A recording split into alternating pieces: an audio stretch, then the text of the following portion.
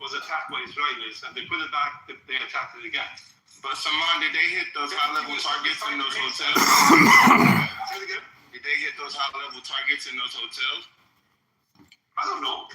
If somebody is in a hotel and my child is in a hotel, well, think about this. Iranian, A few CIA. Go ahead. I don't care about anytime you say CIA, Mossad, I'm just dead. Yes, they do crazy shit, CIA and Mossad. I'm talking neighbor attacking their neighbors, and 12 of them. Yeah, but you're saying it like they're just hitting random people in hotels. They hit CIA leaders and station chiefs in those hotels. You could be in that hotel, my man. You could be in that hotel. Any person in this room could have been visiting Dubai and be in that hotel. Is that not true?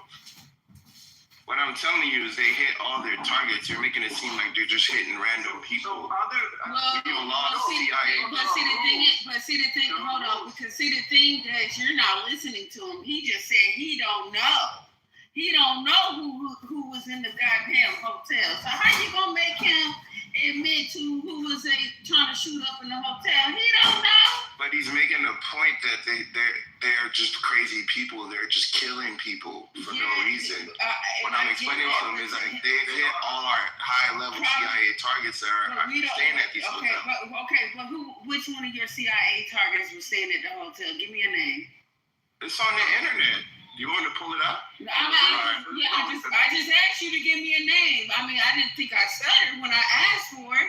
That man literally said he don't know because he thinking that it's just Americans at the hotel, and that's what the motherfuckers told him because they knew Americans. Yeah, hold on, let me finish, sweetheart. Yeah. He's saying that the Iranians were just shooting at the goddamn hotels because they thinking Americans would be staying there.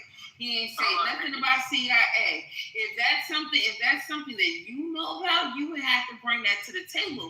Because once you asked him, he said he don't know. No, I even say more. I say, thank you for your words. But what I'm saying is that suppose there are CIA in those hotels. That doesn't give you the right to attack the hotel when there are civilians in the hotel. This is the law that is put in place for a reason. You can't. And 150 girls being killed at a school is okay. You know it's not okay. Attacking any school is forbidden. Attacking any civilian site is forbidden. Now, what I was going to ask you guys is that do you know that the Iranian regime has used cluster munition in their attacks to Israel many times? Do you know that those are banned? That's a big. Really? They should play nicer. Is that what you're saying in war? No. What I'm saying is that this is a mad regime.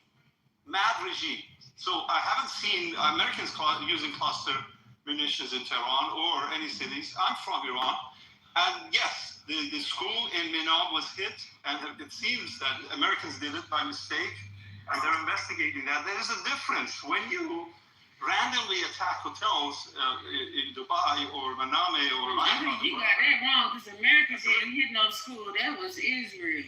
No, Reuters says the evidence suggests that it could have been. They're not 100% sure. Reuters report says that it could have been American missile hitting that school, which, by the way, was in an IRGC base at some point, and at some point they divided that building. It's still next door to IRGC base, but the building belongs to a school for little girls, elementary school for girls of IRGC personnel. But that's not the point. These are civilians. So if your daughter was in the oh my God! Well, those were innocent children. It says it was. Nadia said that was America and China children in that hotel. But didn't they also say it was a chance that their school was hit by a misfire from the Iranians? Wasn't that a chance as well? That's another possibility, but it was a misfire. I'll put the video in the chat. What do you mean propaganda? You can say it's propaganda. Hold up, but I'm still waiting on your information about the CIA in the fucking hotels. That could be propaganda as well, sir. But you say that propaganda when yeah, when you say that's propaganda where there's multiple sources and nobody fucking really knows, you can't say that was propaganda because nobody has proof. So I put the link. I put the link in the chat. I'm sorry, Michelle, for cutting you off, baby girl, but I put the link in the chat of the missile misfiring and hitting the school. So I got the video, and that's not even AI. The video is not 100% verified. I've seen the video. So what I'm saying is Reuters says in a very detailed report 2 days ago that chances are the American missile hit that school. They also add at the end that, it's not final and there could be other explanations. Probably not Israelis, they say. It's American or something misfired from within Iran. Well, so that's their conclusion, but we don't know. Well, I put the link in the chat because if they said, and even people in Iran said that the government mentioned that situation was a misfire. So when it comes to that situation, I put the video. I'm against the Islamic regime, but I would tell you this is not done and dusted. We don't know yet. Yeah, I haven't looked at it yet. If it's just a video of the compound of the kids walking around with the little thing in the background, that's not it, fam. Yeah, that's not the video. See, you didn't look at it. See, that's why I just told you I haven't looked at it. I'm about to look at it. It don't matter, but mute up. I hate that shit. First of all, you still ain't brought up the CIA that was in the damn hotel. I need you to bring that link. But before y'all comment on a motherfucking link, go look at the damn link. That's crazy. Y'all go look up the link and then talk about it. Can we talk about facts? Today, the Iranian president, Pezeshkian, he's the president. He's a sitting president right now. And he also is, by the way, one of the 3 men in charge of the country after the supreme leader is killed. So Pezeshkian, Ejei, and Arfai, these are the 3 people. So Pezeshkian, you think, he's president and also sitting in the group of the leadership group of 3. Okay, all barely. He gave an interview and said the following. He said, "We are sorry we attacked these neighboring countries. This was done by the army elements that were not under my control. They decided for themselves. So, and then we apologize or something along those lines." In about 40 minutes, the other person from those 3 men, that's an Ayatollah Ejei, he came out and said, "No, what is he talking about? No, we continue attacking these people." So that is enough reason to be. This is crazy. This is a failed state. Iran, the Islamic regime in Iran is a failed state, and people are doing whatever they want to do. Mostly, country is run by IRGC. They cannot use electronics to communicate amongst each other. Think about that, because they think that they're going to be located and be attacked. This is the state of the affair in Iran right now. And we'll see what happens over the next few days or weeks. But they're going to collapse. At what cost for Iranian people remains to be seen, but they will collapse, in my opinion. It remains to be seen what cost to the Iranian people. That's my whole point. And so when you get rid of the Khomeini, don't complain now when you got 3 different people that got differences and you just increased the chaos is what you did when you got rid of the supreme leader. No, it's like... It seems like to me, hold up, but see, it seems like... Say, there are side effects. Of course, chemo. Right. Yeah, so basically it seems to me that he's okay, that Iranians are okay because they understand that it's a sacrifice. Am I right or wrong? 100%. That is exactly right. Just put it in perspective, though. Right. So y'all can't, hold up, honey. So y'all can't tell these people what they should be willing to sacrifice and not sacrifice and say shit. But the caveat being, the programming is real strong, Michelle. And this is funny. You got people like Sheeta. Let me say this real quick. You got people like Sheeta in the chat said, let me read out his question, his situation right here, because this is very important. He said, to all the non-Iranian who support the IRGC and Hamas Palestine, shut the fuck up and keep your nonsense agenda to yourself. Iranians don't need your support. Let me repeat that again. he said to all the non-Iranians who support the IRGC and Hamas of Palestine, shut the fuck up and keep your nonsense agenda to yourself. We Iranians don't need your support. So that just shows you that we don't be knowing what the fuck we be doing. We be watching TikTok, Instagram, and like MSNBC. We be supporting the wrong side of the situation. Stupid political agenda. I guess the way how they have our media set up is you got most of our shit is pro-China, bought and paid by Chinese operatives and psyops, where we're starting to sound very communistic, where essentially you niggas would just open up the door to jihadism in America because you guys are siding with the IRGC. Motherfucker done slaughtered 32,000 people in one day, but all of a sudden we have an issue when it comes to situation where they say with Palestine. But what about Palestine? When nigga, you side with a regime that done slaughtered 32,000. And I get it, we have an issue when it comes to scenarios of Israel, but these people seem like they saying that nigga, we don't care what it takes. At least they're saying openly and frankly, we don't care what it takes. If we gotta take the United States, Bahrain, Saudi Arabia to click up, IDF to click up, take this situation out, they'll take it. Like we act like I said, we got spoiled American syndrome where we think we know. And Brother Dez, I rock with you, Dez, but I need you to, have you been to the Middle East? Because I've been to the Middle East several times when I was in Dubai. Brother Dez, have you been to, and that's a direct question, I ain't trying to attack you. I've been to Dubai 3 times, family. I've been to Qatar once. And you know damn well that those people live a different reality than we do. That's a fact. Even if we have an issue when it comes to Israel, man, these people let it be known that nigga, we don't give a fuck. But Sean, you're saying about the 32,000. You know they over here constantly infiltrate their whole government, their whole system. They have a whole school in They have a whole whistleblower. That's how we found raises kids to speak Farsi just to go into their system, grow up in their system, and cause chaos. Here we go again. Man, I'm not making anything up, bro. It's in the actual news article that CBS ran about that. Man, you don't even know what I was about to say, bro. You know how Assad works, fam. You act like you don't know these things. You don't even know what I was about to say, bro. See, we Go ahead, you bro. know exactly what I was about to say, man. You don't know where I was going to go left or going to go right.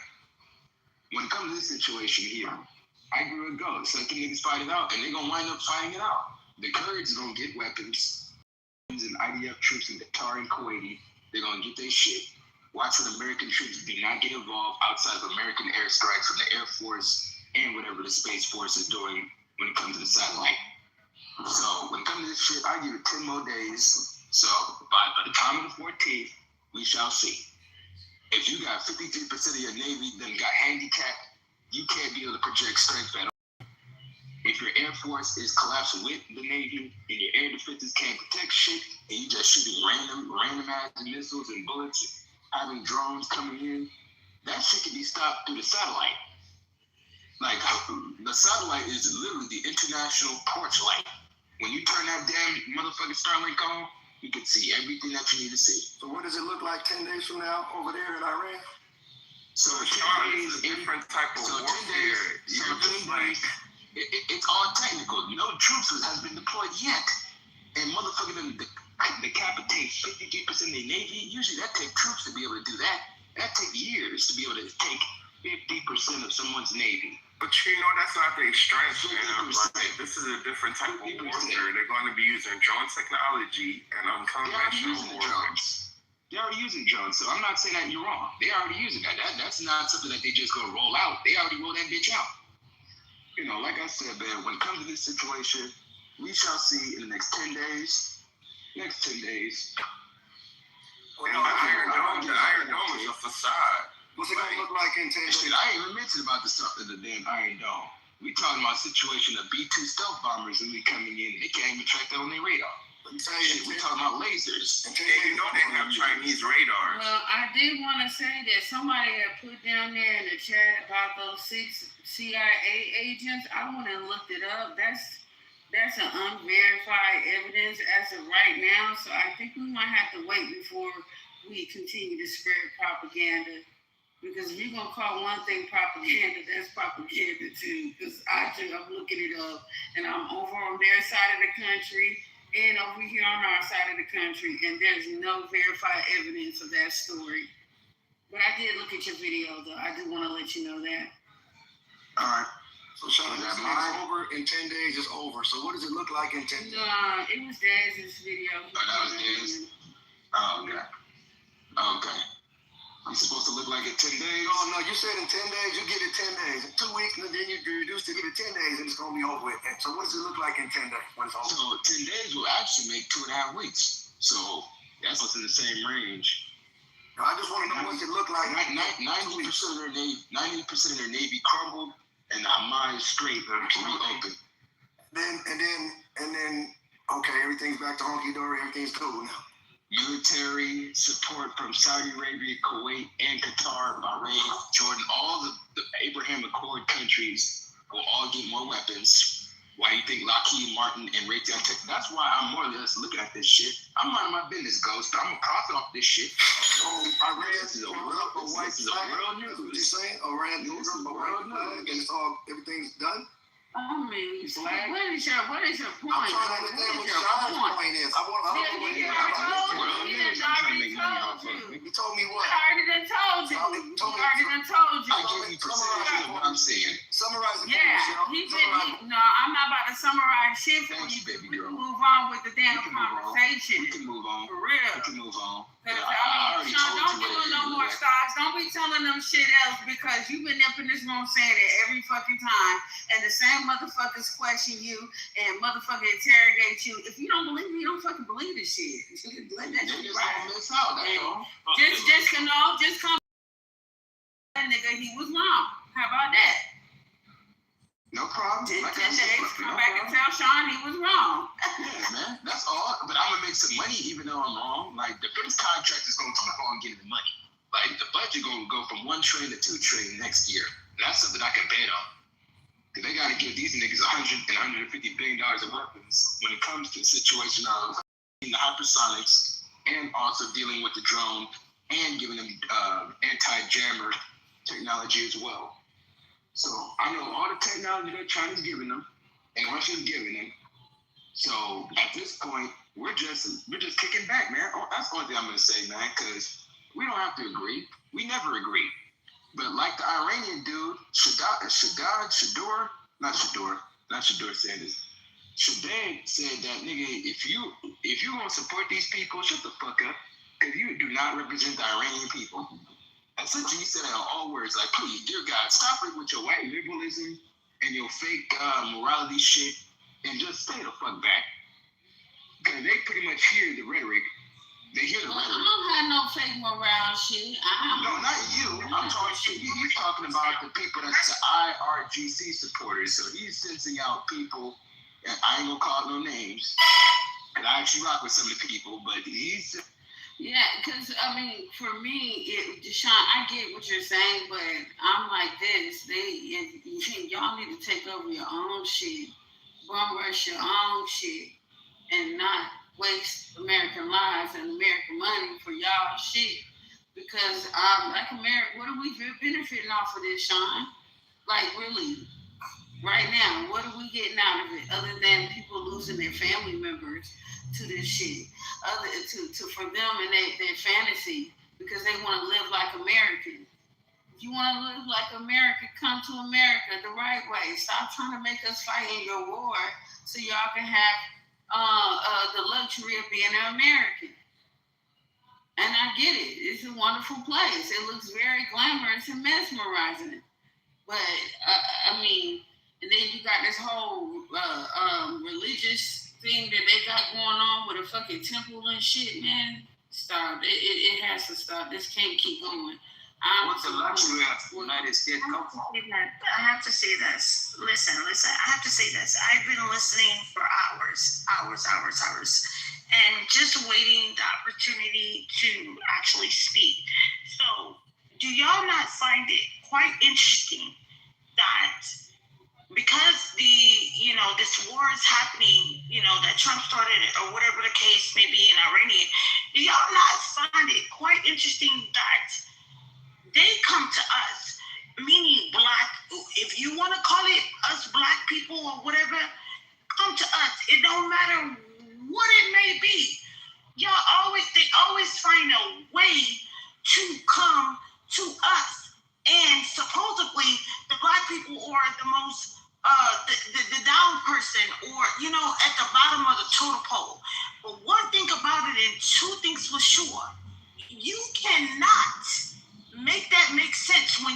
to come to us in our space and trying to get an idea of how we think. Y'all still trying to gain what it is that we think. Use your own mind. You've been oppressing, you've been doing that and all these things like that. But one thing about it, Black people, melanated people, we are great people. We are of the world. We are what makes it up, because if it was not for us, a lot of them wouldn't even come in here. I'm laying right there. We are. I'm gonna tell you. Hold on. I mean, okay, great. Who the fuck is singing? Mr. Wilson, go ahead and go, and I'm gonna answer. We are the ones. Oh, that was you. I'm like, what the fuck? But no, I'm gonna tell you why they keep coming and looking at us, because it's our energy, it's our spirit that they need, girl. They need our energy in order and for everything to be okay. Because they are falsifying, self-manifesting a fucking false prophecy. And Erica, you okay? Oh no. I say something. First, and everyone, thank you for letting me speak.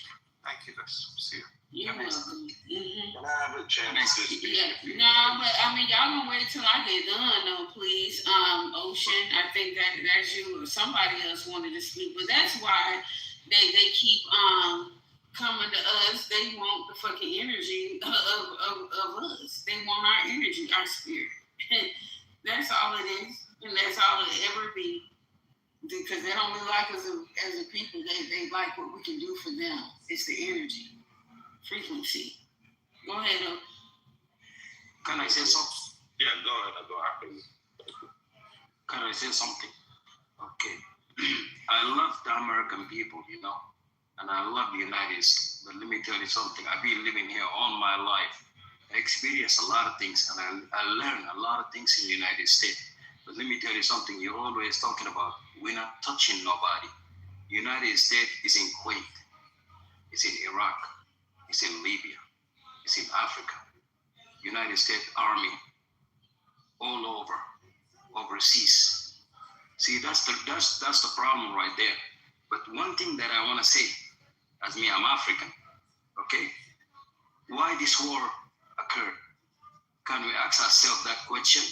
Why suddenly we just have to go fight with Iran? You don't realize that Donald Trump, when Epstein file came out, he's gonna make this war to shift the media from Epstein file to that war, because he got something to do with Epstein file, with Jeffrey Epstein. That's what I think this war occurred. Thank you very much. Okay, well, thank you, brother. Thank you. I don't know what your name is, the moderator. Thank you for letting me speak. First of all, I just wanted to let you guys know I'm an Iranian. I live in America for 11 years. I'm a U.S. citizen. I'm not Jewish. For whoever want to criticize what I'm going to say. So there a question late. You have to go back to 1979. There are multiple reasons that if you genuinely think this war is about Epstein file, my brother, you need to go do some research. So everything is started with 1979 Iranian Islamic Revolution that happened that year. And the very first sanctions that was imposed on Iran was the hostage crisis situation, where 52 Americans were hostage for 444 days. So years after, 1983, the U.S. Embassy in Beirut in Lebanon was bombed by IRGC. Tens of Americans died there. Then at the same year, U.S. Marine, it was some U.S. Marine station that it was bombed again by IRGC. It was Beirut, 1982, 244 Marines. No. There was two. One was embassy and one was the Marine. You're right, 242 Marines died. Okay, so the list goes on and on and on. So now when you talk about why U.S. is there, because they can. Because U.S. is the most powerful country on earth. It's their kingdom. They do as their wish. But throughout history, every other kingdom did. You got to live with the reality, my brother. That's the way. Hold on. That's the way it is. Every other kingdom did it. Every other kingdom after you was going to do it, God forbid, you was follows.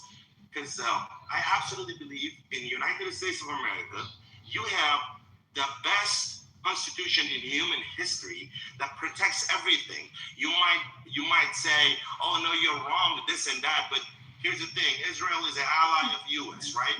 Yes, Lord. They're being saying death to Israel in Iran, Islamic Republic of Iran, forcing its people to Israel, death to America for 47 years. All these are the U.S. finally. It's enough is enough. You cannot wait for a tyrannic, lunatic regime, Right, to enrich, nuclear weapon, to have nuclear weapon. Let me tell you something, brother. You're not the power. You're not the power of the world, because the power of the world is God. right. Okay, Not because you're the power of the world. That you're gonna go burn everybody. You can't do that. What the fuck was God last week when they dropped the goddamn bomb? United States.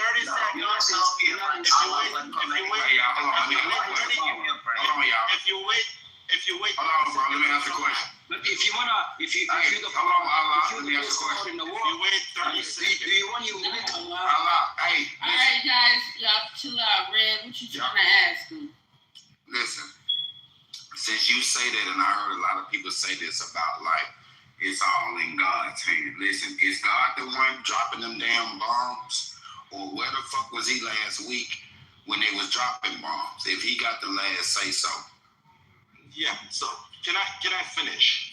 So all of this, brother, control yourself, and then Man, you've been talking for fucking 3 minutes, and then you still over here trying to tell somebody to control themselves. Land your damn plane. Okay, sure. I'm sorry. So here's the thing. The main also thing is the radical Islamists are absolutely against the way that you live your life in the West. They're absolutely against it.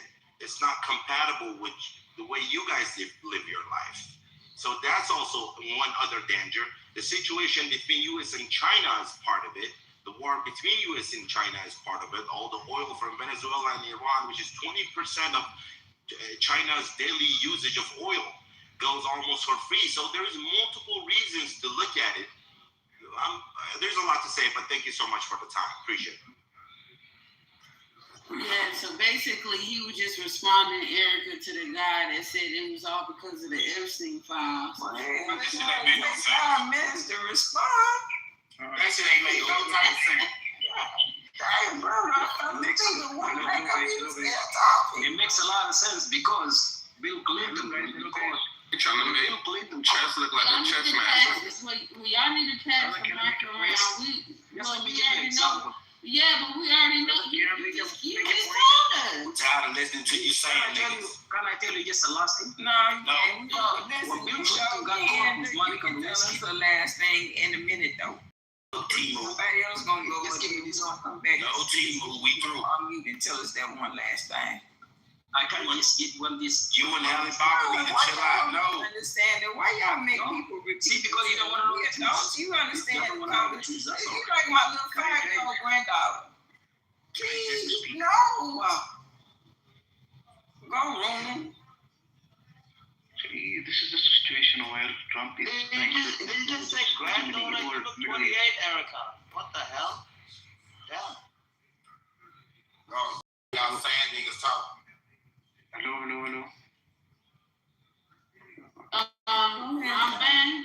Roman or something, I think. Go ahead, sir.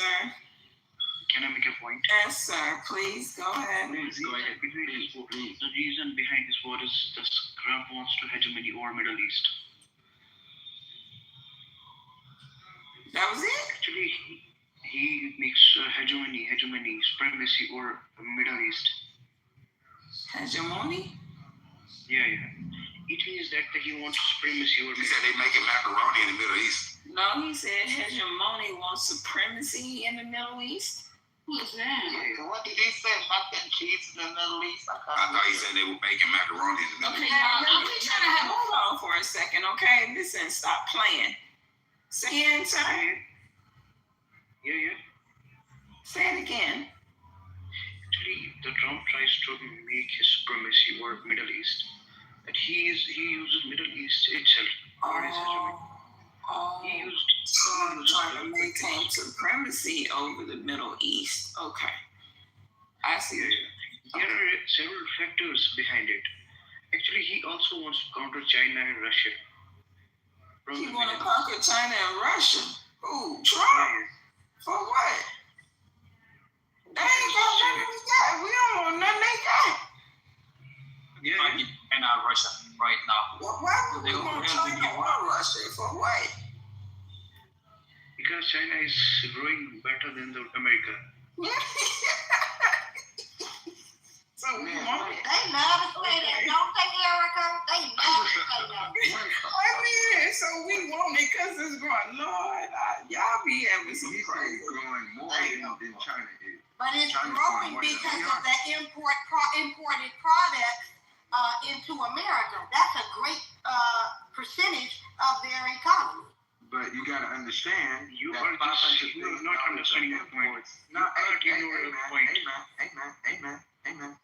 Like I said, when it comes to China, they're still trying to move that $500 billion in imports. They got blockade of the 80% tariff. So they're trying to move that shit to Europe, and Europe then slap tariffs on that. So China has to deal with tariffs also with Russia, because Russia slapped a 55% tariff. Say, hey, nigga, the southeast part of Russia, that's our shit. China's saying, no, this is my shit. So they got to deal with that border scrimmage as well. Then you also have India. They are the whistleblower country where they fuck with Russia, but have issues with China when it comes to situations of intellectual property being stolen. Even though the Indians steal a lot of our intellectual property. Did you know in India they got a rush hour 6?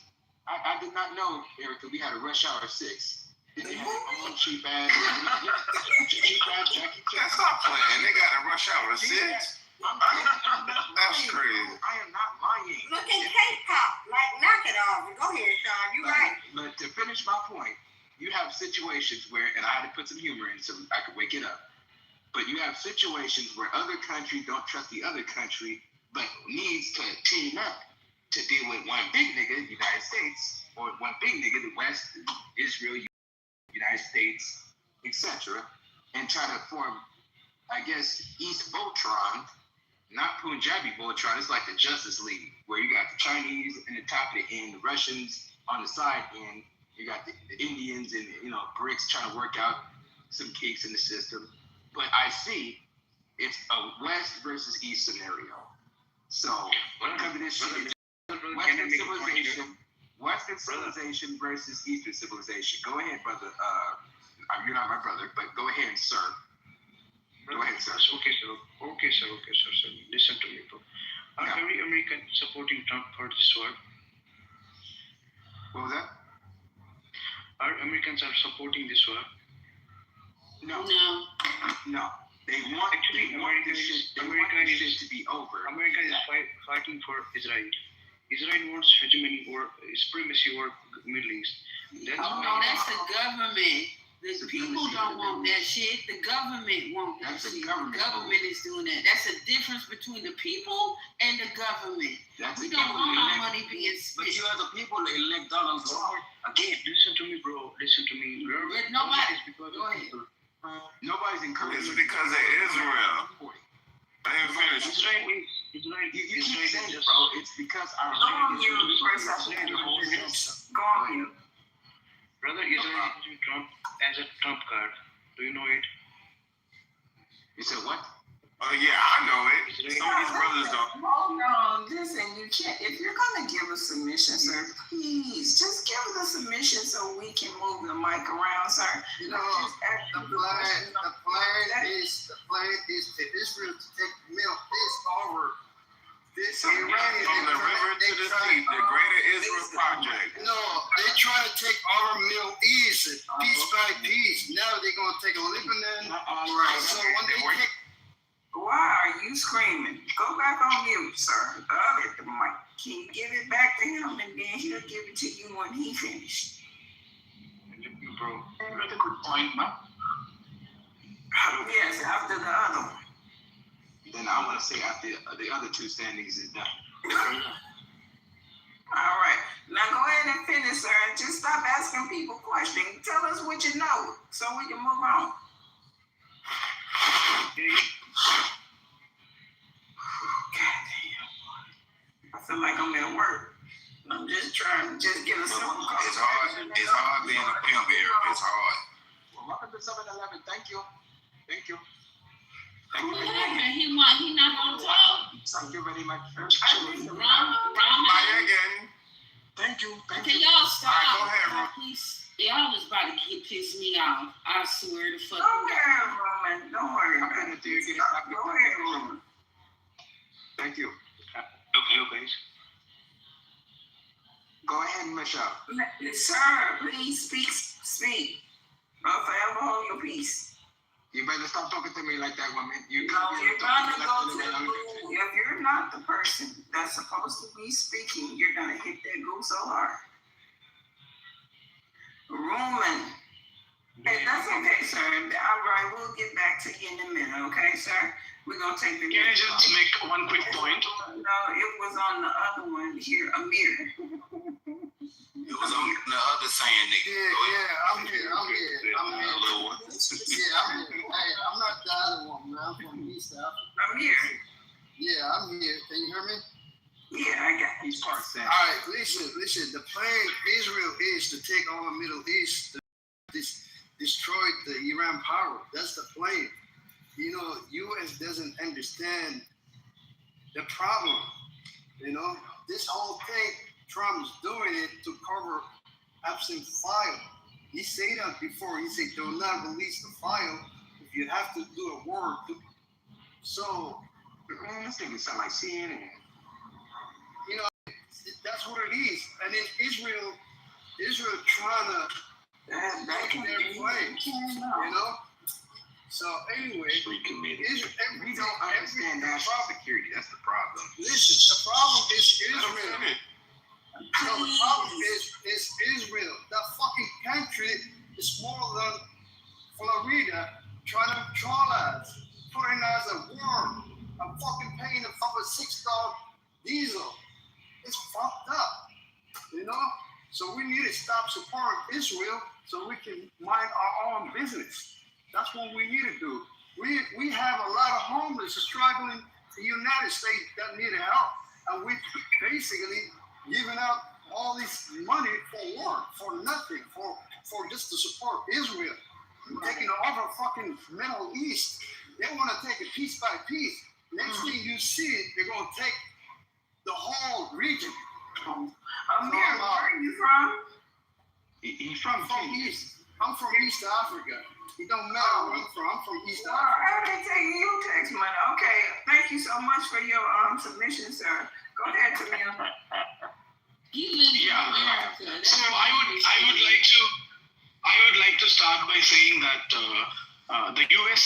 is, fighting the Zionist regime's war, the Israeli Zionist regime's war, which has been in the making for the past 30 years. So ever since Benjamin Netanyahu, who was the longest serving prime minister of Israel, ever since he came into the scene, he has been concocting, he has been making the grounds for this war, the attack against Iraq, and he predicted it. He testified in front of US Congress in 2002, and then US goes on to attack Iraq in 2003 by citing that allegations against Saddam Hussein's regime, and the same thing against Iran. So this war, whatever we are witnessing now, it has been in the making. It has been concocted by the Zionist regime of Israel for the past 30 years. And now that Benjamin Netanyahu has got a vulnerable, shallow, superficial president in Trump, someone whom he can manipulate, someone whom he can use as puppet. Now that he has got such a puppet president, now he is using him to wage his Zionist war against Iran. And this is bad news for us. So I'm just concerned that way. Thank you. conclude by saying, Israeli tail is wagging American dog. Yeah, thank you. Okay, Can I say respond. something? Oh, he said, what is somebody's dog? It's the American dog. May I please say something? Yeah, go ahead, sir. Okay, I love y'all. I rock with y'all. Y'all stupid. All right. May I say something? Very productive. Yes, go ahead, sir. So this is all conspiracy. You cannot have a conversation, like a rational conversation with these type of people. I just, a couple minutes ago, listed multiple reasons, and they're all, you can access the data. The data is out there. I didn't pull it out of my ass. I just listed some reasons, and there are countless reasons, and this guy talked about Epstein file. Like, you cannot have a conversation with it. What are you? Democrat. I'm 100% sure liberal Democrat. If you ask them, because here's the thing. Look, they hate Trump so much. Look, they hate Trump so much. If Trump saved a 1-year-old baby from 10 coyotes, they're gonna go ahead and say, "Oh, then the coyotes are starved." These people cannot have a conversation. They can have an idea of What you mean by these people, though? that was a good one. What you mean by these people? Someone like late. Someone, when I said these people, I said, no, I don't talk about all Democrats or all liberals. I'm talking about like someone like Temil or someone like Lake. He said it's about Epstein file. And Trump is a puppet of Israel. What are you telling me? The number one military in the world, the number one economy in the world, which is also the number one consumer in the world. 30%. So you saying people ain't eating babies and blackmailing people? Oh my God, man. That's not what he's saying. You guys' mental levels are like fucking zero. That's not what he's saying. It is zero. But thank you so much for the time. I really appreciate it. I will step in whenever you guys let me. Thank you. Appreciate you. Damn. That shit was, y'all, it's like. I just want to say bye to everybody. Thanks for letting me talk. Thank you very much. And I appreciate US. I appreciate the United States Army and all of you guys. Thank you. Bye. Can I say something about Bill Clinton when he was the president? Well, I almost thought somebody was finna start playing. A simple self-esteem file. Go ahead, I'm sorry. It's a simple self-esteem file. When Bill Clinton was the president of the United States, when he got caught with Monica Lewinsky, what he did, he bombed Sudan. That's my country. He bombed a factory that make medicine for malaria. So you think they bombed your country because he got caught getting some head? Exactly. No, That shit ain't had nothing to do with y'all weak ass country. That's how the president. Nothing. His president turned. But he still got impeached. That's crazy. In some country, so they can shift the media. From now, Sean. Let him speak. Y'all niggas are stupid. Where are you oppressing him, brother? Man, let's hear their perspective, man. Let's not. Y'all right. You right. I'm gonna stop being a nigga. I apologize for my African American brother, man. Y'all tell us your experience. Yes, it's okay. I respect the people in the United States. They're so generous. They're so good people. They're hardworking people here in the United States. I don't care what kind, white, black, foreigners, whatever. Everybody here works hard in the United States, and we respect everybody. The government are doing something wrong. Right now, go to Epstein file. Go to what his name? The FBI guy named Cash. He did a lot of wrong things. This war, Trump make this war so he can shift the media from Epstein file and close it down to a different thing. That's the same thing that Bill Clinton did when he got caught with Monica Lewinsky. I'm just telling you, this war occurred because of Epstein file. Wait a minute, sir. It's not because I want to go next. Nobody is gonna forget about no fucking Epstein file because that's the files. The Pizzagate, and all the other bullshit that they've been doing. Ain't nobody this shit ain't about no foul. It's about some greedy people trying to help some people over there that want a fucking regime change. And it's about the minerals and all the dumb shit that's over the oil, the gas, and triumphing and becoming the big dog motherfucking China. That shit ain't nobody forgetting about no goddamn Epstein files. Y'all the ones that forget about it because y'all got short term. Did we fix it? They're having it right now. They're getting it right now. They got people coming in, testifying and doing all that other shit, talking about what they're in the file for and all that shit. And what's crazy to me is shit. If they all guilty, Trump need to do what he just did with this war shit. Skip past Congress, round them all up, and lock their ass up. That's all. He might need to put himself in that bitch too. Hold on, I'm saying, nigga. Hold on. So look, and let me say this, right?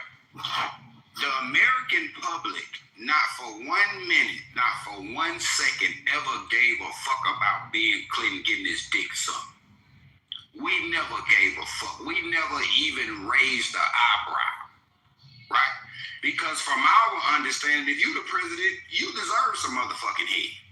Whether it be from your wife, a side motherfucker, it's a hard job. Right? So the American people never batted an eye at that. We never gave a fuck re-election that a nigga got some head on the job. Hold on, bro. Shut up, nigga. And for you to think, or anybody else to think that they started a war to deflect us from derail the whole situation, to deflect us from knowing that Bill Clinton cheated on his wife, we don't give a fuck about that. The American people never gave a fuck about that. No. If anything, he was mad at Hillary because she wanted to do her job. He was mad at Hillary for exposing it and telling his motherfucking business. Because I'm mad at his dick suck. Hillary, what you doing? He was mad at her for making a big deal about it. Well, Hillary asked if they said something else. These guys are mad because they lost their sugar daddy. Ocean, shut up right now. This Black American talk right now. But Red, the funniest thing about it is motherfucker didn't give a fuck about the head situation because he won re-election. I think people start looking at the situation after his presidency and start figuring out the other insidious shit that was going on. Like, if motherfuckers can't tell me what the best of all is, or can't tell me what Frazzle Drip and Pizzagate is, then you ain't really reading. Or even John Benet Ramsey. You feel me, Red? Most of these niggas just look at headlines and they don't even know none of the files. If motherfucker ain't spoon feeding them some information, they don't know what the fuck is going on. Motherfucker will look at you as, this some conspiracy shit. Even though that they wanted the files to be dropped, and when the files is dropped, the motherfucker realized that, damn, nigga, you was the biggest guinea pig of this whole national security element that we call the United States. Because COVID was considered national security. The vaccine was considered national security. Situation when it came to lockdowns, national security. Everything is national security, regardless who is in the White House. This is considered national security because they need access to the 150 billion barrels of oil. So yeah, when it comes to the Iranians will be happy if new regime change, cool. But after this situation, motherfucker got 500 billion barrels of oil. That shit could be refined in West Texas, could be refined in Louisiana, and also Savannah, Georgia ports, Red. So this shit is just a scenario where everything is just pretty much a side code, because the co on one end is Israel, co on the other one is America, and they're playing the world's policeman. Essentially, they're both playing the world's policeman. Saudi Arabia got hit, so Saudi Arabia's going to get involved. And people need to understand, when you bomb Saudi Arabia and Kuwait, the two main motherfuckers that was helping you in the 2000s, nigga, that's like me, Snake, and Red had my back for 10 years. But we always do that, though, because guess what? We did that when he was our ally during World War II, and who we turned around with the war with for 30 years after that. Of course, the United States. But the thing is, Kuwait and Saudi Arabia, they was actually doing business with Iran in the 2000s, where now they say, nigga, you done bombed Dubai and shit, nigga, we need in on this. We want some of that action too, nigga. Now you fucking up our $1 trillion investment. That's why all the double scheming and the backstabbing and the double crossing coming in there. Double crossing, backstabbing. One day a nigga could be your ally, next week a nigga could be your enemy. That's how they see it. That's the craziest thing. When if this is supposed to be a situation of we like how black community is. We supposed to be boys and shit, we're supposed to be like that. Where if we got an issue with the white man, we supposed to have it where we stand on the front. But see, look, they still handling shit like they did in medieval times, right? You have to get the support of lords who own land, who own countrysides, who own parts of the whole nation that you run. If you don't have the support or the allies of these motherfuckers, you can't take control. So that's what Trump is doing on a larger scale. It's like him being the king of one kingdom. But in order for him to overrule or overthrow these kingdoms, he has to have allies within these kingdoms to overthrow these people. See what I'm saying? It's the same way shit worked 5,000 years ago. When powerful families had to go up against other powerful families or take power, do this shit where they had to, you can't do this shit by yourself. Even the kings had to call on his lords to rally their men and their armies to be able to go support this nigga cause. Yeah, war's been against Islam, man. The 7 countries, they started cracking them down. It's been against Islam. That's why you can't see the play. You're talking crazy, man. But shit,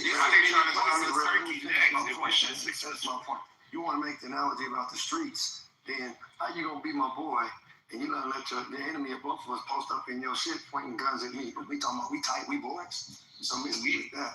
But Shia and Sunnis ain't tight. Shias and Sunni ain't tight. He's talking about Saudi Arabia on the nonsense. He's talking about divide and conquer. He's talking about coming in the hood and division, creating division amongst the neighbors in the neighborhood. That's what that shit is. But you ain't gonna buy my assets and fuck up my money either, too. Yeah, because you in bed with the fucking enemy, nigga. So what the fuck? Can you ain't my partner. You ain't my partner. You in bed. You got motherfucker that posted up. You posted up in your fucking neighborhood. Don't give a shit about you. Oh my God. So now the intellectual conversation that went out the door. Y'all went from a street analogy to a deal. I want Dad to talk to Dad. No, I'm chilling. So you guys don't give a fuck if somebody I love it though. Okay, I don't understand why y'all even still talking when I ask Dad to talk. Because y'all don't know how to have it. Go ahead, Dad. Yes, I'm sitting in the cut. I love it though. I love it. Oh, okay, my bad. No problem. Well, who else is that down there? Can I say something if nobody has anything to say? I'm gonna go after Ocean. Go ahead. Ocean, go ahead. Look, so Israel understand this for its survival. They need an ally, right, in the region. In that region, Iran is the only country that rejected Islam. Majority of its population rejected Islam, and is also one of the only countries that they're not Arabs. So the best opportunity for them with Trump in office, and no other president would have done this, right? And also with Bibi Netanyahu, its time is almost over. So they understand this. But look at it realistically. Look, throughout history, there have been kingdoms, right? Before USSR, before United States destroyed USSR, now it's Russia. Who were allied with USSR were fucked. So look at it now. China became a superpower.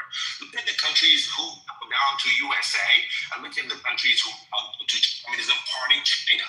The countries who bowed to USA, Japan, South Korea, Germany, Canada, Singapore, Australia, all these countries are doing good. Like generally speaking, they're doing good. They have a good life.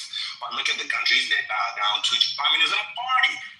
Vietnam, fucking North Korea, Cuba, all these countries, they're all fucked.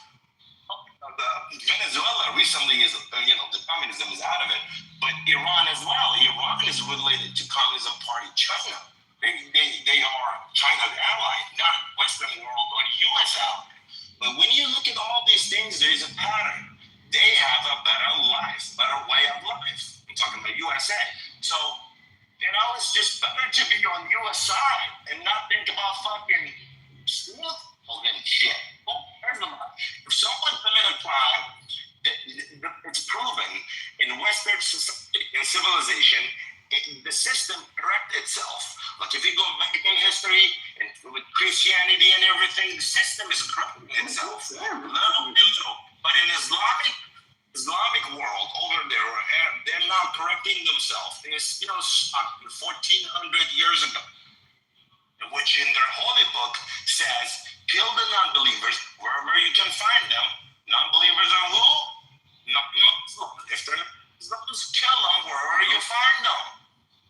That's just the way it is, thing. Your service nervous, Ocean. You need to fix your phone. Wait, what is that? Why they keep going back to this holy book? Why they keep It's a religious war. What you say? I can't even hear Erica. What you say, Erica?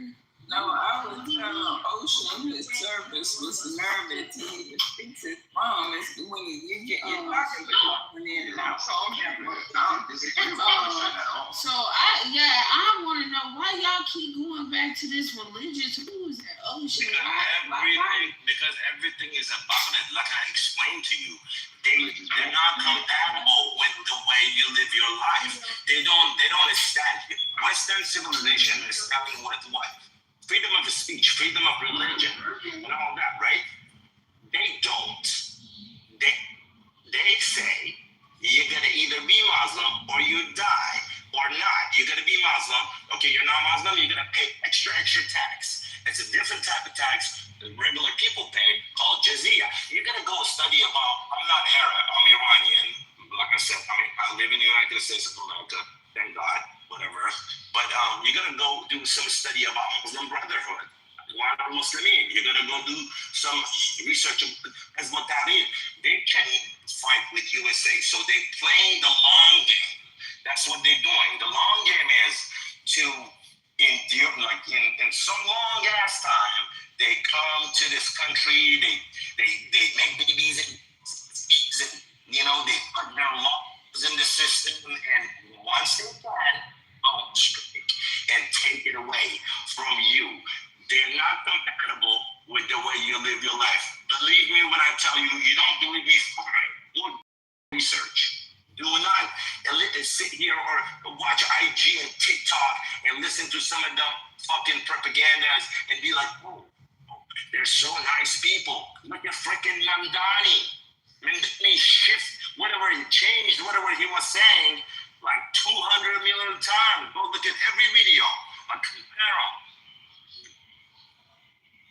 Hey, look, let me say something real quick. So when you asked about why we keep saying it's a religious war, if you look at what Albert Pike said when he was like, we want to start or plunge the war into 3 world wars, they planned this shit 150 years ago.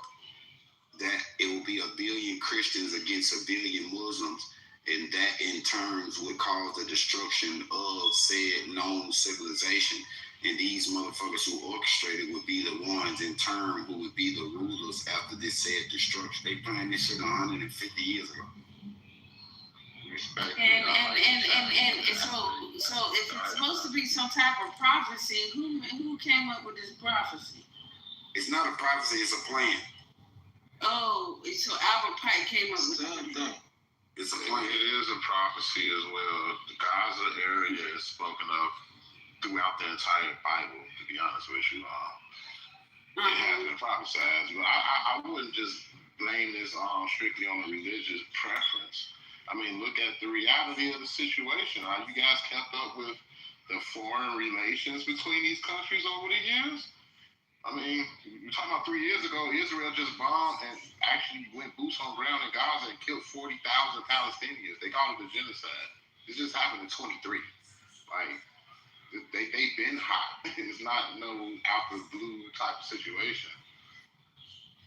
Who remembers the fact that Israel has set up a proxy type of business where they was making like beepers and walkie-talkies? And they actually set it up for years and was installing bombs and killed over, like 6,000 people when they made all their pagers explode on the attack. And then the next day, the walkie-talkies exploded. Then they turned around and killed the heads of every terrorist group, Hamas, Hezbollah, and then here comes Trump. He just say, fuck it, take the whole head of the whole country, Iran. Just kill them. It's been a lot going on between those two. So regardless of the religious preference, it's a lot of bloodshed, and nobody's hands is clean in this. By the way, it is important to note that the claim of Pike predicting 3 world wars is often stems from a letter he considered a hoax.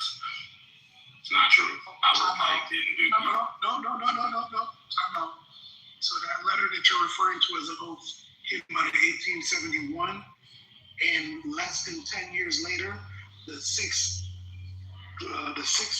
meeting of the Zionist Congress happened in Brussels in 1890 something, which actually went over the exact same thing that was supposedly in the letter from Albert Pike. You can look this up. This is what made it so that people realized that his letter was actually genuine. So even though they try to say that it was a hoax, why was the Zionist Council discussing the exact same thing in the 1890s that he wrote about in 1871? Post your link about the Zionist council. Post the link. Perfect. I will put that in the chat. I mean, because from what I'm seeing, it's that, like you said, y'all are saying it's some type of prophecy, but I'm like, not feeling, excuse me, I'm seeing that this thing is self-engineered. Yeah, that's the word. It's engineered with fake identities, and I'm gonna tell you, the shit not gonna work. The shit gonna motherfucking fail. The shit ain't gonna work, and y'all ain't gonna succeed. Because even if you do feel like you won, y'all ain't gonna get up out of it. Because y'all letting America fight for you. America ain't gonna let nobody be free. Y'all think this shit free? Ain't shit free. Ain't shit free. You know, that's what my mama said. He spend you, motherfucker spend on you, you owe that ass. Well, I'm gonna say this, and I'm gonna mute up after this. That was a good reference, the Pike reference. I even two more. It's Professor Hain. It starts right with a J. He's trending right now because he predicted that one, Trump would get elected, he would start a war with Iran, and his third prediction is that America will lose. Professor Hain, Jhang. And another reference I would say is those letters of Fatima they always talk about, and they lock the letters up in a vault or something. I'm just throwing out some clues. Y'all can do your own research. Yeah, Fatima, yes. The letters of Fatima that are not supposed to be unsealed until certain, I think it's like 2020 or 2030, some shit like that. Brother King, can I get the name of the professor that you're mentioning, sir? Islamic God. Yeah, Sean, watch him. He's pretty dope. I've been watching him for like 3 years. He's like popular now. I need to look at his credentials and figure out who is paying him. Exactly. I think he's a op. Who's paying who? Well, everybody's paying. Everybody, especially when it comes to like, if we don't understand that, if we're gonna say something about the files, Harvard, Ivy Leaguers, all have been paid with the IRGC. Hell, they was giving Iranians in the 70s access to the situation of the testing grounds. So that's how I know that situation. I want to analyze him. I want to figure out who's paying him first. Second, where his background. Third, I want to figure out who is the entity that is donating him. NGOs, nonprofits, foundations, especially when it comes to scholarly, collegial things. I rock with my man King. I'm not attacking him. I just want to figure out who's paying. That's the only thing I want to know, because I want to figure out who they're affiliated with and what companies they're invested in. So this is literally a financial aspect. So what's his first and last name, sir? Because I agree with King. Nobody's hands is clean. That's definitely a fact. Yeah, I think it's Professor. Anyone in the audience, anyone I know, but it's Professor Hain or something. He just did the interview with Sneeko on YouTube. He's getting like really, really, really popular. But he made a post like 2 days ago. He said interview. Hold up, that's the video you played yesterday, Sean. You said what? That man that you were playing yesterday in the video yesterday morning. Okay, go to my YouTube. Yeah, let me go to my YouTube. Yeah, that's who I think they talking about. He got like a black whiteboard or something. Chinese man, he breaking shit down on a blackboard. Yeah. Yes, that's him. That's the video you were looking at. We were looking at together yesterday, Sean. Okay. Like I said, when it comes to that situation, now we need to play part 10 of that. Now I know exactly. Did you watch part 10? Yeah. Okay. Now I know exactly where this claim is coming from. No problem. Like I said, when it comes to that situation, I just want to figure out what are the weapons being used on both sides, so I can be able to maximize what my next portfolio list for y'all is going to be. I said, I'm giving this 2 weeks. 2 weeks give me enough time to be able to figure out who got what defense contract globally. Because now, even with this situation here, this almost guarantees that the world's GDP for defense is going to quadruple. You hear me? Space, satellites, anti-missile defense, lasers, anti-laser defense, hell, cybersecurity, especially cybersecurity for water systems. That was already mentioned in the memo when it comes to what they're going to attack or what they already have attacked first. So when it comes to this situation here, only thing we need to worry about is how the fuck is our paper going to stack after this? Because they're going to keep on money printing to keep the defense contractors happy. I'm telling you, that's literally the only thing we should be. If we're talking about war 24/7, we're talking about ideologies, who we don't like, who we cool with, who we not cool with. That's on both sides of the argument. For the people that are pro-IRGC, the people that are quote-unquote pro-American. We need to figure out what the fuck is our pocketbook going to actually going to be like. Because inflation is going to hit everybody to the point where do you even have a set-aside budget plan for your family? Diesel just went up $2, not 20 cents. Diesel just went up to $5 a gallon. It was just $3.14 last month. So you in Illinois? Okay. Well, I'm in California. I'm in Illinois, yeah. California is going to be $8-9, and even with our 3 largest oil refineries, it'll be $8-9. It might be 5 or 6 out here. Well, that's why Trump and the Naval Guards is going to protect that 120 billion oil payload to get that bitch through. So you got to take out the Navy in order to make the sea lines go well. So that means the minesweepers.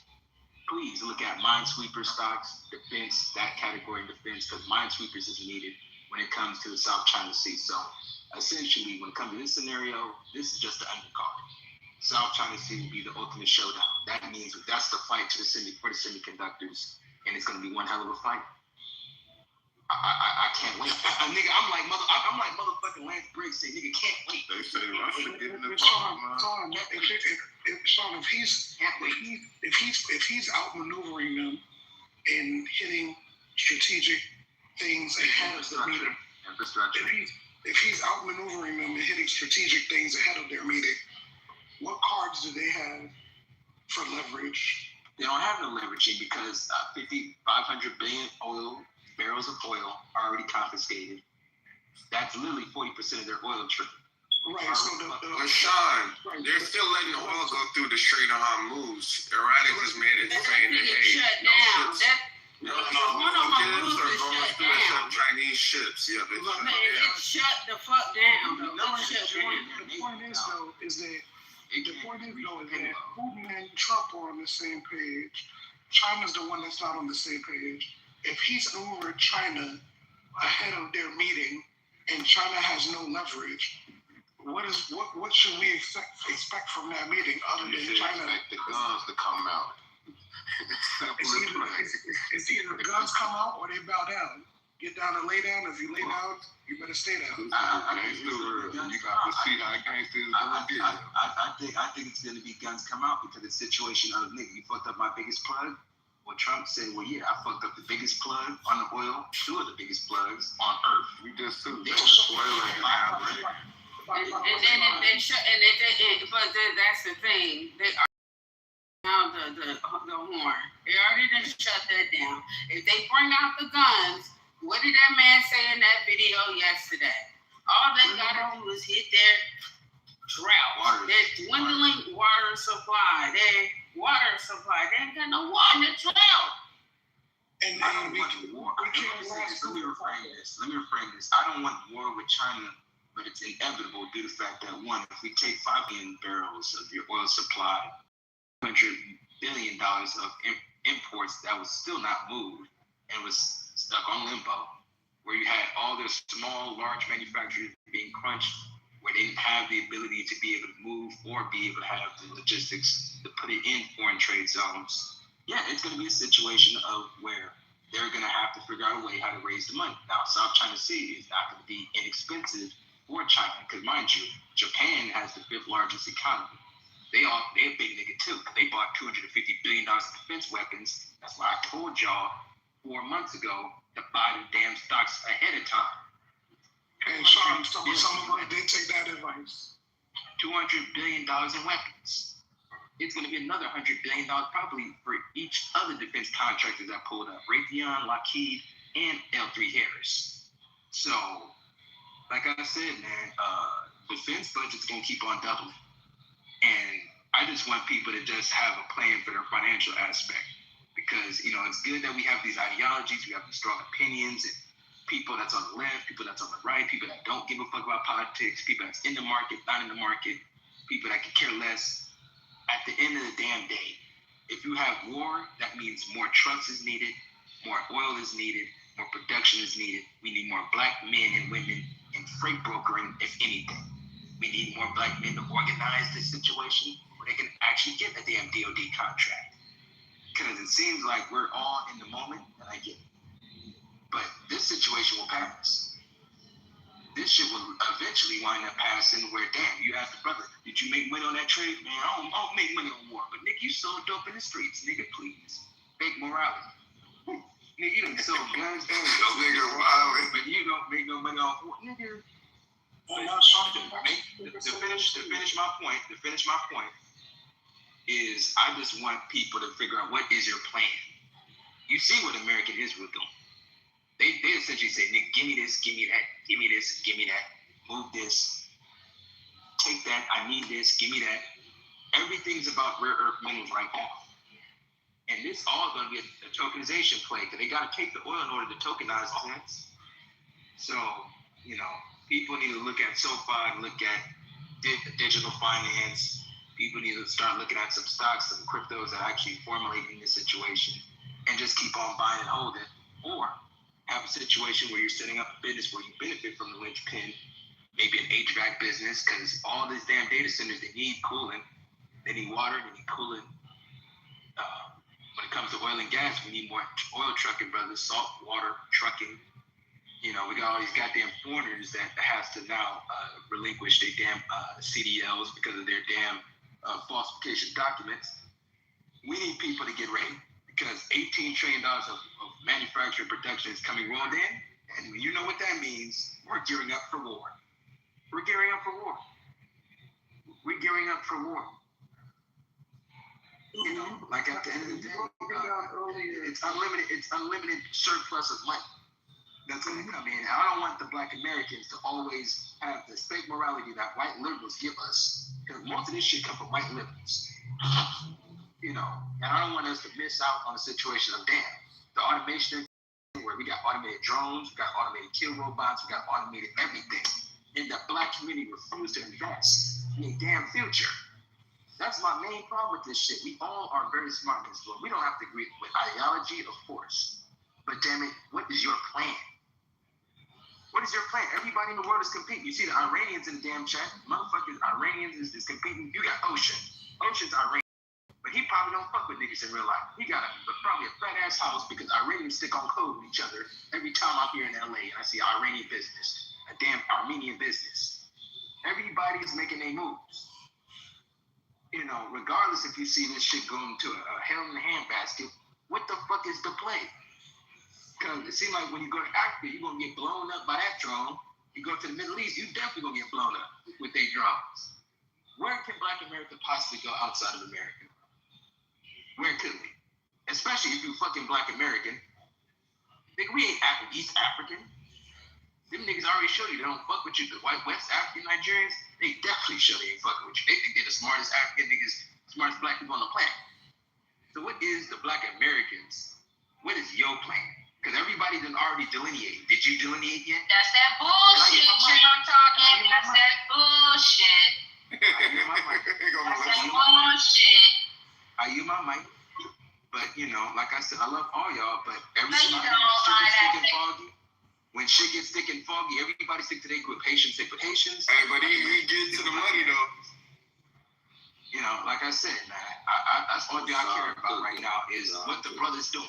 I just want to figure out, because I don't have to agree with the brother, But I just want the brother to say, hey man, I may not rock with stocks. Hey man, I'm gonna lay back. I'm gonna save some cash. Need to do some investments. Well, I said, okay, brother, I respect your opinion, but big homie, we need to get something accelerated, bro. Start researching. Start like Method Man say, man. When you really have to go through times and shit gets really tough, you need to start writing. You need to start studying. You need to start writing. The best thing is to start writing. That's what Method Man said. The best thing is to start writing, to start crafting out what your play is, and start game planning. You know, this is all leadership. At the end of the day, this is all leadership and management. Because I think a lot of people letting the headlines get them crazy. They ain't got no plan. Well, held by some Palantir because it's undervalued. Palantir is definitely undervalued. It's $140 a share. Definitely a $1 trillion company. And within 2 years, or no, it's $1 trillion company for sure. Most definitely. Most definitely. We got to get to that money because money just don't stop changing hands because motherfuckers gonna cry and hissy fit. The money don't stop changing hands. So, you know, and the funniest thing about it is when you have more defense spending, inflation rises up, hence people that sell out of the market, they got to deal with both the dollar weakening and they ain't got no equity in the market. Does China realize that Russia is acting against their interests? We said crisis. Does China realize that Russia is acting against their interests? Yes. They're not moving like they realize it. They're not moving like they realize it. I understand that China has a philosophy of the king's mates with the idea that they can wait and then take it out in one fell swoop. But right now, it looks like they're being outmaneuvered. So that's what it looks like. You think at the end of the day, the United States and Russia clicked up and pushed Russia to China out? What do you think? What I believe is that the world is not chess, it's Wei-Qi. Wei-Qi is a game of strategic encirclement. And strategic in the game of Wei-Qi, the goal is to control. It's not about crossing the board from one side to the other. It's about controlling the board. If you ever listen to the old Trump philosophy, like when he was younger, he talked about partnering with Russia to divide the world. And when you're seeing what he's been doing, it looks like that's actually what he's implementing. Well, he let Russia sell some Chinese. I'm not talking about India. I'm not talking about India. I'm talking. No, it's in the same alignment because he's let Lilly withdraw a lot of the damn sanctions that was in 2021, so they can sell oil free and clear to India. So I'm in agreement with you, brother. Right. So that's what. No, but I'm just curious. Do you think that China? Because right now China looks like they look inept. But I'm wondering if you think that they're doing this deliberately. They're basically holding, and they're gonna make a move, or do you think that they just got outplayed and they don't know what to do? Well, I think Russia and China has a beef because of the situation of the southeast area in Russia that they said that is Chinese land, but the Russians say, no, this is my land. So they already have a clash where Russia slapped a 55% tariff on the Chinese. That was last year. Yeah. So you're talking about the land that used to be considered part of the Empire of Mongolia. Yes, they're saying that that's Mongolian land. Then the Mongolia got the click the connection, you know, the setup already lined up. But Russia said, no, this is ours. And don't you think? Are you saying Chinese Go, a game of Go, where the fewest pieces takes most of the land, most of the board? I thought y'all were talking about. It's not a Chinese game, but yeah, we're talking about the game of Go. It's not a Chinese game of Go. Japanese Go. Right. So the strategic encirclement to control the board. If you're looking at the way that Trump has been moving, it looks like he's playing Go. And now he's going into this meeting at the end of March with all the cards. China hasn't really done anything to put themselves in a position where they would have any type of leverage. Well, I'm angry because the Chinese are trying to do it by diplomacy. The United States do it with gangsterism, thuggism. where this is Deboism, where nigga that shit don't work. Where you made a deal with the Panama Canal.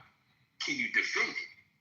And you defend it. You got goons that you got some real goons and informants that can help you to take it.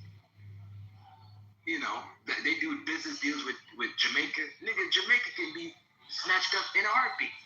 Same thing with the situation of Cuba. You do deals with Cuba.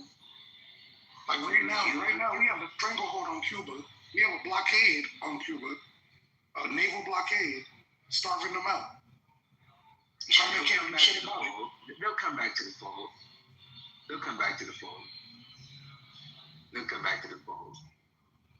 And that's why I'm saying China does things differently, where you're doing it by diplomacy, where diplomacy don't work.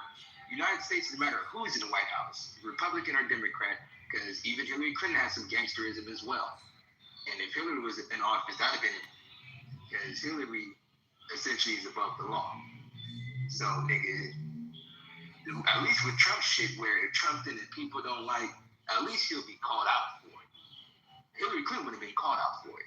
She would have just killed everybody and silenced everybody in the room, like she did her chef, and like how Obama did his chef. You know, Obama chef thinks he gonna hold him accountable. No, Obama hold him accountable. So when it comes to that situation, at least when it comes to the scenario what we're seeing now, whenever Trump's move is going to be heavily criticized, no matter if it's a good move, a bad move, or indifferent move. So it's safe to say, Sean, at the end of March, we're gonna find out what China has to put on the table. Yes, they're gonna be meeting.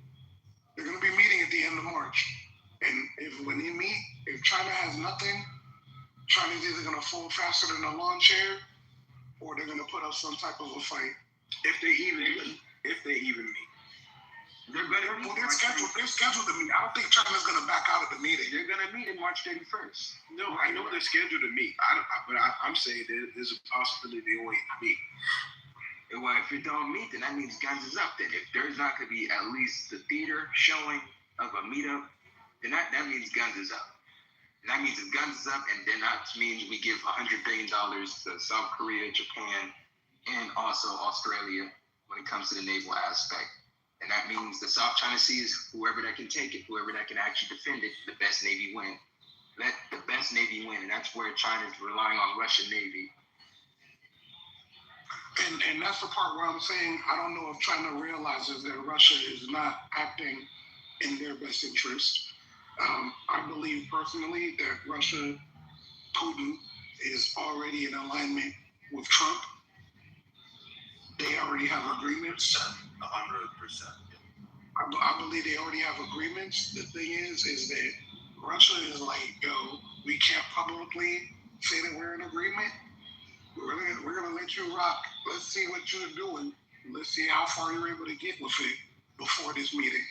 When they get to that meeting, I'm always thinking, Sean, of that meeting when you remember when Zelensky went to the White House and JD Vance and Trump yelled at him, and he was like, Trump was like, you have no cards. You have no cards. He was talking about the leverage. This war in Ukraine is only being drawn out for a reason.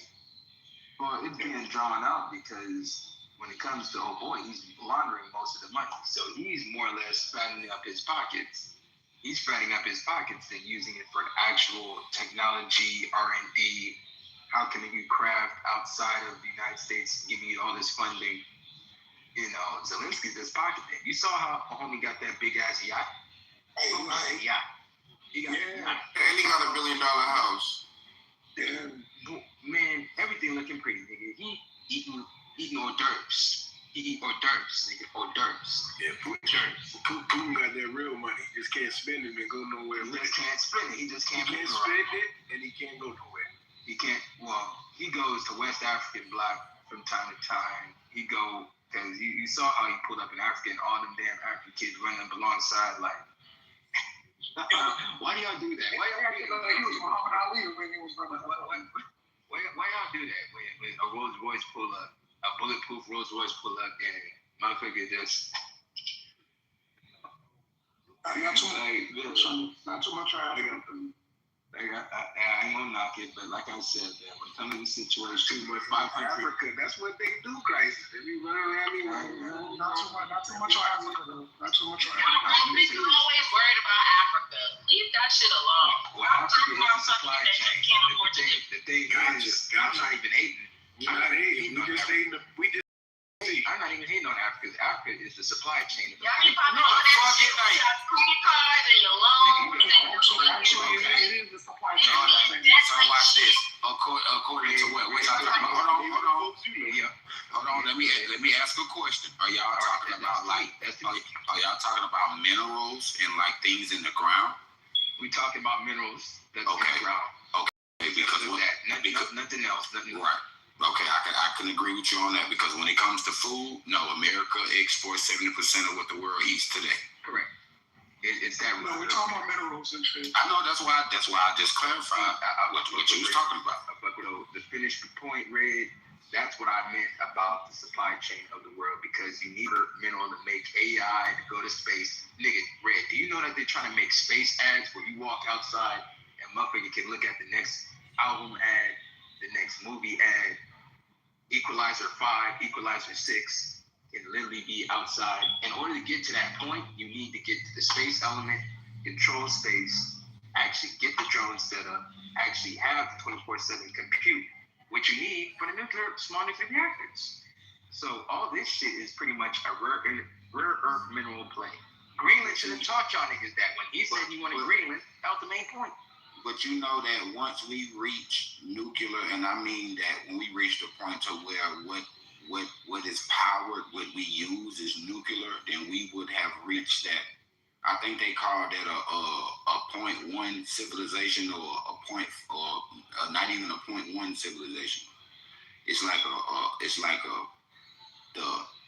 the point before we reach like interstellar travel and all of this old type of shit is like nuclear reactor power is like the start of that because once we start to use nuclear reactor shit, the power by shit is like everlasting shit. You see what I'm saying? Like nuclear reactor shit can last forever. So, yeah. Yeah, but they're big as nuclear reactors are big as shit. That's why you need companies like Oklo and the other ones. Yeah, because you can't have nuclear reactors are huge. They take a lot of power. They create a lot of waste. That's why they're trying to make smaller ones so that we can I was just about to say that, Melissa. I can agree with you that they are big, but what has been the project for like the last 30 and 40 years is how they keep them smaller and still make them more efficient. Of course. No, we have companies right now that are working on micro nuclear reactors. Yeah. They already made it, but and Red, a couple weeks ago, Melissa had read something that she came across where they were talking about data centers in Greenland. You know that Greenland, the population of Greenland is very small. The majority of that island is uninhabitable. Yeah, uninhabitable.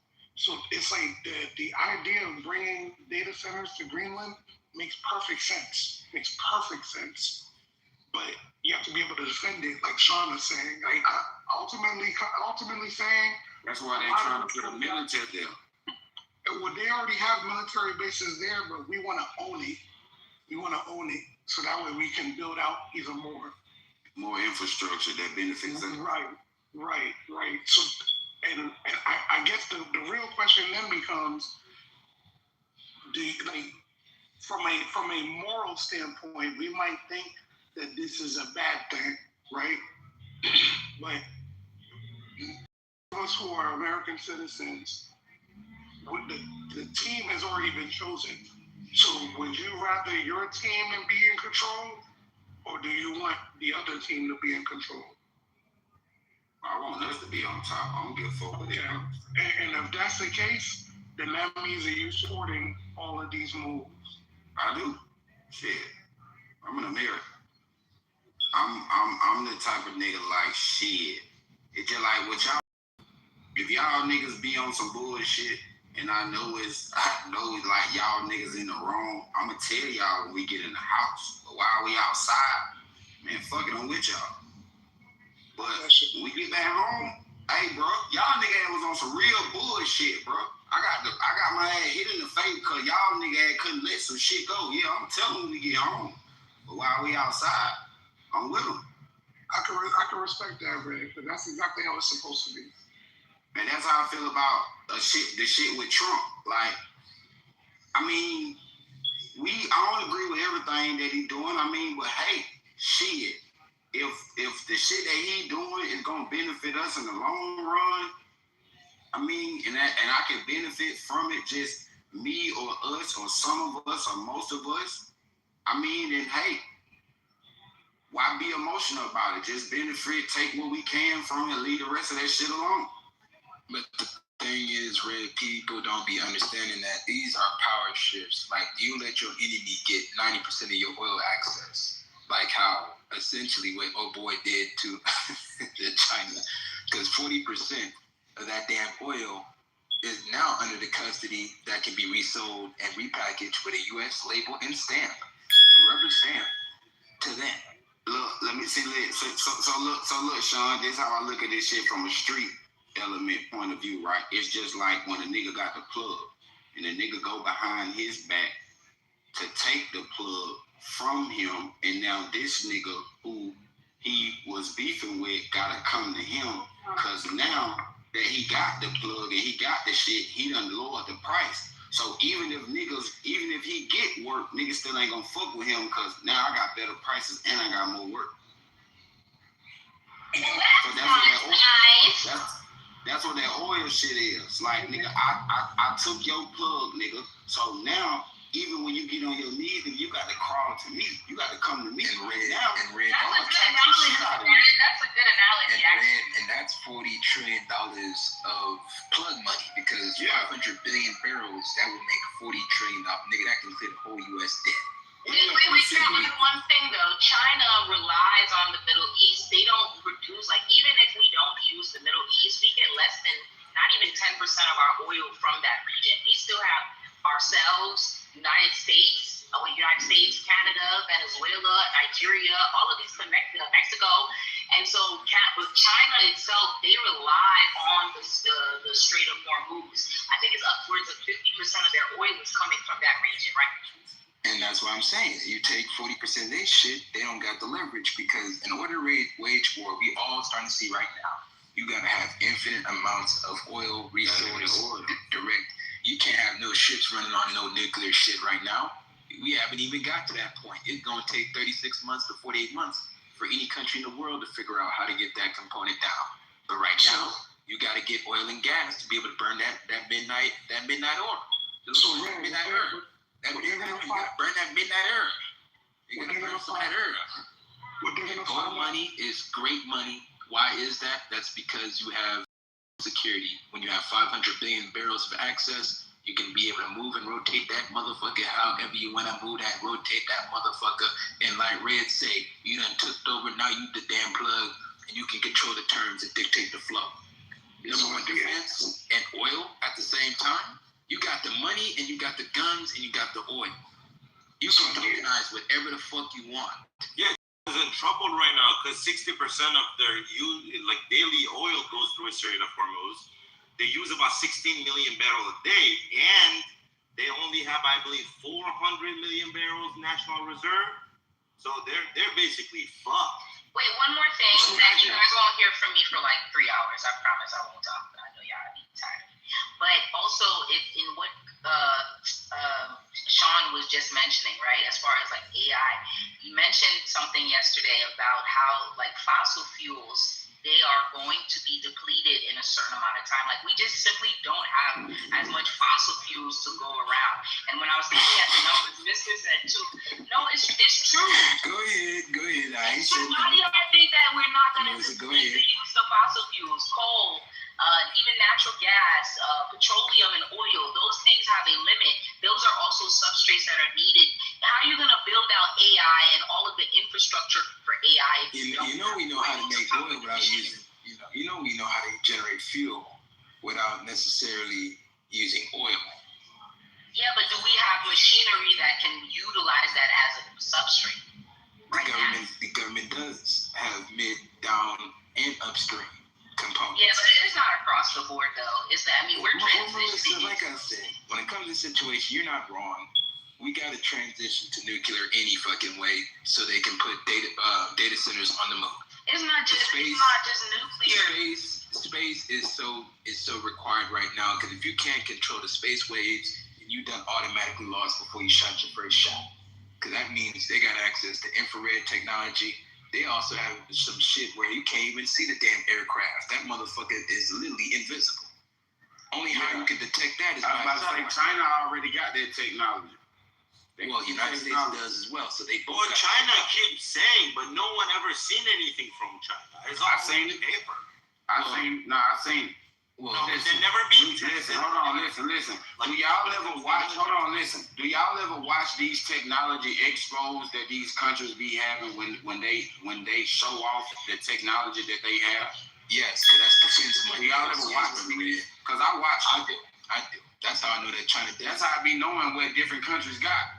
China does have it. United States have it as well. So it's essentially whoever that got the best satellite that control the space waves, no matter if it's Russian Sputnik, you remember Sputnik, where they have their own little airspace defense commands.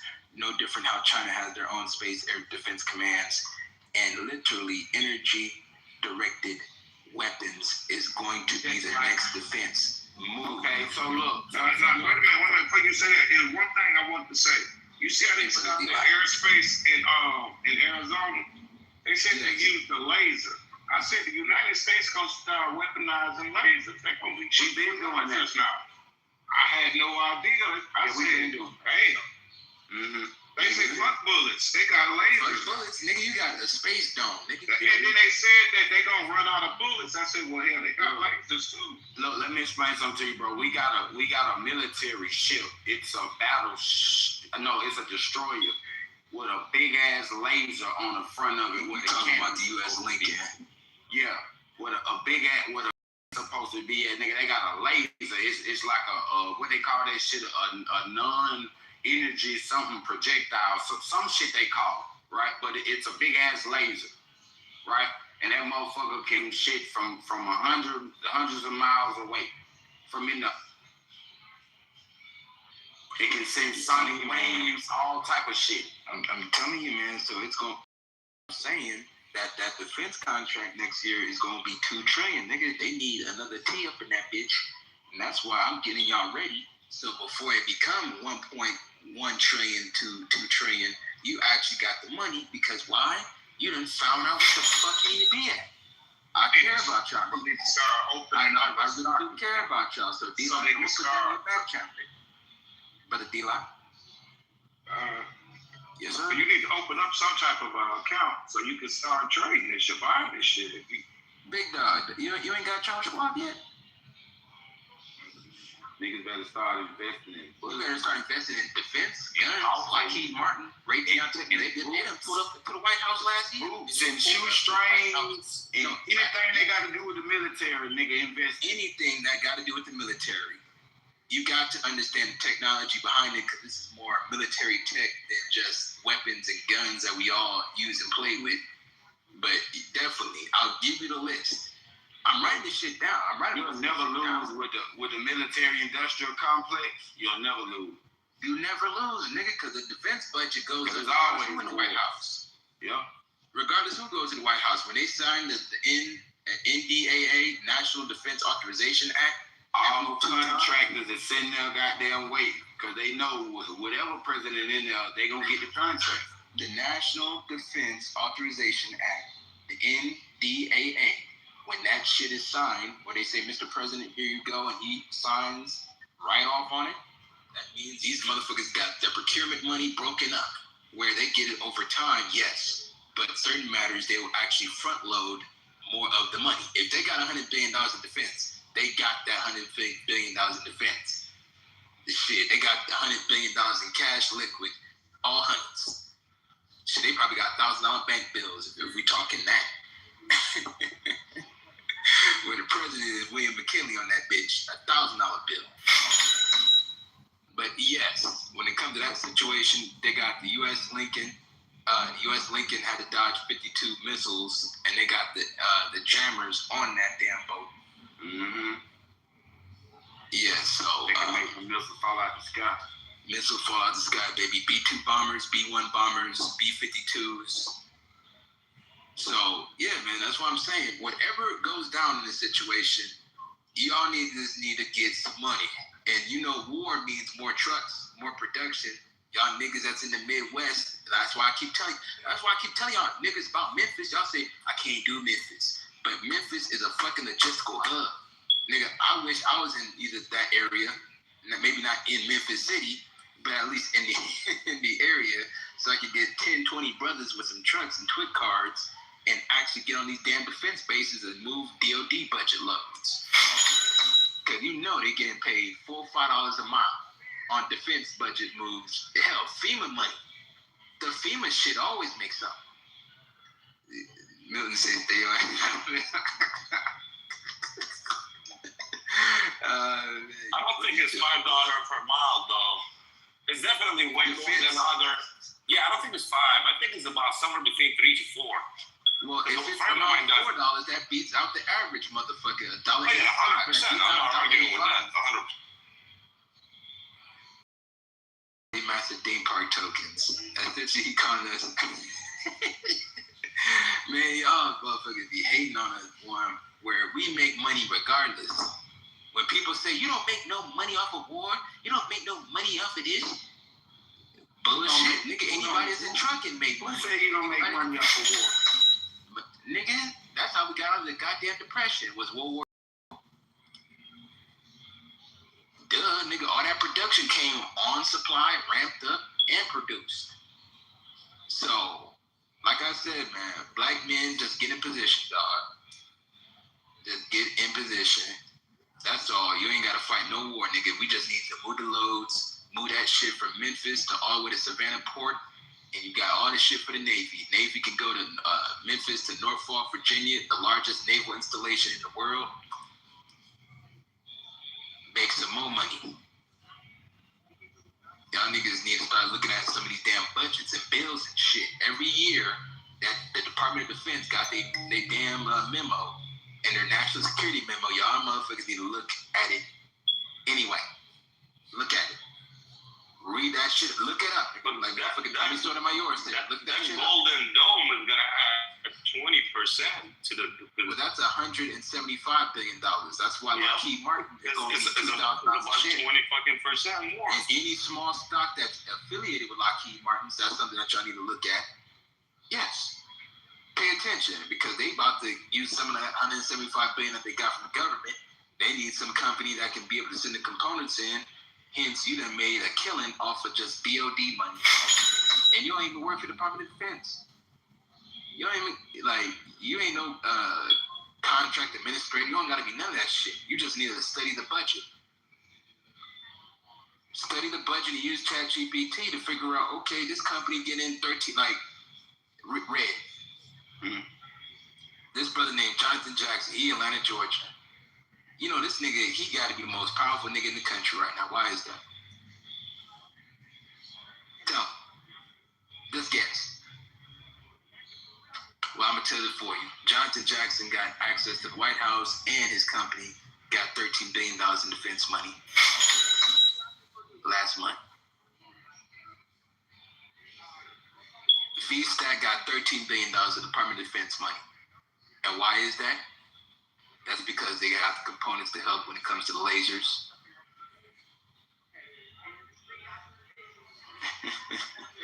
I'm telling you, man, America gonna pull out this bitch. I don't know if Iran gonna be able to pull out this bitch. I don't know if they're gonna be walking the next 2 weeks, but nigga, America's gonna be okay. You just gotta figure out where the money is at. That's all. Don't be like the niggas that sell all their portfolio when shit get thick and foggy. Nigga, you was supposed to buy more stock. The fuck you doing? Brother D-Lock, you need to get a damn account.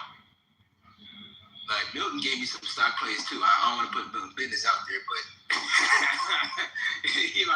bald-headed nigga, man. He always makes sure I get paid. He make sure I get paid.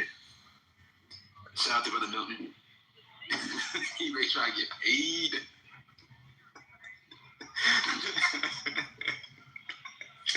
Like I said, man, we got some smart people in the room. Y'all just need to listen to him. Milton be giving y'all game and gems all the fucking time. Yes, Palantir is a defense stock that helps when it comes to the satellite shit. So yes, there is definitely one. Definitely one of them. B Money Shakur, come up on stage, bro. Come up on stage, man. Like I said, we argue and disagree, but ain't nobody talking about no money. That's the problem.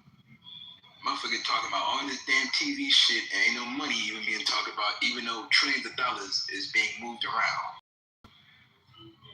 Trillions of dollars being moved around, but Negro, he got better morals. He got bigger things. I got better things to do to make money off of what? Y'all niggas is sick.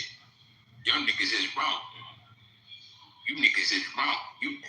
Milton, you was wrong. Brother Milton, you was wrong to try to make some money off this shit.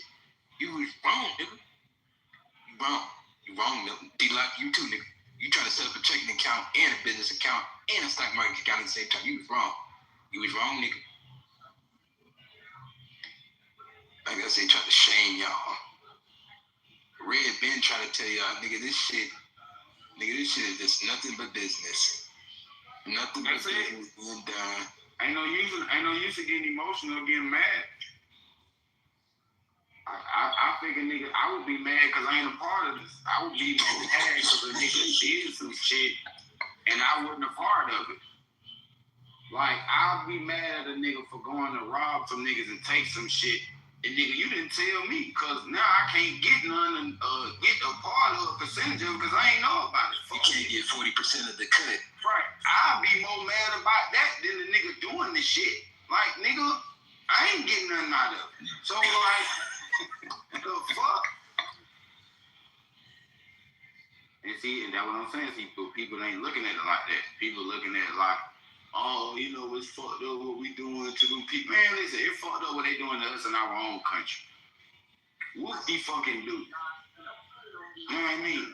So, if the shit gonna benefit us, then hey, I'm all for it. If it ain't gonna benefit us, man, I'm gonna stay the fuck out of that shit and stay the mind my motherfucking business. But nigga, it can benefit you. Nigga. That's what I'm saying, though. If you in the market, and that's what niggas don't want to hear. See, that's the problem. Niggas don't want to hear how you can't make the money. And the funniest thing about it is everything is military, nigga. The technology, the iPhone, everything is national security, bro. They don't understand that, nigga. Essentially, you make money. That's why when Malik gay ass come about everything we got, they have a military version and they got a military version of it. That's why when Malik gay ass say I'm against the Western alliance, nigga, your gay black ass gonna be in nowhere in Africa with that shit. Your gay black ass gonna go to the damn certain parts of the world. It was talking nigga, about you F-5. part of the creation. Now, Erica, do you hear this closeted LA homosexual? No, I'm just saying. I've been in this room. I've been in this room chilling in the audience, not saying nothing. And this closeted LA homosexual is trying to come with me that got no family, no kids, and coming for me, calling me a homosexual, sex playing me. Why are you sex playing me, bro? Why are you sex playing me, bro? Why are you sex playing me, homie? Why are you doing that? Because you're a weirdo. Because you always Let me get in here and provide y'all with some advice. Peace to the room. You know, we have to start being a little bit more vigilant and careful on what we say, how we say it, and what type of language we use. Now, this is just advice. You do what you want to do. But when it comes to homosexuality, when it comes to a lot of these terminologies, y'all guys, go and read the new Clubhouse. If someone wants to get rid of you or cause you problems on Clubhouse, they can sucker you into situations to where you'll come up and say, oh yeah, you gay, you homosexuality, you this, you that. And a lot of times we low-key threaten each other. All they have to do is push your profile and report you, right? Y'all haven't seen Ben in a while, right? Y'all know why? Bando is not here now. He got his profile taken from what I'm told. I don't know. But yeah, I'm not gonna tell you who did it, but they told me they did it. I haven't seen it. So y'all gotta be careful, man. What type of language you use. They're really big now on this LGBTQ homosexuality thing, all that stuff. If you low key threaten somebody, right? All they gotta do is push your profile over and report it. And just what they have in there, abusive language, they have threatening, they have all kind of stuff. Y'all play around with that for a little while. So you know how emotional we are. You know, some of us get so emotional, we want to do things like that to punish you. It's my advice to you guys: you do what you want to do. If it comes to the integrity of the room, where your conversations, your back and forth may threaten the room, that's when we're going to step in. And we either remove you, move you down, or do something to protect the integrity and the space of the room. Me, I get a little wild too, but I think I'm a little careful on how I maneuver and approach my pushback. It's just something for you to consider. Carry on. I don't understand why this grown man on a sex play somebody. That's weird. My apologies. Eugene, that's weird. That's a scenario. I'll just say that right off the top. Eugene, my apologies. Eugene, you still there? You know, he was going to ask Eugene a question, but I was just going to say that, yeah, I push back against imperialism because I'm in the tradition of my ancestor. I'm in the tradition of Frederick Douglass, Ida B. Wells. I'm always going to push back against Dr. King, right? I'm always going to push back against American imperialism because my ancestors did so, and my ancestors charged their descendants to do so. It is part of our identity and who we are as foundational Black American freedmen. So absolutely, I'm against American imperialism. I've never known, even Farrakhan has often spoke against American imperialism. In fact, Farrakhan flew to Iran and stood up in Iran, in the nation of Iran, and called America out. In the nation of Iran, on Iranian television, Minister Farrakhan did that. So it is in the tradition of who we are, and Farrakhan is Caribbean, but he has definitely assimilated into Black American culture. And it is in the tradition that he speaks of the Black American tradition, to push back against American imperialism. Damn right. Even as much as I have my criticism of Jesse Jackson at times spoke out against American imperialism because he understood it's in the tradition of his ancestors. Okay. So back to you, Bob. Y'all are crazy. Y'all are true. Well, where we at? Where the fuck are we at?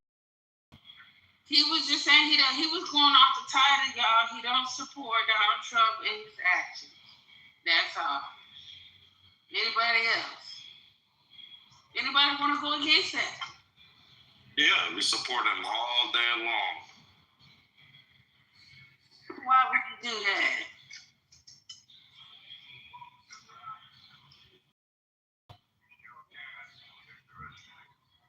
Huh? Why would you do that? What would I do? What? Support Trump? Yeah. For countless reasons. I talked about some of the reasons earlier. For countless reasons. He is the greatest president this country ever had. Hell yeah. Be that nigga. Be that wigger.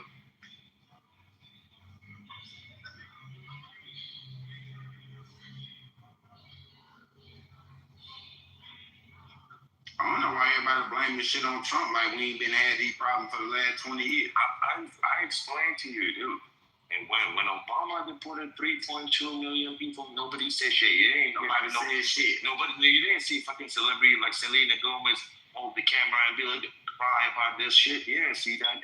You didn't see it on the street. You didn't see like IRGC funded motherfuckers on the streets of New York, fucking protesting against the government of this country on U.S. soil, waving fucking Hamas flag, which is the terrorist organization, on U.S. soil. You didn't see none of that bullshit. But because Trump is doing it, Obama, without approval, bombed Yemen and Syria and all that. Did he have approval? No, he didn't have approval. Anybody said anything back then? No, nobody said shit. Because the Democrats control the media. They have all the celebrities under their control. That's how it is.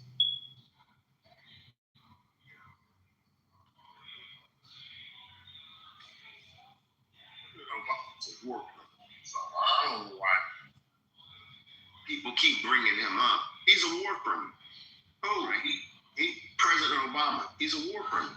So I'm not going to charge just Trump. President Obama did unprecedented drone attacks on innocent civilians. So he's a war criminal too. I don't care about his skin color.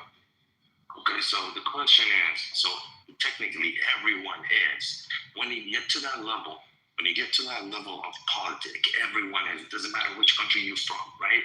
So which one do you prefer? Do you prefer to live under communism? Go live there. Do you prefer that? Go do that. I prefer to live here, to be here, to, pay my respect to this military over here, the United States of America. So it is what it is. At the end of the day, it's reality. Every other kingdom did it. U.S. is going to do it. And every other kingdom after U.S., God forbid, they become to power, they're going to do it. So we're going to just be all ordinary people. We're going to be okay because it's not going to change. It hasn't changed for thousands of years, and it's not going to change for the next thousands of years. Respectfully, Ocean, again, I'm in the tradition of my ancestors, and we have always pushed back against American imperialism. That is not acceptable just to say to go along because it's always been around and that's how it's been. No, what do you push back? It reminds me of that song, the song that comes out and says, some things will never change. That's just the way it is. Okay, how about before that, buddy? How about before that? How about before America? What are you talking about? I'm talking about in the United States. I don't care what happened 10,000 years ago, 1,000 years ago. In the United States of America, in the tradition of my ancestors, I'm going to push back against American imperialism. It is part of who I am and part of the identity of my people.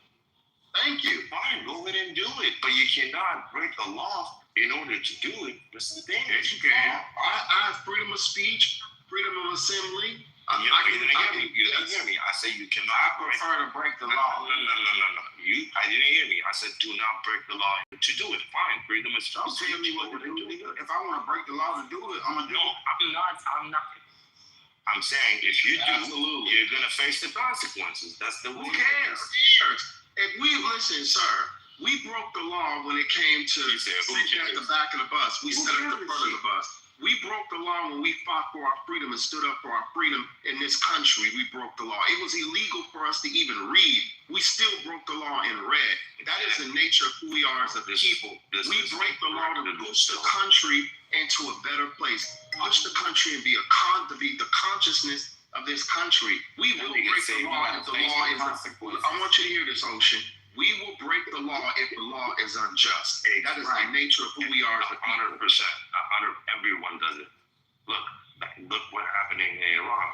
It's the law over there, but people are basically breaking the law. But is the law... Nigga, Jim Crow was the law at one point. Yeah, but is the law okay to even be in place? No, you're 100% right. But why would you say we got to suffer the consequences? If you will. It's reality. Consequences are a non-factor. Yeah, but when it comes to are you gonna deal with the consequences? Listen, bro. Listen, bro. This is what I'm trying to explain to you, bro. When it comes to decisions like that, consequences is only losing your life. Because when it comes to shit like that, what's the worst that can happen other than you dying for the worst you believe in? Right. So anything above that, nigga, I can dig. As a matter of fact, I'm okay with dying for some shit that I believe in. You know why? Because it would be a righteous death. it wouldn't be a nigga dying in vain for some dumb shit. You understand that? That's how come when we fought and we fight for shit, the consequences are obsolete at that point, because again, we put our life on the line, then if we lose our life in the process, it's a fucking fight well fought. And I respect that. Do you understand that? And I respect that all day long. But again, think about this. This system is correcting itself year after year. Am I wrong or right? Can you please be honest? Compared to other systems in the world, am I right or wrong? It's because Trump corrected it. Exactly, but other systems around the world, they're not correcting themselves. You cannot do the type of shit you do in any other country as a non-American, as what the fuck ever you are, as any race you are, Chinese, Black, Middle Eastern, whatever you are, bro. That's the difference. That's a huge difference. So this system is correcting itself, allowing you to live a better life. Okay, maybe your ancestors didn't do it 200 years ago, but shit, guess what? You're doing it right now. And it's gonna get a lot better in time. Japanese went through after World War II in America. What Japanese are doing right now? They're one of the greatest economy on earth. They're one of the most respected people on earth. It's just the way it is. But does communism do that for you? They don't respect America, they fear America. It's a difference. Who does? The world. They don't respect America, they fear No, I never said that. I said Japanese, brother. I said, look what they went through and look what they are now. Because they chose the path. The path was to become an ally and bow down to USA. Now, after years and years and decades, they saw the results. They live a good life. They have a way better life compared to a lot of other countries on this planet. And that's the reality. That's what I'm saying. That is the reality. Like you said, if the law is fucking, it's wrong, it's bullshit, blah blah, you're gonna stand up against it, right? And the worst thing gonna happen to you, you're gonna die, and you're gonna be proud of it, right? If you get hurt or whatever. And I'm saying I respect it all day long. But which system works better? Which system allow you to do all of that in the first place? Which one? Over here. Yeah, but again, this system is still fucked up. Ain't no perfect in the world. I don't give a damn how great it seems to other people, even though we know our shit better than everybody else's. Nigga, this shit is still fucked up. Yeah, but nothing is perfect. But nothing is perfect, bro. Nothing. That's the thing. Nothing is perfect. No, see, what you don't understand is that if this system didn't exist, then we would be running this motherfucker how we see fit. That's the difference. See, this government, this system don't have to be here. Because it wasn't here 250 years ago. Yeah, but this system didn't exist. But you're saying, if my aunt had a dick, it would be my uncle. You say if. The if is your other if. Your other listen if. To what I'm telling you. It was if you were 250 years ago, this system was not here, which means that at some point, the people who land this belong to will govern themselves, and this system will be gone. And then this shit that you're talking about, right? How you saying, oh, well, this just how it is. Just, no, it don't have to. It's like this, but it ain't gotta be like this. Okay, I agree with you, but you can't just project some other system gonna be. I'm not projecting no other system. Hold on. If this system would have been beaten by USSR, Soviet Union, now Soviet Union will be the superpower of the world. But how do you think it would have turned out to? What do you think, based on what you see? What do you? Well, the point that I'm making is, because you're talking about the system and the different systems in different places in different continents, right? What I'm telling you, even this American system was even adopted by the indigenous people The government, the structured government itself was taken from, right, and re-engineered to be what it is today, but it was taken from the indigenous tribes of the Americas, right? And this is why I keep saying this system that has only been here for 250 years, right? It's just here now. This ain't the way shit has always been. The way that you're saying. It ain't always been like it is today. It ain't. Yeah, I know. It became this. I understand that. It didn't start the way it is right now. I understand. Yes, 100%. It'll be like this. Yeah, it could get better. It could get worse. You're right. But it is what it is, right? The land gonna go back to the people, and shit gonna go back to the way that it was. We're gonna be more technical advanced. But once the land go back to the motherfuckers they belong to, then shit'll be different. The world would benefit from Black Americans or the indigenous Americans or the niggas in America getting the land back of America and doing what we supposed to do with it. The rest of the world would benefit from that. Everybody would benefit from that. That's what motherfuckers don't realize. Like, if we was in a better spot, like us as a nation of people, the world would be better. And that's hands down.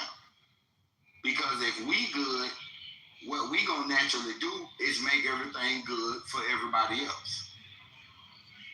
That's just us. And I think that's what Trump trying to do. Get a land back to the motherfuckers it belong to, because he sees shit, he can benefit from that.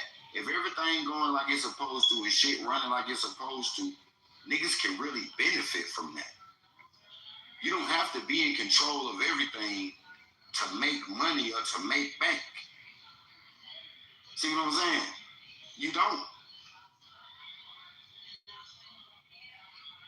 But if everybody is working, everybody working with everybody, shit efficient, shit going like it's supposed to, trade going like it's supposed to, business being able like it's moving through, ain't no backstabbing, ain't no, man, everybody around this bitch gonna benefit.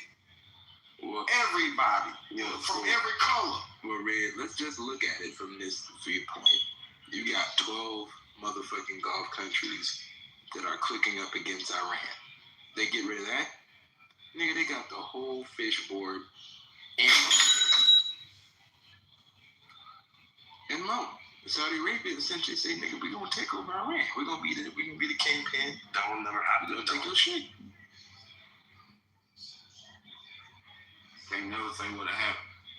Hey, why ain't nobody respecting the Saudis' point of view of this shit? Like, Saudis ain't got no army.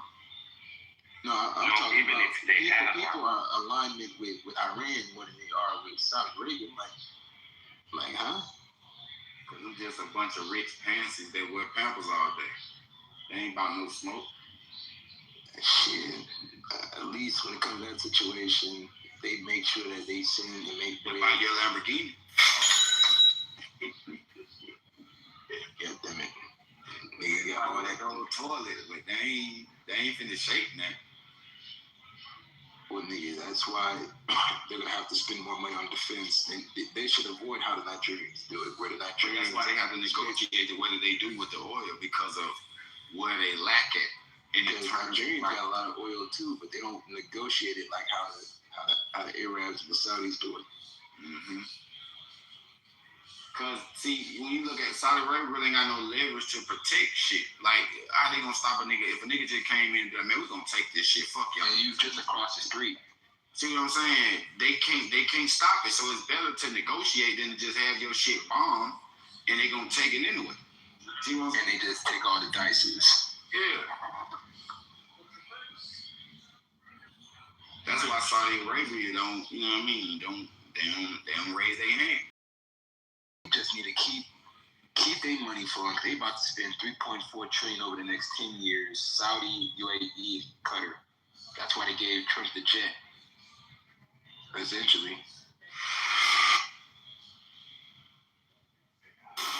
where Red, all these events be happening, and niggas really don't be knowing what be happening in these damn speeches. Where to the Middle East last year, they done gave him the royal gold carpet, and nobody don't even know what trade was even been done.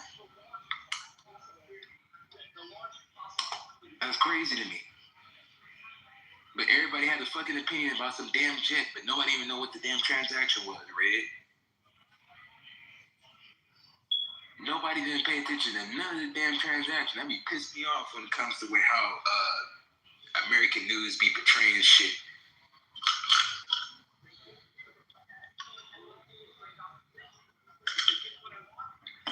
Cause then motherfuckers say, well, they don't got enough weapons and money.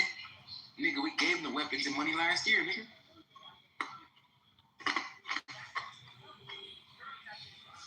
I'm playing Red Dead Redemption right now, robbing the bank. Hold on.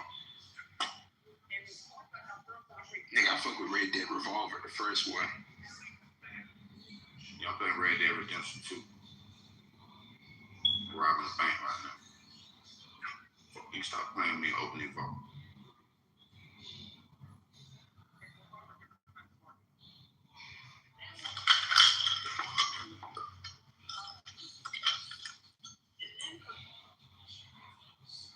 Kill this nigga.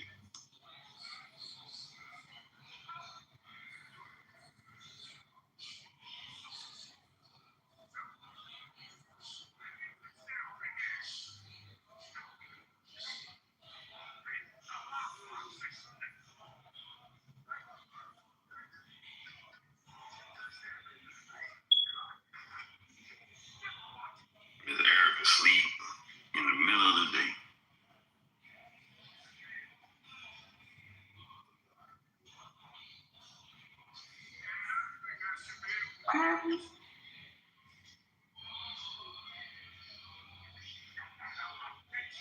Anybody talking to you, Miss Erica?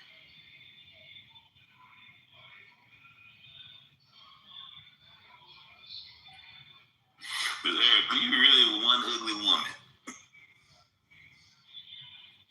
I see you ain't got nothing else better to do than play on the phone today, Mr. K. This ain't no phone, it's an app. But that too, at the app on Nigga, the phone. you on the phone, fool. Shit ain't fucking stupid. Nigga might be over there smoking crack, Erica. I don't know. I know, man. He do smoke crack. I saw him out there the other day trying to get some rocks from the crack. I was with your mama when I did it. I know. And she was like, I told you, Cam, to stop smoking that shit.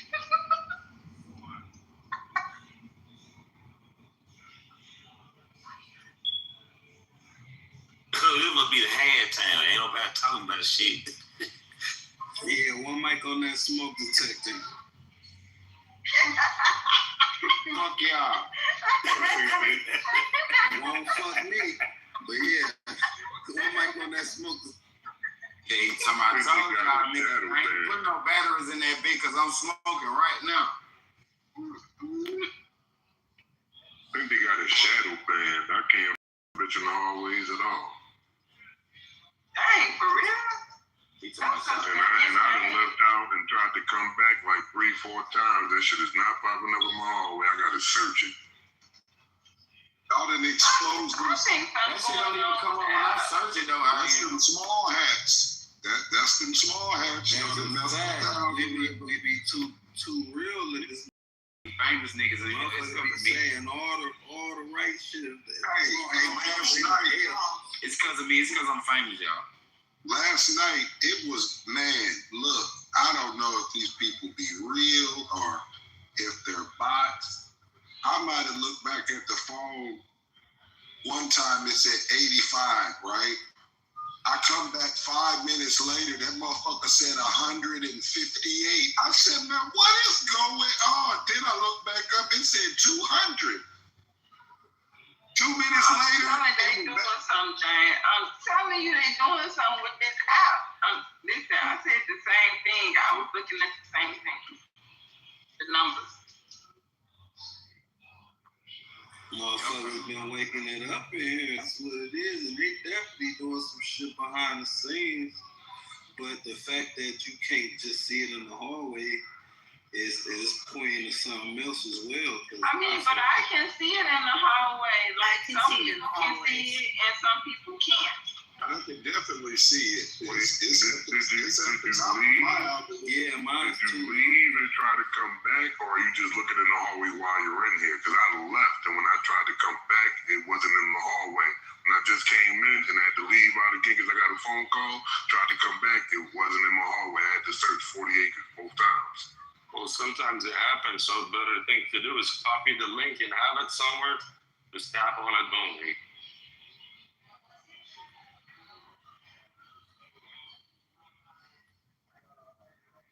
Yeah, Erica, and the red ticket game has been crazy. I'm talking about, it was like 120 red tickets.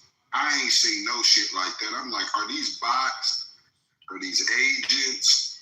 What is this about these red tickets? It's like, and then you click on every other profile and they got 1 subscriber, 10 subscribers, at the most maybe 20 to 30. Like these profiles was just created in the last 24 to 48 hours. James, you remember back in the early Clubhouse days, and they used to get on the stage and argue about bots in each other rooms and stuff? Ain't nothing new. Trying something again. I don't know. Hey James, I'm peeping what you saying right now. I'm just clicking on profiles downstairs. Motherfuckers got 1 friend, 4 friends, 3 friends. Like, motherfucker, let me find out you just made this profile yesterday. Exactly. My question is, you do have new users, though. I mean, I just don't know if you got that many new users. And they all coming in here.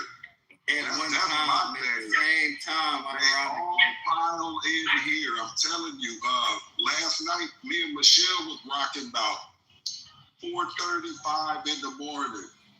She sent me a message like, you see it's 177 people in here? I looked back at my phone, it said 210. I'm like, good God. Out of nowhere, it jumped right back down to about 110. Really weird.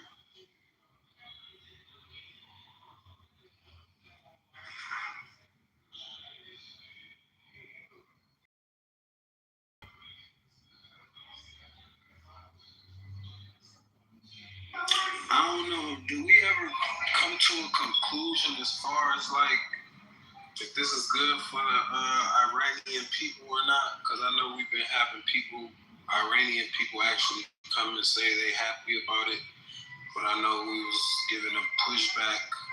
So did we ever come to a conclusion on that or no?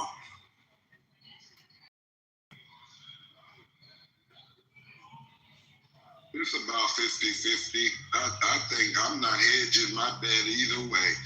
Because I've seen some videos where it's thousands of them in the street cheering for the Ayatollah, calling for the death of Israel and the U.S. And then I've seen videos of people that, that they're happy about what's going on. One thing I'll point out, there's a lot of exiled families from Iran that are in the United States. And this goes back to that regime change back in, I believe it was 79, where we allowed some of them over here. You can see it even in the Afghanistan war. We allowed some of them to defect from the country, join our military, get at the front of the line of the visas. And if you look in 2026, a lot of those people that were a part of that program, they are pissed at the United States right now. Some of them got caught up with ICE. Some of them lost the benefits they had with the other presidents. And you didn't have to worry here in death to America from, Iran. Shit, it's people from Afghanistan who were screaming the same thing in April 2025. I remember, Erica, we played a video on cops stopped that gentleman from Afghanistan. He was going crazy. He was like, I blame Obama. I blame Trump. And if I would have known this, I would have just joined the Al-Qaeda. I'm like, oh, yeah. You know, he's saying hey, this. Can y'all bring this nigga Fifi up before I meta slap the shit out of him? It's gonna be one of them days. It's nice out. All the trolls is out there. Or this Malik motherfucker person. Hey, I don't think you're gonna be able to find like. I think it's gonna be a mix. A country with 90-some million people is not gonna be all anything for anybody. I'm sure you got people there that hated the Ayatollah and some people there that love the Ayatollah. Just like you got here. Something happened to Donald Trump, you want to have a bunch of people that's gonna be happy and have a bunch of people that's gonna be upset. I'm gonna burn this hoe to the ground. That's a good point. That's a good point, I am. And that's why it's dangerous about the putting the troops on the ground, right? Because even if we got 30-40% of the country, maybe it's half and half, right? So just split that 96 million down the middle. You still got to deal with the other 40 million in the country that don't want you there.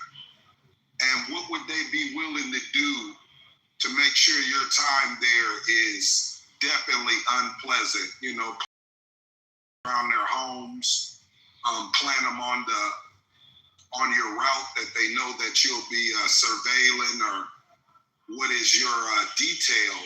This is what they were doing in Afghanistan. They played the long game. They watched us, and they found a little weakness in our patrol route, so they would go there before we might be there in 2 hours. They'd be there 4 or 5 hours before then. And they would just cover the area and IEDs, make sure they made a whole mess of things. Yeah, I wouldn't want to see that in Iran. That's a totally different beast. You don't want a bunch of people sent back to the country maimed. You don't want a bunch of bodies, and you don't want a bunch of people that don't got arms, don't got legs. And it almost seems like, I'll land on this, that with this new Neuralink thing that they're pushing, right? And it's a couple companies invested in a few different names of it. It almost seems like they need some test subjects for this hookup. You know, you get you a Neuralink arm. Go get you a Neuralink leg. I lost it in Iran or the Ukraine or wherever we're at in a proxy war. It's almost like it's giving them some clientele or some test subjects that they can test this shit on. It's really weird.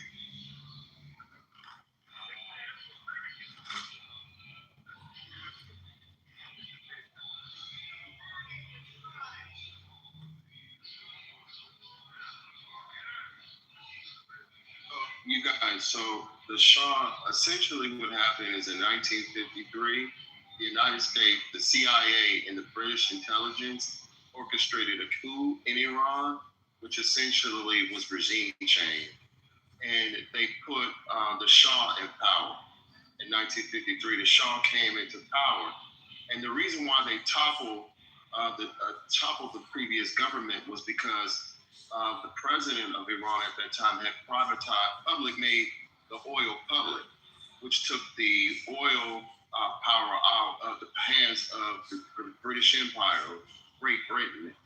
And so Great Britain was mad about that, and so was the United States. So they both worked together to topple that government, do regime change, and bring in the Shah. The Shah came in, and they reigned in power, but then again, the Shah made the oil, it was privatized again at first, and then he turned around the Shah and made the oil public again, putting it back in the hands of the people. And the United States government wasn't happy about that. And then there was the revolution that happened in 1979. The new Islamic Republic came in, established themselves, and for a time it was public, and then they made, private, but then they made it public again. It became public enemy number one to the United States government and to the West. And that's when you have the elites kicked out of Iran in 1979. They were kicked out, and they ran their asses to LA and took over Beverly Hills. Many of the Persian Jews and Persian Iranian Jews, they moved into Beverly Hills. And then some of the Islamic people moved into Beverly Hills, but mostly the Jews, Persian Jews moved into Beverly Hills. I think they're the second largest ethnic group, or the largest ethnic group in the city of Beverly Hills now. But let me make it very clear. The Iranians are very very racist, very bigoted. So yeah, they used to brag to me about how they once enslaved the black race. They took great honor in telling me that, educating me. They told you that? Yeah, brother. Oh yes. The Iranians are very the Islamic and the Jewish racist, bro. They are very racist. I know they're racist. Somebody bring this Peter character on stage, please. They use, they delight in the history of at one time, according to them, enslaving the black race. I mean, to say it directly to you, when I've been to Dubai, and it was a little bit of funny treatment, but I don't know if I actually say it towards you like that direct. No, when they get comfortable with you, you know what I'm saying, then they'll divulge that shit. But yeah, now all of them people are anti-black. Persians, Armenians, Turkish. All them people hate black Americans, bro. They look down on black people. They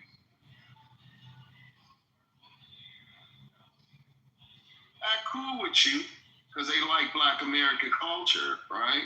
They'll be cool with you. But behind closed doors, with their family, they shit on black people. They like black American money. They don't give a fuck about our culture. The youth, they like the music, hip hop, and all that. Yeah. They listen to it in their clubs and all that. They like the slang. Yeah, you're right, bro. I just want to reply to James. He's telling the truth. The way you know that the black culture is so influential when you get to travel. A lot of people don't travel, so they don't experience that. When you go outside of America and you see how much black people culture is such a huge influence on other people, it's crazy. I was in Colombia and we was, with the boys, it was a demon town. We was chilling with these Hispanic, and they were like, we put on some Daddy Yankee music, and they were like, no, put on Cardi B, let's go. And I was shocked. I was like, wait, Cardi B? She was like, yeah, we don't want to listen to no Daddy Yankee. I was like, wow. But you're only shocked by that if you don't understand, like, our culture. We don't want to hear no Daddy Yankee. Ain't nobody gonna be shocked by that. Like, we cool as fuck. Everybody know that. So I hate that too, when they assume that when they run into us, stereotypically, I'm a music lover, so I love all forms of music. So shit, really, there's a good chance, long as it ain't that old demonic ass rock music, y'all know that hard rock, that Ozzy Osbourne shit, that Kiss shit. Off and shit. Yeah, that when they was on them stage doing them sacrifices in front of all the white people, and then the white people was trying to figure out. Yeah, well then they was trying to figure out why their kids was committing suicide at such a high rate. And it was because they was sending them to these goddamn crazy ass rock concerts for pennies on the dollar. And they was initiating your kid into Satanism and you didn't even know it. See, this was the second part of the music industry came from white supremacy highlighting that they weren't getting enough. They said it's called death metal. That's the perfect name for it, ain't it? Hey, that's exactly what it's called in their community. And then gotta look behind in the heavy metal music, right, is the frequencies that they're using on their people. Because what they did was in reverse. They took that same frequency and they put it in the back tones of hip hop, gangster, and indigenous black music. See, that's what they did. Y'all remember that song, Party Like a Rock Star? That motherfucker banger. Do y'all remember that backdrop in Party Like a Rock Star? See, that's Marilyn Manson. That was all six games. Listen, that's Marilyn Manson playing in that background, hitting that certain frequency. That's why that song hits so hard. Even in crunk music. Lil Jon, if you could hear I'm talking about that backdrop, that, you know, it's got the violins or and then they throw that in there with that beat, that 808. I never knew that was Marilyn Manson on that beat though. Party Like a Rock Star, yes. Now remember, they're able to hide Marilyn Manson because he was banned from ever being shown physically on TV in the mainstream again. You guys remember they blackballed Marilyn Manson. Hey, James, you got Travis Scott too, and I think you're talking about organs. It's the organs in the back. Yes. The frequency. Yes, that is it. Travis Scott, all of his music has the organs in the background, and it sounds like a goth music. It's some shit that's behind their music, and you're right, it is a low frequency. Now follow me. Remember your favorite horror movie or mainstream scary movie. And that same thing music. When some shit's about to go wrong or it's getting to the climax of the movie where it's about to show you and take you down a few rabbit holes of what the movie is really about, you'll hear this music in the background. So while your sense of being scared, some call it in the adrenaline world, this is what is released in the brain when you're at that intent. So just imagine, now we see the frequencies can open you up. So now you got to ask yourself, what are they opening you up to? Oh. Now, what is it that they know about these frequencies and the spirits? See, these people that are putting the movie and the video together, the artist, what I figured out is the artist doesn't really know what this video is going to be about. They're there to perform their part of the ritual, and they don't even know it. See, there's the physical part of the ritual. There's the spiritual part of the ritual. That's where they pick a certain site or location. In the past, you could probably check there and find out that there was probably some really low vibrational things that happened in the specific place that they're doing the video. These are a lot of satanic sites. These are a lot of sites where they knew specifically at this war date, when they took over the village, they grabbed 100 of the people, did a big blood sacrifice in the middle of the war and covered it up as war.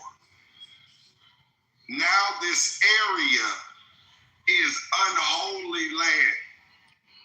They have marked it. And somebody might come along, now follow me. Somebody might come along and build a house or a neighborhood or a project at these particular sites. See, in war, when they're conquering, if you've got a group of people that's coming in with the esoteric knowledge principalities and the balance, how this world works, you can be fooled by religions to believe that, in a sense, this is what they're practicing. Now, let me land on this. That what's happened with a lot of Muslims and Christians and Catholics, Israelites, Mormons, etc., is you'll see some of them will defect from what was their original dogma. Now, what you have to find out is the cases of why people have left these certain areas that have went extreme in these religions. I'm not talking about the balanced people.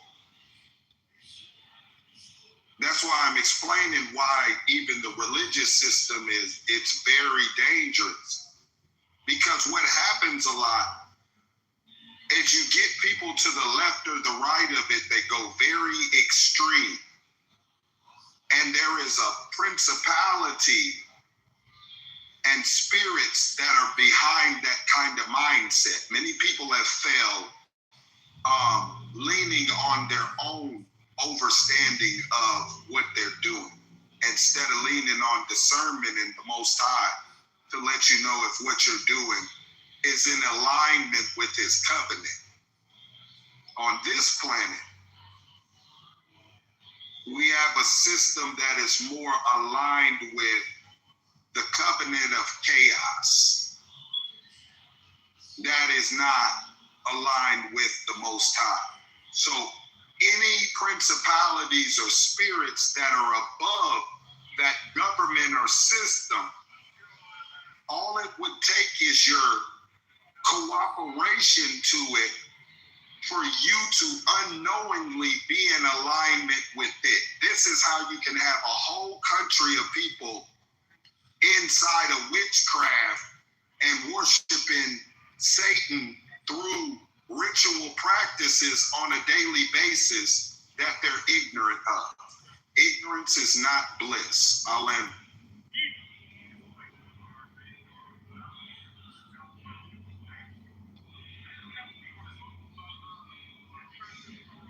You're cooking, James. You're cooking.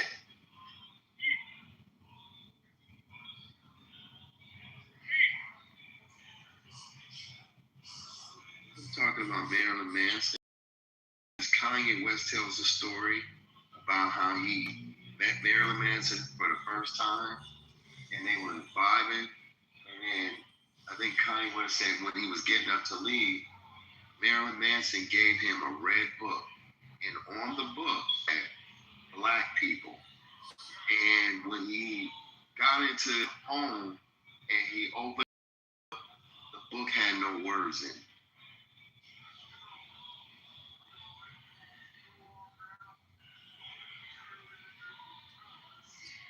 Damn, that's some scary shit right there. Listen, these people like Marilyn Manson, they have accepted their role in this. So they embraced it, even to a point. Now, get what I just said, by the extremism of it. He is a brilliant artist, brilliant with the instruments. He plays many. But he also plays inside of the dark occult. And he plays that like Michael Jordan would go to Vegas and gamble. Like, that's his thing.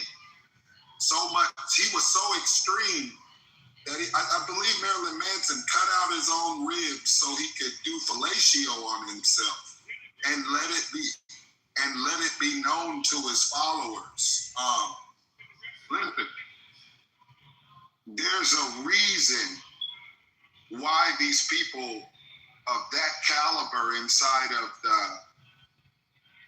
the dark occult world have been allowed to, even if they're not seen, his influence on the music industry is still, he's at the top of the food chain. Don't let them fool you about who they seem to shun, a lot of times it's to elevate them into the secret societies and the Freemasonry, Vatican ordered, state structured occult. They'll be shunned in the public, but behind the scenes in the gods they worship, this person will be the creme de la creme. I'll land on this. Remember, they even alleged years ago that Jim Carrey was the highest degree warlock living in Hollywood. Now, have you seen Jim Carrey on TV lately? I seen him one time. He looked like a clone. TV. He don't look like himself anymore. That wasn't him. That wasn't him. He admitted that him and this, what's the actor name? Alexis something? Alexis, let me go look at my post because I posted it. They showed the whole behind the scenes of him preparing to put on this mask. And I was talking about these type of masks once before in the room, and Jamal was like, no, it's too hot. That'll be too hot. It was that same type of mask Red be talking about. But it was, they came out and admitted it, and the man admitted it, and Jim Carrey admitted it. They played the fuck out of y'all. I think Jim Carrey did change after he hit it big, many movies back with Arsenio Hall. That's when he started coming out saying he stopped talking the language, you all don't know what's out there. He said it's a whole new world. I kind of wish I didn't come this route. And then he kind of faded away. And now he's coming back. Now he looks different. But he came back for the Grinch. But then he came back after that for the Grinch. Okay. But I'm saying he's changed since he's hit. Now he's going to be a part of it. I guess Jim Carrey disappeared in 2019 around the same time that this fake ass version of Joe Biden popped up.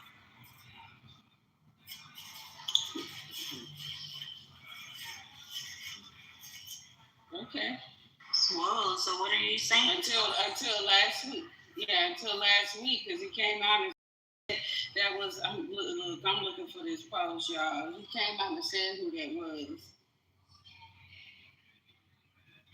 I saw that. My point to it is where is the live interview from the real Jim Carrey?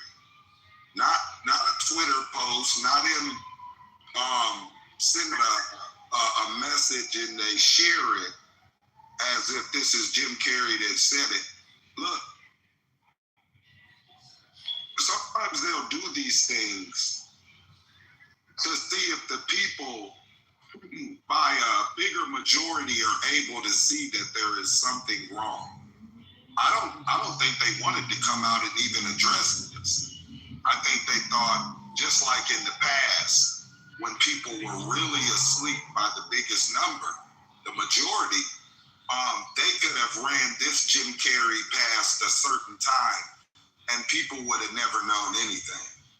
But when you have so many examples of these people changing, especially from the eyes, the eyes are the windows to the soul. So it's usually the easiest way to detect that person might be a double, could be replaced, could be a synthetic, might be mass technology that they're testing. A lot of it, like I said, it's done on the public, and they will use their own initiated ones inside of the process. So, it doesn't surprise me.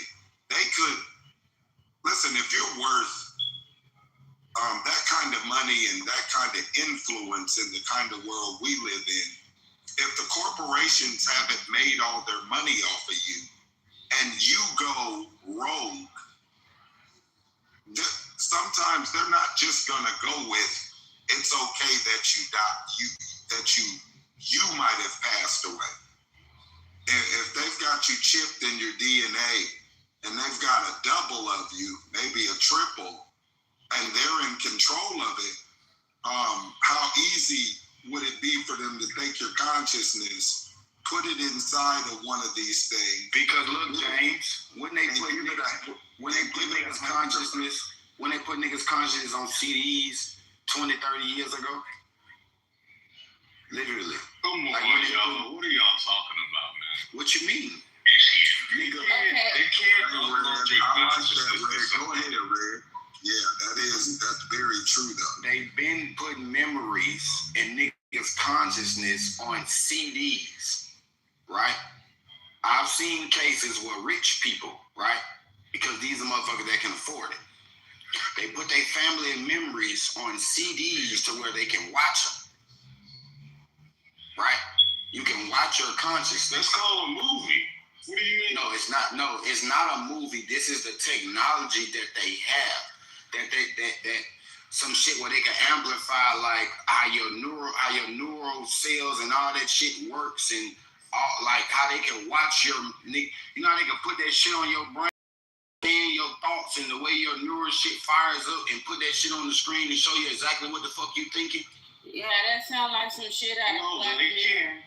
They can't tell you what you're thinking based on. All right. No, I said they can show you what you're thinking. Well, how does Palantir about to do it? Hold on, but how does Palantir about to do it? Because Palantir got this technology, but they can predict you about to commit a crime. People came out. And what movie was that? Minority Report. Right. Now,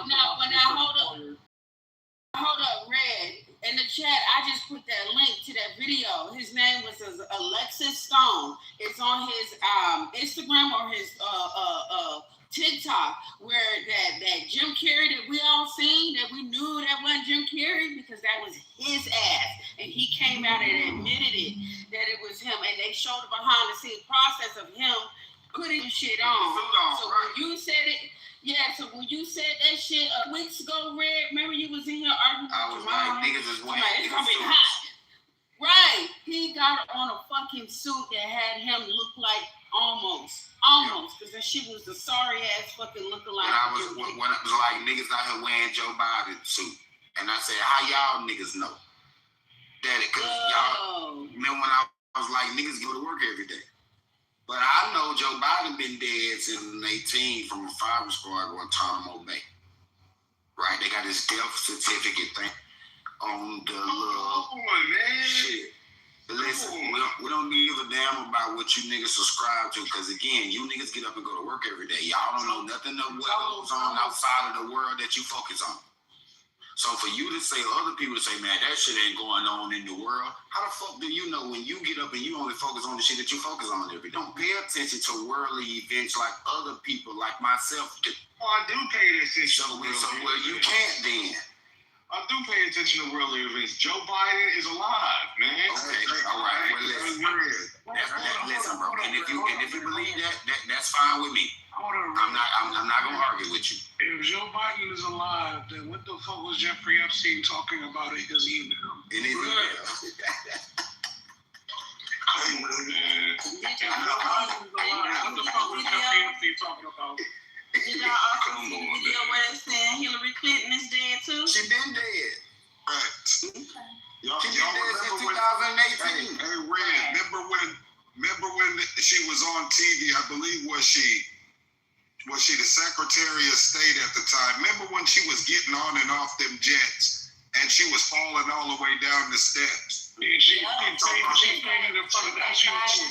She fell like 4 or 5 times. Just like Biden used to do. That was her transition. Biden used to fall down them steps. Fall off the stage. Yes. Didn't know where the fuck he was walking to, where he was going. Right, like they first time walking down steps. Like it's their first time just learning how to do this shit. Now this is what's crazy, is what you just said about Guantanamo Bay and the firing squad. This is the same thing that was alleged to happen to Putin over a decade ago. See, just like I said, the real Donald Trump died in '89 in that plane crash with his wife. Hey, listen, this is, you know, what's crazy about the UFO files that's going to be released here eventually is that it's spoken about in these circles about replacements. And these particular confederations of these beings, the kind of technology that they traded to mankind for being able to experiment and dissect technology. Exactly. In the 40s. So we're getting this shit from somewhere. We're getting this. Man's not developing this kind of technology. They're being assisted. And I think what's happening is this is how it's able to infiltrate the whole system. So by the time man is ready as a whole to expose it, it'll be damn near too late, because their plan in controlling this information was discredit them, throw them in a mental institution, throw them on all kind of medicine. You got 150 to 200 scientists missing. What do they know? Where were they working? But look, James. Real quick, Red, let me just, because I want both of y'all to look at that link I just posted. When he said Guantanamo Bay, like, that's Hillary, and you can see them trying to put her in a car, and it's like she don't want to go. I think they said that's the last real Hillary. Yeah, last real picture of her. Yeah, that video is crazy as hell. They don't get to pick. Because listen, when their time is up, that actually when she was being arrested and when she didn't want to go. I read in 2018. Yeah, but I read this is around the same time. Hey, James, they have the pictures. Let me ask you this, James. I'm about to pass it right to you. This is the same time that they were getting the pictures in of Barack Obama with the ankle monitor. I was just about to, James, listen, I swear to God, you just read my fucking mind, James. I was just about to ask you, James. Now, do you remember when everybody had on a fucking ankle bracelet and couldn't leave the country? And not just Obama. Yeah. Nigga, the Clintons, nigga, George Clooney, Tom Hanks, the Batista brothers. And listen, when I mentioned that 152 person indictments that had every fucking body in that motherfucker, from a politician to a military goddamn executive to a celebrities, nigga, Trump put indictments out. People forgot about that. And the Obamas, all of their ass was on house arrest. Obama is in the Epstein files, like this. I guess this new drop. I'm not sure. I haven't read it, but it's popping up on the internet. I'm gonna post that link too. Man, listen, they got pictures. I've been saying this before the Epstein files when him and George Clooney. First the little Chinese girl was in the White House with Obama, right? The little Asian little girl, right? She taking picture with him. He was kissing on her. It was like a little happy little picture. Then you see this same little Asian girl on a boat with George Clooney and Obama, and you see George Clooney zipping his pants up, and the little Asian girl's face is all beat up and shit. In the same picture, they on a boat somewhere. Wow.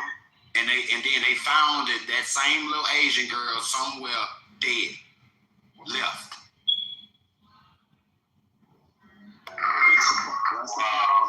That's exactly what was described with the snuff film. See, you'll be thinking these is regular situations. They didn't got these people participating whether they knew it or not, because somebody was recording it. Somebody's got the footage. So that's there by default, even if now you're blackmailed, being watched. And to double down on the blackmail, we're going to send this video to the dark web and sell it to our satanic ass friends. So even if you kill us, we're going to let them know to release this video. And if you don't hear from me no more, you get it? And we got this guy and that black book over on the table with those names in it. Yeah, that's everybody around the world that we inside of a government apparatus or some form of hierarchy that we're blackmailed. And this is done systematically. And listen, when the program feels you're getting too woke, because I can imagine that even the real Hillary Clinton, the real Putin, the real Biden, they were made to believe that they're like gods. They don't go to the same schools that you go to, they don't frequent the same places yours do. They live out of the parameters inside of a hierarchy that is controlled by non-human beings. So we don't get too far off. But that hierarchy, it chooses who to erase and who to replace. And they'll do it right in front of you, the air right in front of you. Hey, Kings, have you watched the TV show called Westworld? Yeah, that's my shit. Yeah. So the last 2 seasons of Westworld is talking about the AI that's integrated into the Internet of Things and how everybody was attached to it. And you see, like in the last season, how they released everybody's information so that everybody was able to see all of the information of the people that they were connected to. You know what I mean? Like, this is basically what we're living in now. That Internet of Things. And you're seeing, like, for example, you think that a person like Steve Jobs didn't have access to life extension technology? He had access to it. If he ended up dying the way he died, it's because he didn't agree with something that they wanted him to do. So they denied him the access to be able to extend his life.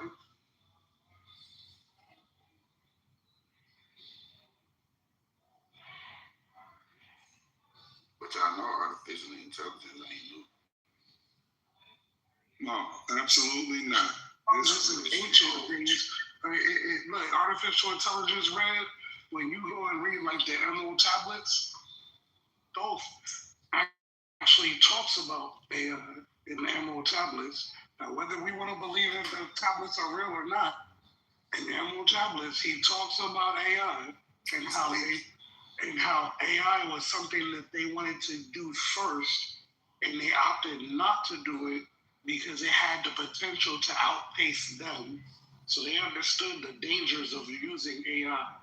So then, instead of doing AI, they chose to modify hominids, which is what became human. Y'all was just not talking about consciousness. Let me people dying and that's not really them. Who's that? One of those Migos that was shot at the bowling alley. What's his name?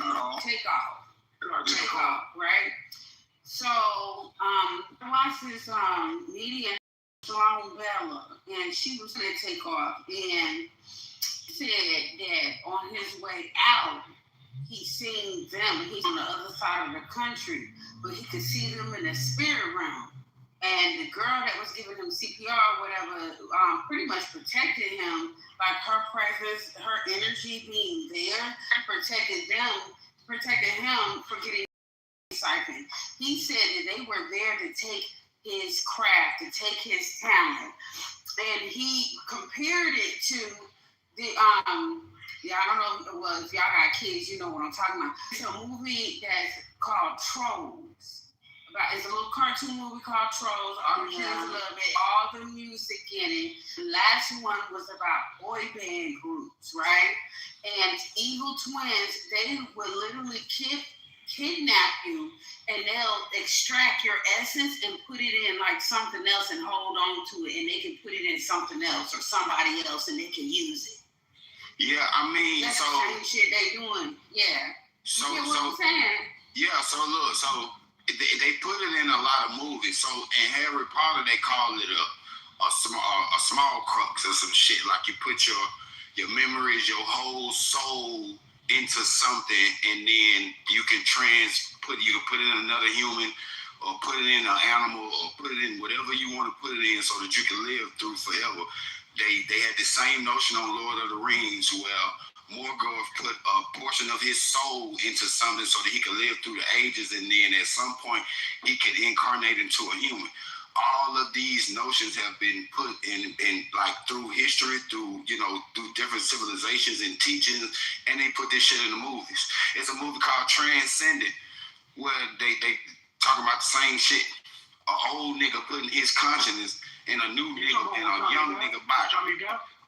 Yeah, I think that's I think Johnny Depp is the one where the old nigga put his memory into a young nigga body, and he paying the young, because the old nigga is a rich billionaire. Oh no! It sounds like that movie Chucky. Remember that dog? Yeah. They were trying to put himself in other people. So who needs the bodies? Because I just pulled something, and I think I put it in our chat, Michelle, with the Chileans that are underground that are making them do this and different stuff like that, and it's really weird. So while they taking the conscious, is the reptilians taking the bodies? Like, what is really exactly? Because what would check the video out. I'm gonna post that one too. What would they need? They would need a host. This is what you guys are describing now. Now you got to go back to Nazi Germany, and who was the occult group that was in power? And this was the Thule I think it was the Knights of the Vril Society too. Exactly. They worked hand in hand. Now, who is the Vril Society? This is who a man that is alleged to be a second generation clone. His name is Donald Marshall. See, there's been the Donald Marshall tapes have been out there for years. This is what got B.O.B., who is even said to be from the bloodline of these 13 families and hierarchy. He actually did an interview about a decade ago, maybe a little longer, with Donald Marshall, and confirming the cloning labs, how you're able to be transferred there through being chipped in your REM sleep. See, they come in this is where people, they mistake their dreams for a non-reality. This is a look a lot of times into the fourth, the fifth, and some higher dimensions. This is why your dreams don't make sense. This is why some people end up inside of the first thought in their head is, take me to Antarctica and they can go. Take me to Area 51 and they can go.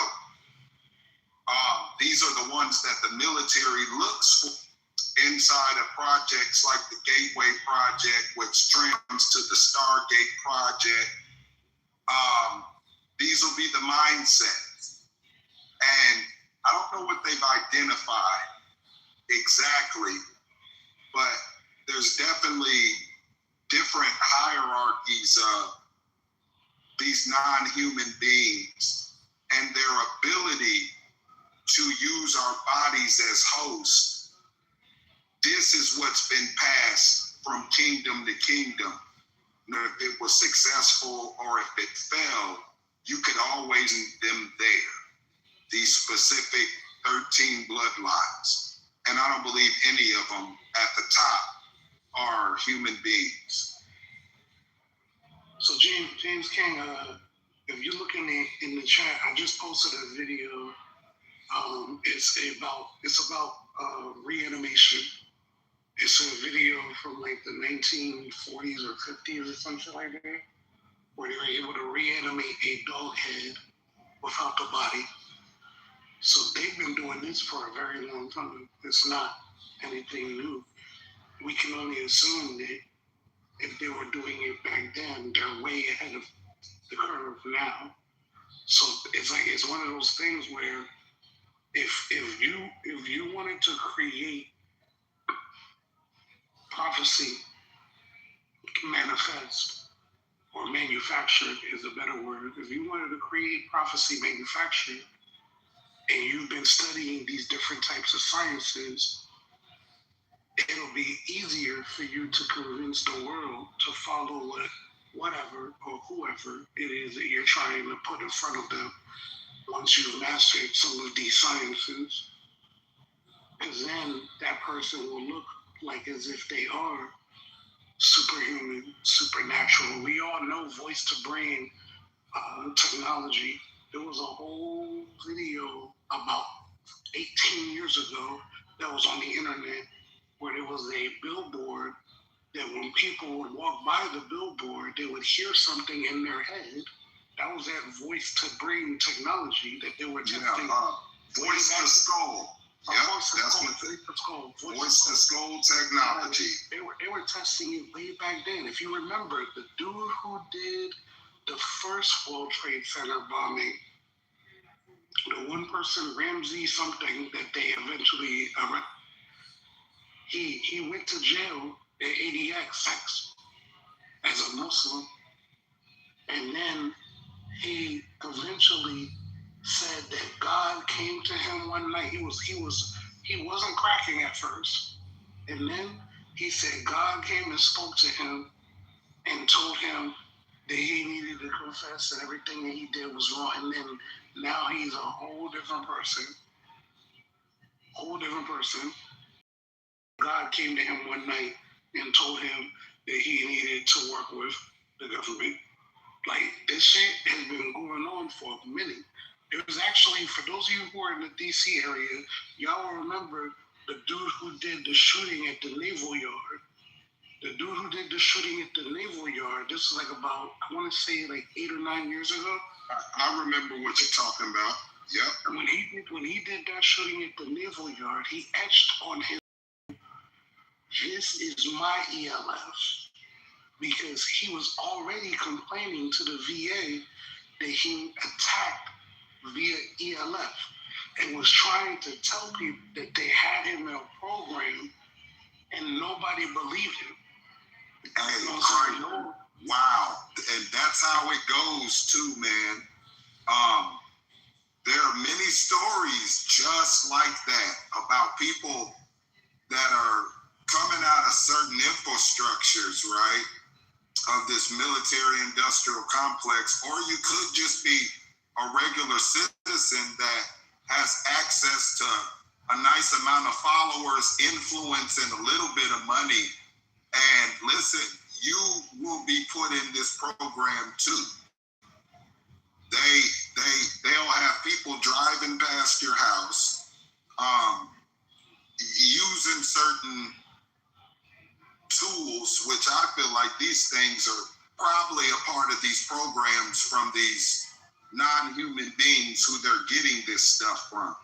Because they can go past people's houses and sit there and play with their brains, literally give them illusions. It'll use the things you believe in to come to you. That this is what is in the notes of a lot of this declassified stuff. That they can even make you admit to crimes you never committed. Exactly. Into the dude from the first World Trade Center bomb. That's a fact. Make your ass say, yep, I did it the whole time. You know the man's name that I know was a part of this program. That's why they made him the fall guy and executed him so fast. And that was Timothy McVeigh.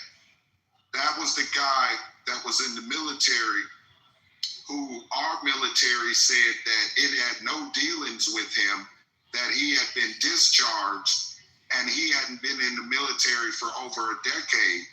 And then there were videotape surfaces of this guy in some form of a program, obviously that was being ran in the shadows, where he was in a tank and somebody... He wasn't the one though. It was Nichols. Nichols was the one. Nichols was the one that actually tried to blow the lid off of the fact that McVeigh and he said that both of them were a part of a program. And then he said it was another two guys that were involved more than they were in the whole setting up and the process. And they never found the dude with the fitted cap. And they had a drawing of him, but nobody ever saw that dude.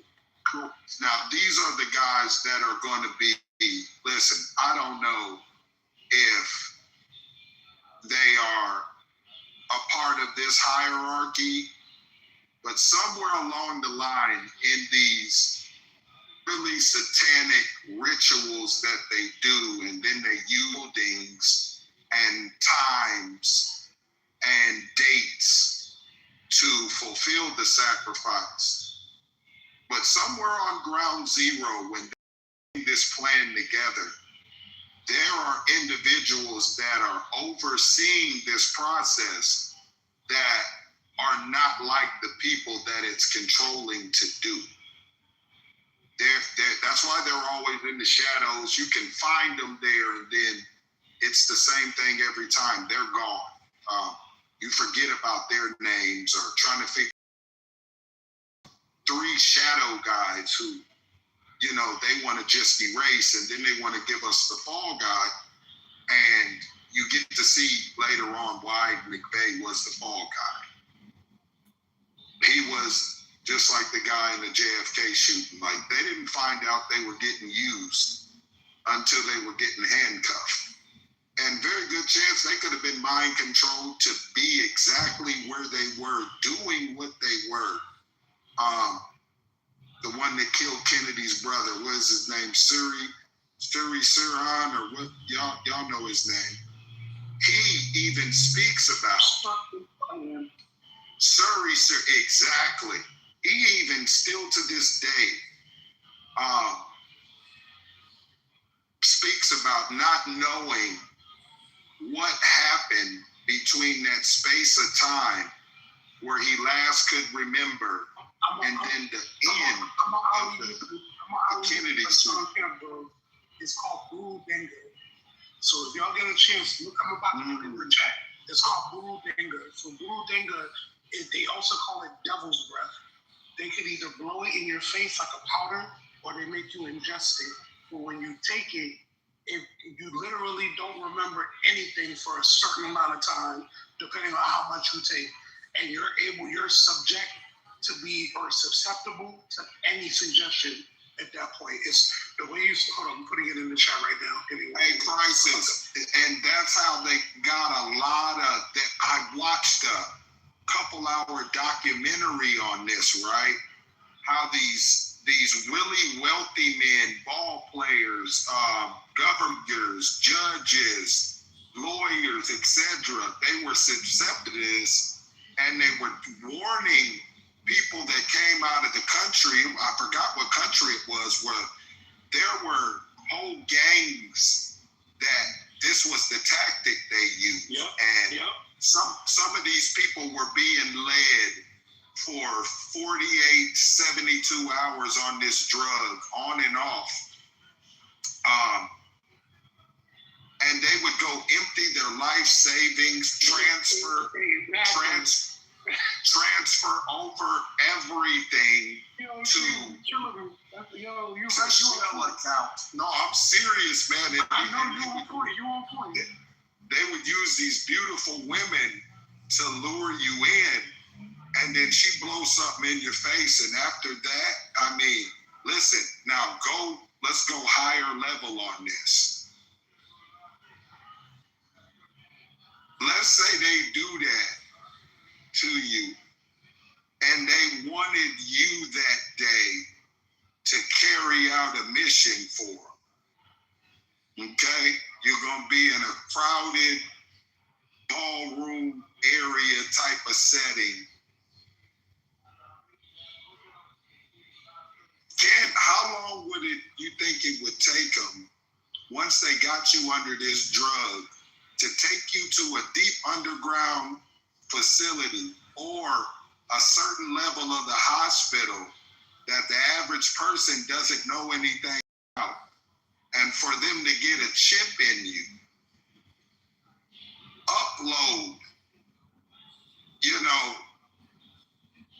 sniper level uploads or military high level weapons training for a 30-minute window, crisis or a mass shooting that they want. You know, this is where you have no idea that you did it. You have no recollection whatsoever. Exactly. Actually, look, this is the world we live in. Reality is scarier than fiction. When you know that these type of drugs actually exist, that shit's crazy. And when you start to look at history, you realize some of this shit that we saw, that we were told certain stories about, and when the person would come out and say that they didn't do it, they were innocent, they don't remember doing any of it, maybe they were telling the truth. They don't remember doing it. Hey, I think the same way on that level of thinking, crisis. Yes, that. Isn't that considered like the Manchurian candidate? Similar, except the only difference is that Guru Denga has a shorter I'm gonna call it half-life, meaning like the duration that it stays in your system is not that long. But if they learn how to weaponize it, maybe they learn how to stretch the effects of it longer. Who knows? But when I came across this drug, I was blown. I didn't know that there was people in what we call third world countries who were using that to literally extort millionaires. Like what James King was saying, they would get the pretty woman. The pretty woman sees that millionaire at the bar. They're talking, blah blah blah. She blows it in his face. He doesn't even realize. Next thing he knows, his entire savings and trust has been signed over to somebody else. Wow. In a Swiss bank account under some shell corporations that never existed, and by the time you figure it out, you know, they done siphoned all the money out and these people are gone. So, yeah, this is the kind of biological warfare that I believe that, you know. I got to give you a new phrase, James King. I don't call it biological warfare anymore. I call it diabolical warfare. Exactly. That's on a level that means you don't give a fuck about the person. Oh no, and listen, this is what's crazy is after it's done, right? It's already overstood that the person they're using inside of as a test subject, they're already a casualty of war as soon as they start the operation.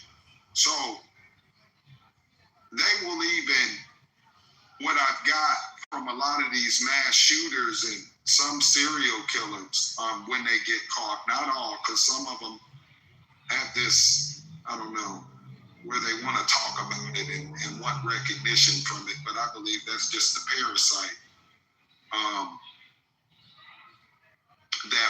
that is inside of it. Most of these things are not natural that we see happen. I talked about it, and I'll land on this, I think it was yesterday, about that shooting that happened up east about 2 years ago, where the guy shot up the bowling alley, and then he runs like a mile or two to a pool hall, does the same thing, gets away from the local police, state police, sheriff's department, some helicopters, FBI agents, everything. This guy is essentially what was being described is, in my mind, was like, so they're testing super soldiers on the public.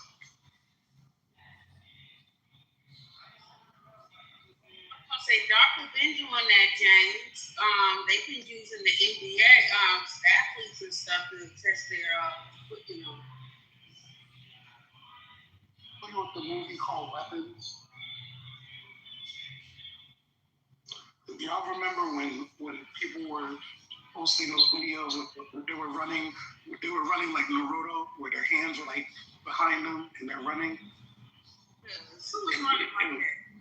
Yeah, was a movie. It was based off of a movie called Weapons.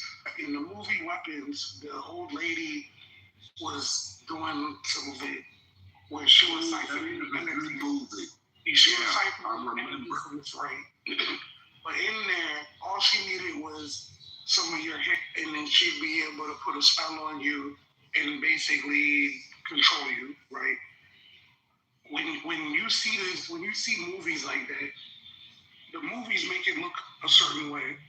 A lot of those stories, though, like before I started finding out about these type of drugs, I used to hear the stories from my grandmother when I was a kid about how people were able to do that type of shit. And then when you find out that they actually have drugs siphoned from plants that can actually do that to people, that shit puts a whole different spin on the reality. In I think the Bible, somebody tell me if I'm wrong, how you always hear the statement, I'm sure we heard the statement outside of the Bible, saying to know thyself. I think that's part of our tool to help protect ourselves is to know thyself. And once you live a life of integrity and truth, it's easy for you to know yourself because even being drunk, that all these tools that they use against us cannot have power over you because you are so much in truth with yourself. There are things that you just would not do. So a theory, I don't know if anybody agrees with it, sounds right. I would just share that, it seems like we always feel like we're helpless, but we have our own tools, which is our body. We just make use of it. Miss Nita, my grandmother made it a point to tell us, her grandchildren, to never give power to the old world magic. Because as long as we didn't give power to it, it wouldn't have effect on us, similar to what you just said. She would tell us the stories, but she would always emphasize that she didn't want us to give it any power. Just good stuff to share with people who need that small information that helps them stay on their path and go forward. I appreciate that you even interjected with that, because that is important. That's very important. You know what I mean? It's like that movie, The Skeleton Key. Once you start to believe, it becomes real.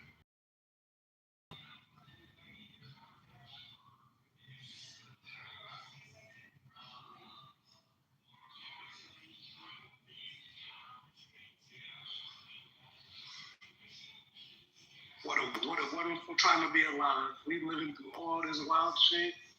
Things that we thought were science fiction turning out to be science fact. You remember this movie from back in the day called Barbarella?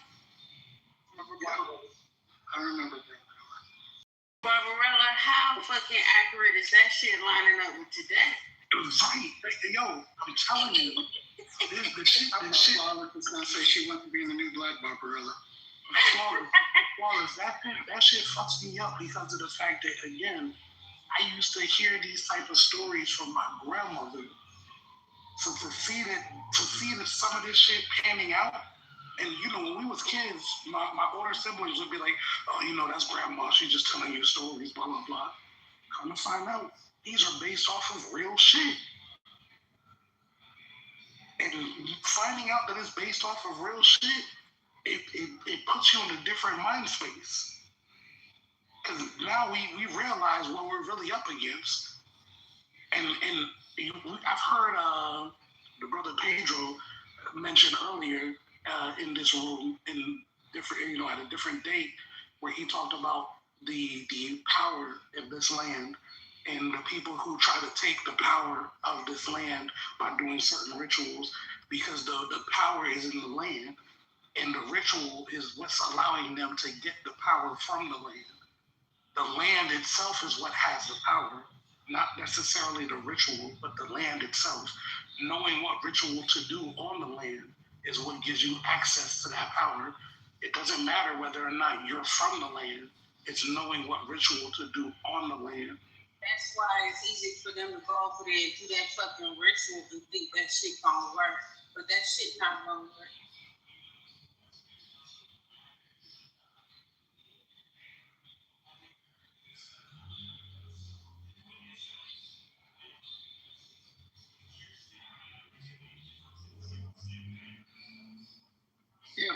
do about, say, global or grand workings that, so like in World War II or whatever big war confrontation, when they're using like mystics and wizards that are trying to help the forces, those seem to have an effect on everyone. Even though you may not believe or you may not be complicit or anti-complicit to the actual spells. Hold on, say that again, Ellen. Say that again. I'm just saying that it seems that you can't totally be unaffected by spells, because if you had a mystic and wizard, which they had, right, for World War II and stuff, at least on paper, doing spells or workings that were affecting the outcomes of wars and conflicts, engagements, then that would have an effect on everybody, right, as far as fate goes. I agree with you on that, and this is what I'm about to say is my own personal belief. My own personal belief is that some things are true regardless of whether or not we agree with it or believe in it.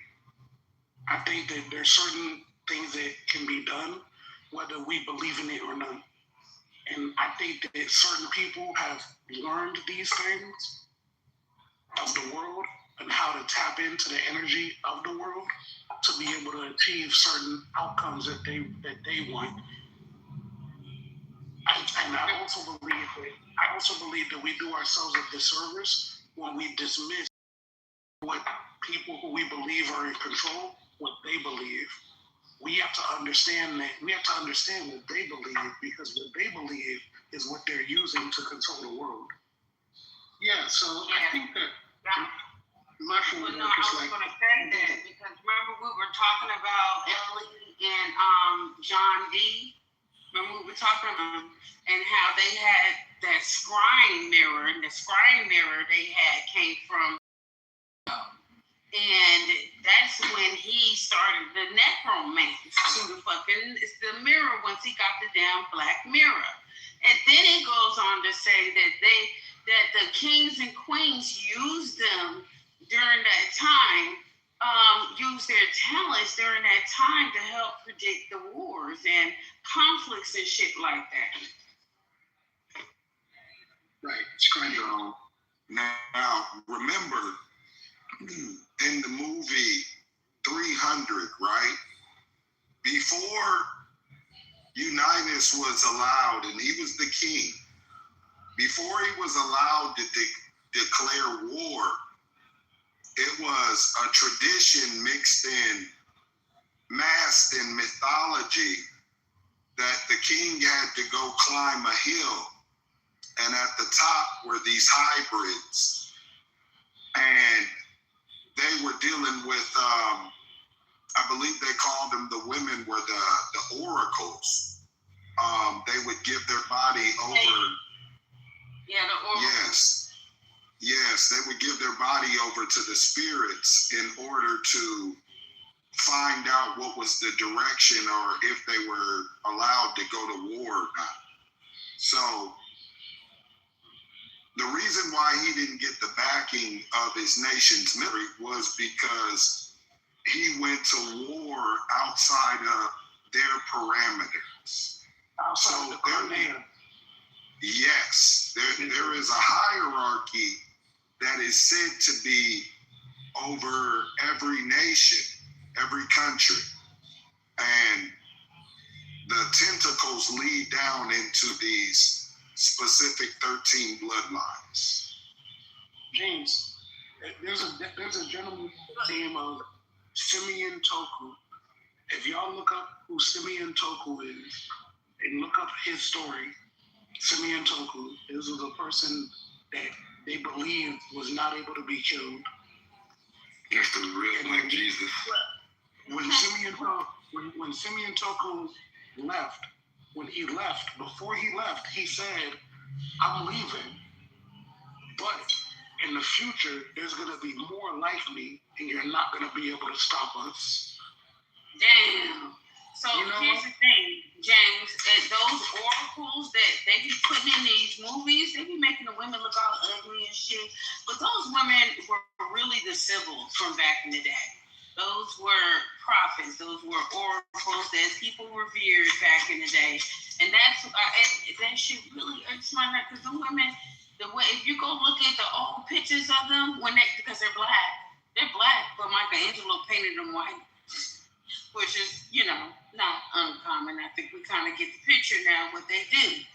But they put them in all of these movies because everybody used these women for their powers. But when it was time for them to flip the doctrine, they took the prophecies that those oracles were giving out and put it in the book. And everybody, that's why everybody read that shit because the oracles had said it. You know, another place for the scrying is hydromancy.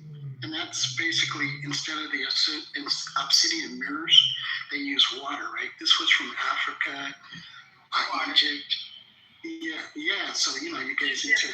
tank. I'm actually about to go do that this week coming up. Oh, you... It's a pod. The place has a pod, and it's filled with salt water, and you get inside, and they close you up in it for an hour. And they said it's the best sleep that you could ever get. So I want to try.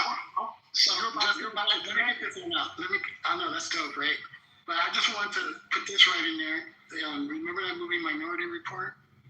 Remember they used to walk out after drinking water, right? Yeah, remember, did y'all watch Stranger Things when every time they put her in the water or in a dark place, see where she went?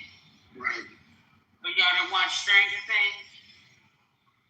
And Stranger Things, and what LF was saying, the Stranger Things part that you were mentioning, Flawless, if I told you that these were stories that I heard as a kid from my grandmother, when she would talk about the shit from the village, like I would hear about this way back when. And then fast forward to when I became an adult, I would see this shit in movies. And I always wondered to myself, as a kid, I'm like, obviously I was over with hearing the stories from my grandmother, but as an adult, those same stories become movies. It started to fuck my head up because it made me realize that she might have been onto something.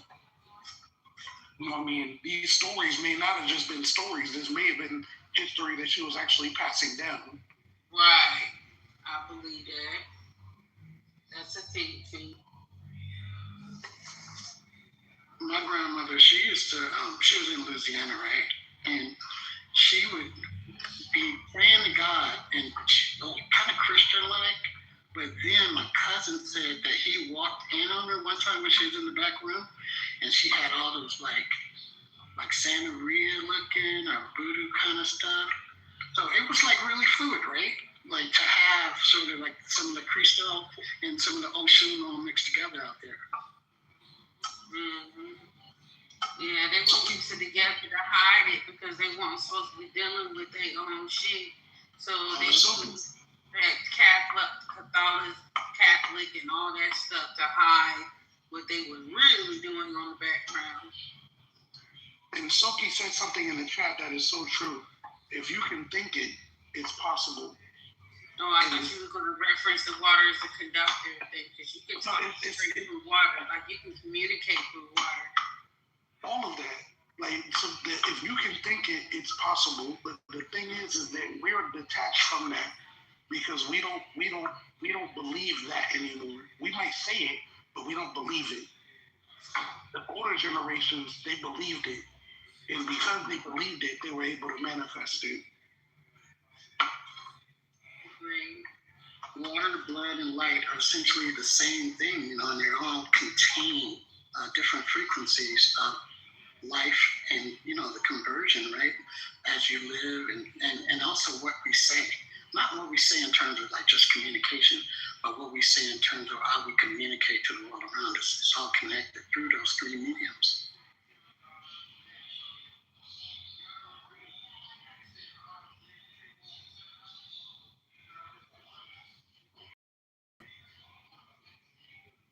Man, I ain't gonna front. In this particular moment, I wish my grandmother was still alive. I have so many questions that I want to be able to ask her now. from the things that she told me when I was a kid that I wish I could get more elaboration on. Like, it's amazing. Do you have any cassette tapes? I don't. Unfortunately, she didn't speak English, and she didn't speak French. She only spoke the native language, which was Fang, and I understood Fang, so I could understand her. But it's just one of those things where now that I'm older and I've experienced life more, I wish I could go back and ask her certain questions. Was there any trees about her that you know? You said, was there any trees? Yeah, any old trees by her that you know of? In the village, yes. There's trees on the land that she left for us. You know what I mean? You might be able to do some resonant frequency gathering. Oh, you're talking about if I go back to the village on her land and talk to the tree. Yeah, and basically just harvest the signals with your grandmother. Just do some rumination over there, and maybe you never know. I don't know. Possible. I never thought about that. You might be onto something with that. But it wasn't until this moment in this conversation, that I realized, like, damn, I miss my grandmother. I wish I could ask her questions now with my mature mind. I wish I could ask her questions about what she told me when I was younger. My grandmother gave me a whooping though, so I got that. I can remember those. Did you just say you remember the whoopings? Yeah. Oh yeah. She gave me only 2 whippings. They were pretty fucking small things I haven't got my. My grandmother. I'll never forget this because I was a knucklehead when I was a kid. She would spit on the ground and she would tell me that if I wasn't back before the bubbles in the spit finished, then I would get my ass beat. I got one for you though. Nobody's passed this on to other rooms, okay? Y'all gotta promise me that. But my grandmother had one leg. She had a fake leg. Do you know she took her leg off and beat me with it? Not for real though, for real? For real. Because I was reading this my aunt had died, right? She was like into witchcraft. And she gave us this hexagon, like diamond tip stand. And I opened it up, a gust of wind came. I had a spider web inside, freaky, right? And so I reached in and grabbed a book, some demonology book, right? I started reading it out loud. My grandmother snatched me up in her wheelchair with her one leg and started whooping me with it. Damn. And even now, a lot of memories are just flooding to my brain right now. She even told us a story about Earth when there was no moon. As a kid, it made no sense to me. As an adult, I find out that there's whole tribes on this planet that talk about the Earth when there was no moon. And I'm talking about tribe in the Americas who were saying that. And my grandmother definitely wasn't from the Americas. She was from West Africa. But she would tell us stories about the Earth when there was no moon. I heard something like that before. They said the light in which the world was created before light. I don't know if that ties into the same kind of philosophy as something. That's the thing though, Ellis. Like, that's what I'm saying. I wish I could have a conversation with her now, having done a lifetime of research, and now when I'm older, I wish I could have a conversation with her now, because there's so many questions that I would like to ask her. I wasn't able to get all of the knowledge from her before she passed, till about 98 or something like that. I think she was like 98 when she passed away. Because she was so old that she didn't have a birth certificate because she was born in the village. You know what I mean? Like, we guesstimated on how old she was. Soaky down there, he should smoke some bud, but I'm gonna say add a scrying mirror in it, okay? And chew on little mushrooms too. You gotta do that. Squash it around a little bit. Mm-hmm. Yours, and she'll be right there in a jiffy. food or favorite drink. Right. On the mobile. Like a person in the family who just like knew the family history. I still got that. Yeah. Like I feel like that was the historian. Like of the family. Nobody picked it up? Well, I picked it up. I know more about my family than any of my siblings because I'm the only one that actually would sit down and listen to my grandmother when she would talk. You know what I'm saying? Like I know things about the family that my mother didn't even know. That's where your family from. Where you're from? So we're from Cameroon, but we're from a tribe called Fang. And the Fang tribe is an offshoot of the Bantu. But the Fang, even though you find them in Gabon, Cameroon, and Equatorial Guinea, the Fang tribe originated in the Levant.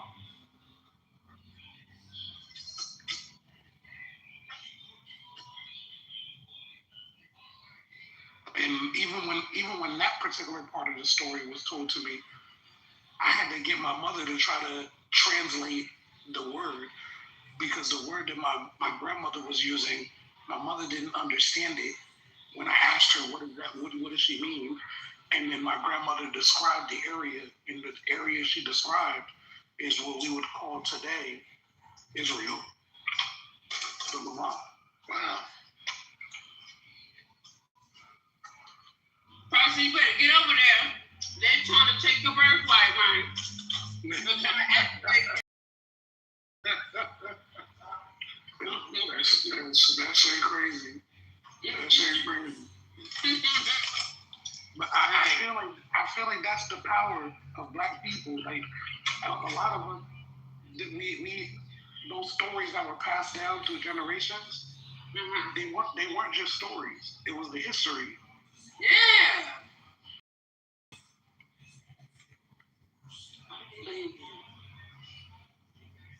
Fuck it over there to the temple. I'm gonna be there this fall because we have to.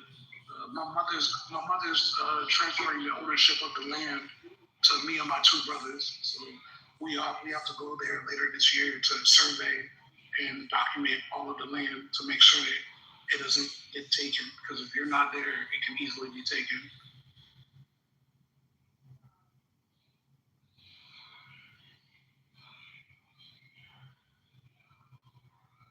So who would take the land? So there's, man, the corruption part is crazy. The corruption is super crazy. If nobody is there to claim it, it's basically up for grabs. So who would take to be the Cameroonians or would it be Chinese? No, it would most likely be the locals first. If you're not there to claim that land and fence it off and declare that it still has a living claim to that land, then somebody else might try to take it. Would that be pretty much parallel to what they do in America? If you know real estate, you know the land, you know how it works, you know how to game, you just wait for the opportunity. You wait for them to come in and just move in. I mean, essentially, that's who would take the land. People who have knowledge of how to do it, practice it all their lives. Right. That's how they live. Or go simply pay the back taxes and pay it. You can automatically. Oh no, that's not how it works over there. There's no back taxes. The land is ours. As long as there's somebody who's alive who is able to lay claim to it, it's ours. So the thing is, my mother is getting way up there in age. She didn't want to leave it to any of her daughters because when a daughter gets married, she becomes a part of her husband's family. So she wanted to leave it to her sons to make sure that it stays in our family. So you don't need any paperwork or nothing like that? Oh no, you definitely have paperwork. We definitely have the paperwork. But in order for me and my brothers to get the clean transfer to us, we have to go there later this year to survey it. So she has land in the village and she has land in the city. So if no one claims like a piece of land and say somebody like me pop up in your village, and I'm like, yeah, let me take that land. Can I do that, or I have to be a citizen? Somebody will try to scam you and sell you the land, even though they know it. But if nobody is able to dispute them, then you would build a house on that land But as long as somebody's able to dispute them, then that land is not yours. Does your land ownership expire after a certain number of years or centuries? No. This land was given to my mother by my grandmother, who inherited it from the patriarch of the family, and his lineage, my great-great-grandfather and whatnot. So it's just about us making sure that we let them know that we still exist and we still lay claim to the land. So someone married a sister, they could go down there like, this is our land now? No, that's the reason why my mother didn't leave the land to her daughters. Because when the daughter gets married, she becomes a part of the husband's family. That would give that claim that you're talking about. That's the reason why I left it to the sons. So that it not happen.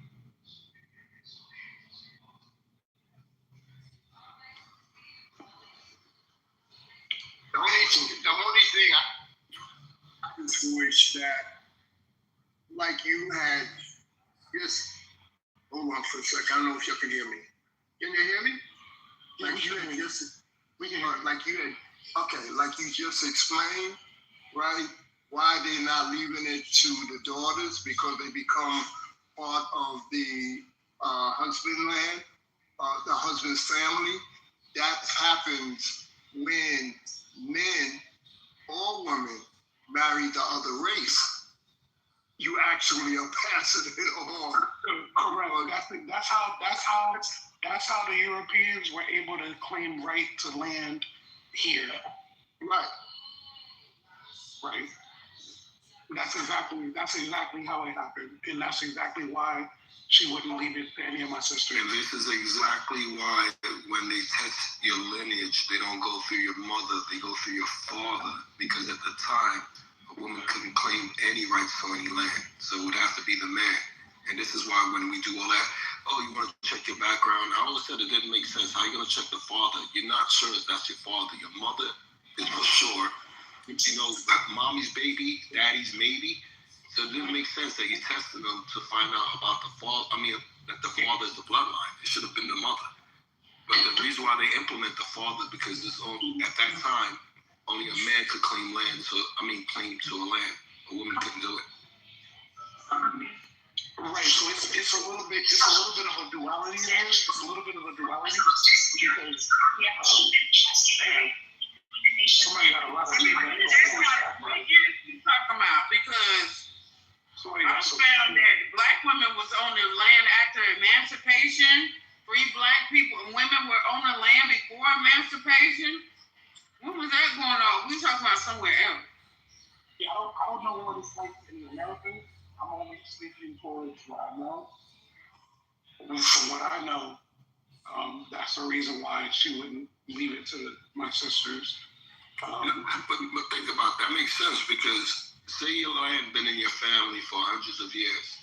Once your wife get married, that last name changes. Her bloodline now or her whatever now becomes the man. So whatever she inherits is going along with the man in his line. From is deaded. And that's the reason why she left it to the son. So even before me and my two brothers, the land would have belonged to my uncle, God bless his soul, rest in peace. The land was for him. When he passed, it became she had a younger brother, but the younger brother wasn't from the same father. So the land became my mother's. So my mother immediately put it in my oldest brother's name, but he didn't want the land for just himself. He wanted it to be split between him and me and my other brother. So that's why she lined everything up, paperwork wrong. I think your mom was smart. I don't know if it was your brother, because your mom knows it would have been some conflict, because I know usually, especially in your culture, it goes to the older one, right? The brother. Right. He's supposed to take care of you guys, right? Correct. His duty take care of you. Your mom was like, nah, I ain't doing that shit. Listen, everybody get their own piece. Go do your own thing. I'm out of here. Yeah, she already divided it up. She split the land up between the three of us. All we have to do is just go there, survey it, claim it and mark it, and then it's ours. Because she already knows that there's less days ahead of her than there are behind her. So she just wants to make sure that we have it sold out and it's ours. Like that's the same land that my grandmother and her mother and her mother and her mother and they're all buried on that land. You know what I mean? So my mother just wanted to make sure that it stays in the family. That's crazy, Crisis, that you're talking about land, because so my grandmother is half, well, she's Congolese, but my mom was born in Zambia, and my mom and dad are both Zambian. So my mom's house back home, we've been in America for she's been in America for about 24 years. I've only been here for 7 years, but my brother was the first one. He doesn't want the house my mom has because he said he's gonna build his own house. It's 5 of us. I'm the third, and then my older sister. My older sister has her own house already in Zambia, and then it's my younger brother who's after me, and then my younger sister. So there's some kind of controversy going on because based on what you're saying, if they leave the house to, which would be me next in line because my sister already has a house, they're fearing that, they might end, it might not pass on down to the family. But the problem is, my younger brother wasn't born in our country. He was born here. And my fear is that because he wasn't born there and he doesn't have any type of connection with the house or the country, I feel like he can easily go back and sell or put other people in the house to profit. What you just described is exactly the reason why me and my 2 brothers are taking the trip later this year. What you just described is 100% fact. 100%. So what do you think is the best thing to do? Because I get it, what they're saying about if I get married, it changes, but he doesn't have any type of history there, Crisis. My younger brother was born in America. Everything is about America. So if the house goes down to him, he could easily not give a fuck and just sell it or do something with profit off. So what I'm about to say to you is going to sound very unpopular, but you have to believe in the maintaining of the lineage. It doesn't to me. That's a non-negotiable term. The maintain I was born here in America, right? The controversy, like what you described, the controversy between my mother and her younger sisters is the fact that they're mad that the land was given to my mother after my uncle. And because of that, she gave it to her sons, meaning me and my 2 brothers. So now we have to go there and claim to the land so that way it stays within the family because it's not going to her sisters. Right. You know what I mean? But the thing is that the way we were raised, we always understood that at some point we're going to have to be the stewards of that land. It didn't matter what we did in life. At some point, we have to be the stewards of that land because that land has been in our family for as long as our family has existed. Well, I hope he can understand that because I'm mainly the one who grew up in the house. I'm the one who mainly has the most connected memories to it. And I don't know, I'm kind of definitely angry that this is a discussion that they're having of whether it's going to go to me or my brother who wasn't even born there or has no type of connection to this house. But interest? You have an interest? I mean, does he really have a choice, Crisis? This is a family marriage. Right. So when you say does he have a choice, I love the fact that you even said that. Does he have a choice? Personally, I didn't feel like I had a choice. I felt like this was my duty. Yeah. You know what I mean? Because that's just the way I was raised. I was raised to understand that at some point the land was going to be me or my brothers. You know what I mean? And that just is what it is. And it's weird when you say that out loud for people who may not understand that type of obligation, but I don't know anything different. I don't know anything different. So for me, going there later this year, I hope to take my wife with me. My wife is African American. She was born, she's from the U.S., native, all that shit. You know what I'm saying? But the thing is that the land is being left to me and my two brothers. So we got to go there and see it, lay claim to it, and it's up to us to maintain it going forward so that it stays within the family. Right. I think it'll take a little bit more maturing and understanding of how you're saying it, because you're right. I mean, I've seen these things before in a lot of families where the wife gets married and then all of a sudden the husband from another family or tradition feels like he's entitled to that house.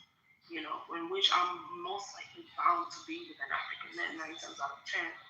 So I mean, I just hope I mature. I mean, my mom, she's in her 50s, so she still has some time left. But I hope this is something we can kind of like come to a common ground. Right. You know what's amazing, Aaliyah, is my sisters never disputed it. For as long as I've been alive, I've never heard my sisters say that they wanted claim to the land, ever. This wasn't something that was said to them this was said by my grandmother before my grandmother passed.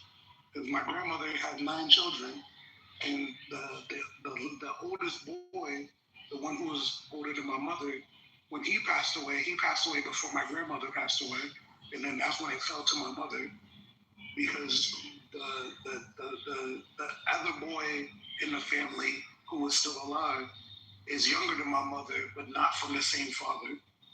So he wouldn't have claim to that land to a different family.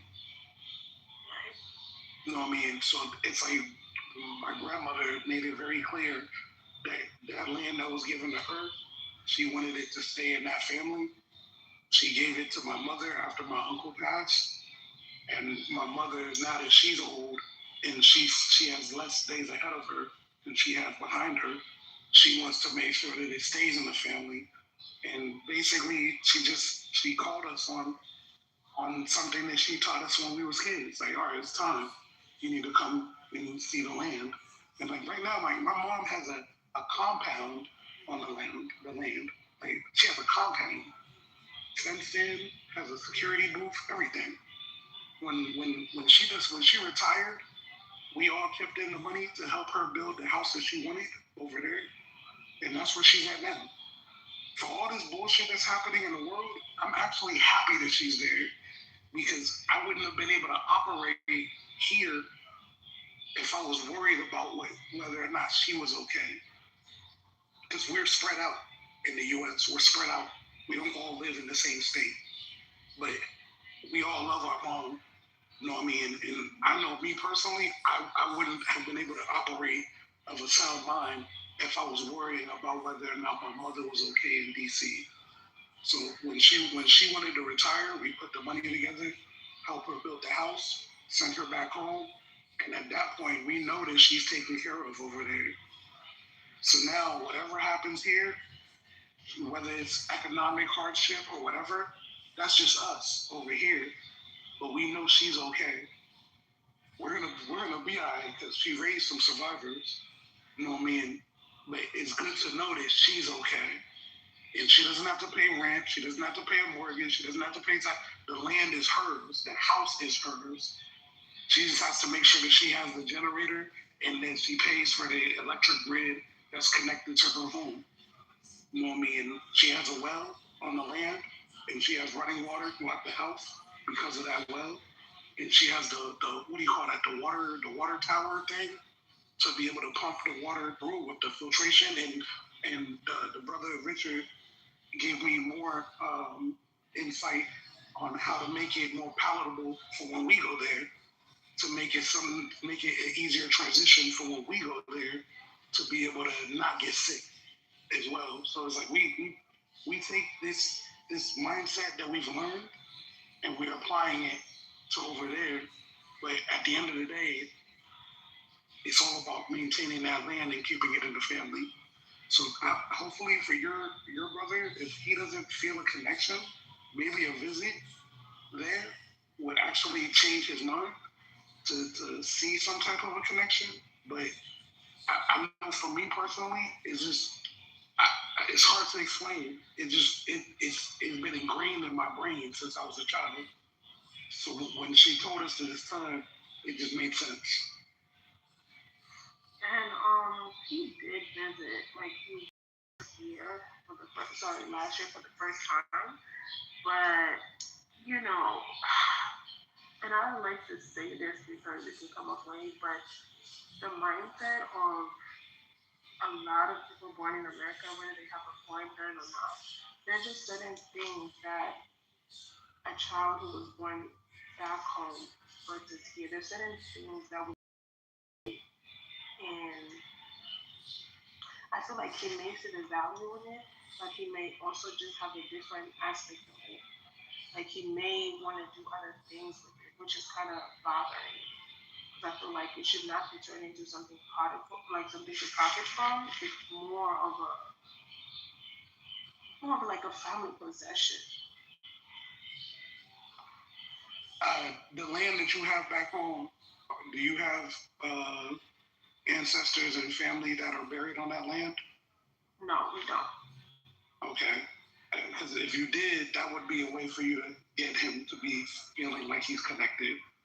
Well, you know, the fact that, like, I mean, I was born in that house. My older brother and sister, they were like 4 or 5 years old in the house. Like, that's the house my grandmother currently stays in. She most likely die in that house. It's like, you know, you say you're Congolese? You're Congolese? So my mom and her mom, they're Congolese, but I was born in Zambia. So I'm like kind of half and half. Are y'all Ibimike? Y'all Ibimike or no? No. Okay. What's the native tribe? We're more Kaonde. Have you ever heard of that tribe? Yeah, I have. Yeah, we're Kaonde. So my grandmother, her parents, and my mom's dad, they were born in Somaliland. And then my mom, she was born there, but they moved to Zambia when she was little. So that's why I was born there. Okay. I mean, it's the only thing I can tell you, Miss Aaliyah, is the way I was raised. Like, we had all of the experiences in this country that a lot of the discussions that we have, even in this room, like, I don't want to go too much into it, but I've had all of those experiences. But the one thing that we were always taught is to know that we also have land there. You know what I mean? And to know that, and the fact that my mother, I used to refer to my mom as the African version of a Afeni Shakur, because you're familiar, you being Congolese, you're familiar with the gender dynamic, how the women are not supposed to speak. Right. So pick up on these things. Exactly. So, but my mother was never that. She was the type of person who she spoke in the rooms with the men while the women were in the kitchen gossiping. You know what I mean? That's why I refer to her as the African version of Afeni Shakur. You know what I mean? And because of that, she knows her sons. She knows how we are. My mother made us promise when we were kids not to get involved in politics. She literally told us that. She made us promise when I was 12 years old. She made us promise because she said she didn't want to bury any of her children because she understood that we were geopolitically aware. You know what I mean? Like, we had a video. Do you know who President Taylor was from Liberia? Do you know who that is? No. Charles Taylor from Liberia. So when Charles Taylor came into power, the coup that put him in power. My mother used to have a videotape of the coup. The State Department came to our house and tried to confiscate the video, and my mom hid it. Wait, how do your mom have that? How do your mom have that video? Interesting shit, right? Hey, check this out, right? When you get a chance, look up a name, Bokkassa. That person. You said B.O.? B-O-K-A. That's not Liberian. That's no. The name I'm telling you is not Liberian. The name I'm telling you is not Liberian. Bokkassa. That's my little cousin's grandfather. My little cousin's grandfather was the last emperor of Africa from Central African Republic.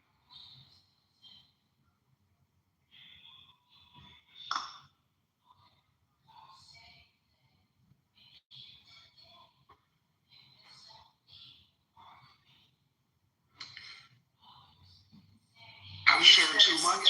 I'm sorry. No, you're good. I just wanted to. It was just interesting. No. I'm just telling you. I've shared too much, but just know that I'm not speaking from a place of ignorance. I know what I'm talking about.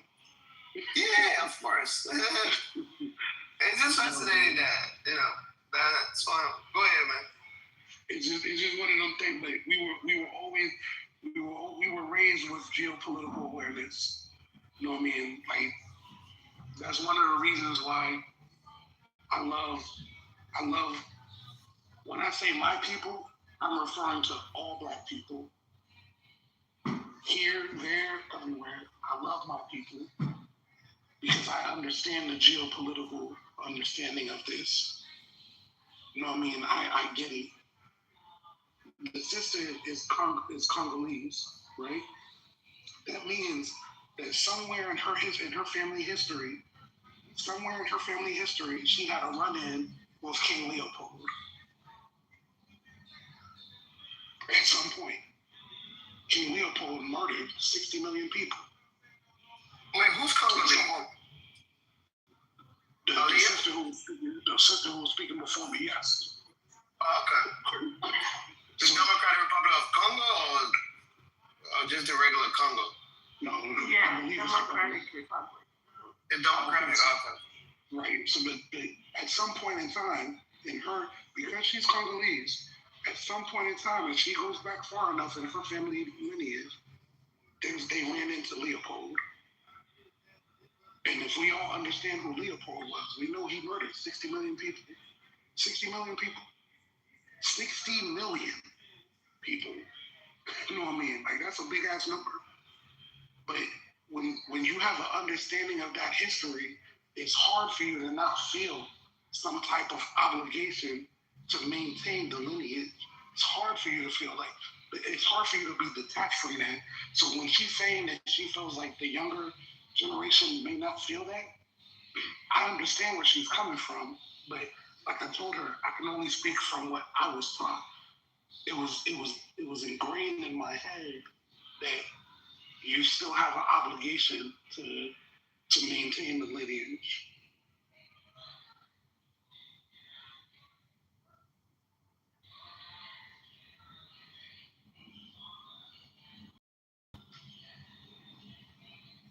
Did you just look it up, Buffalo Boy? You just looked it up? Bokkassa? You looked it up?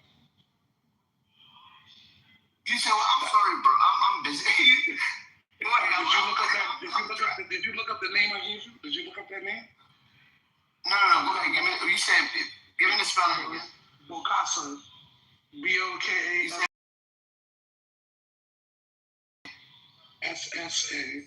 That's my little cousin's grandfather. Really? Yeah. Bokassa, former president of the Central African Republic. Man. Have you visited there? To Central Africa? No. I've only been to Cameroon. I've been to Cameroon and Equatorial Guinea. I haven't gone to Equatorial Guinea. Yeah, because that's my little cousin's grandfather. That's not a part of my mother's line. That's my little cousin's grandfather.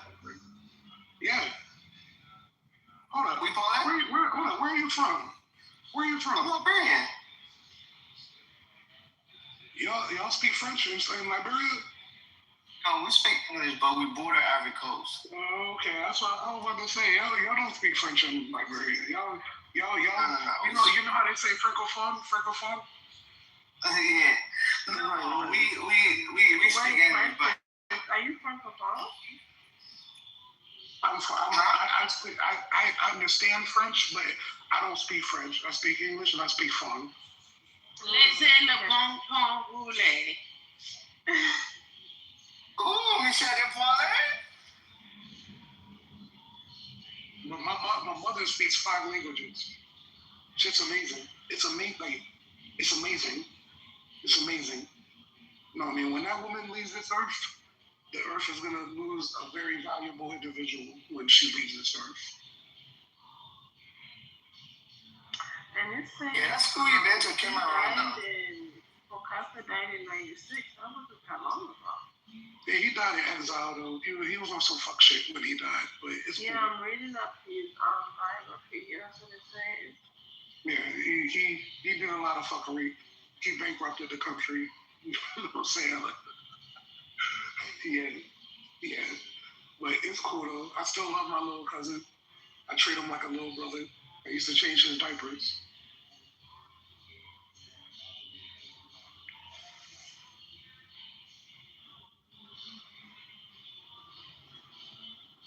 But believe it or not, though, when we listen to the people in this room who are indigenous to here, I want you to listen to it from a different lens. Listen to it with the same lens that you would hear people from back home talking, because they're literally saying the same thing, but they're just saying it from here.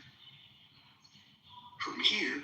They have the same type of... From Africa or from... No. From here. Like, what I mean by the same thing is y'all have the same affinity and the same, the same passed down knowledge and the same desire to continue the lineage and whatnot. It's all the same.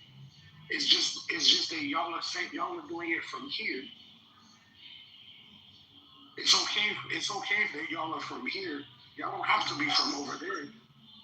And crisis, they're doing it from an American perspective. I don't know if I can call it an American perspective. The thing is like if this is the land that you are able to trace your family from, then this is your land. I'm not gonna make you from Cameroon if you don't trace yourself to be from Cameroon. Like, what the fuck I look like doing that? I'm not gonna tell you who you are. You're gonna tell me. Well, when it comes down, we are, as Nubian, as blacks, as Negroids, we are indigenous to the planet, period. Yeah, that's what my grandmother said. That's right. We're indigenous to the planet. So you can damn near claim whatever land you're at to be yours or whatever. What's more important is who is the regime, regime, who is the regime that you are siding with.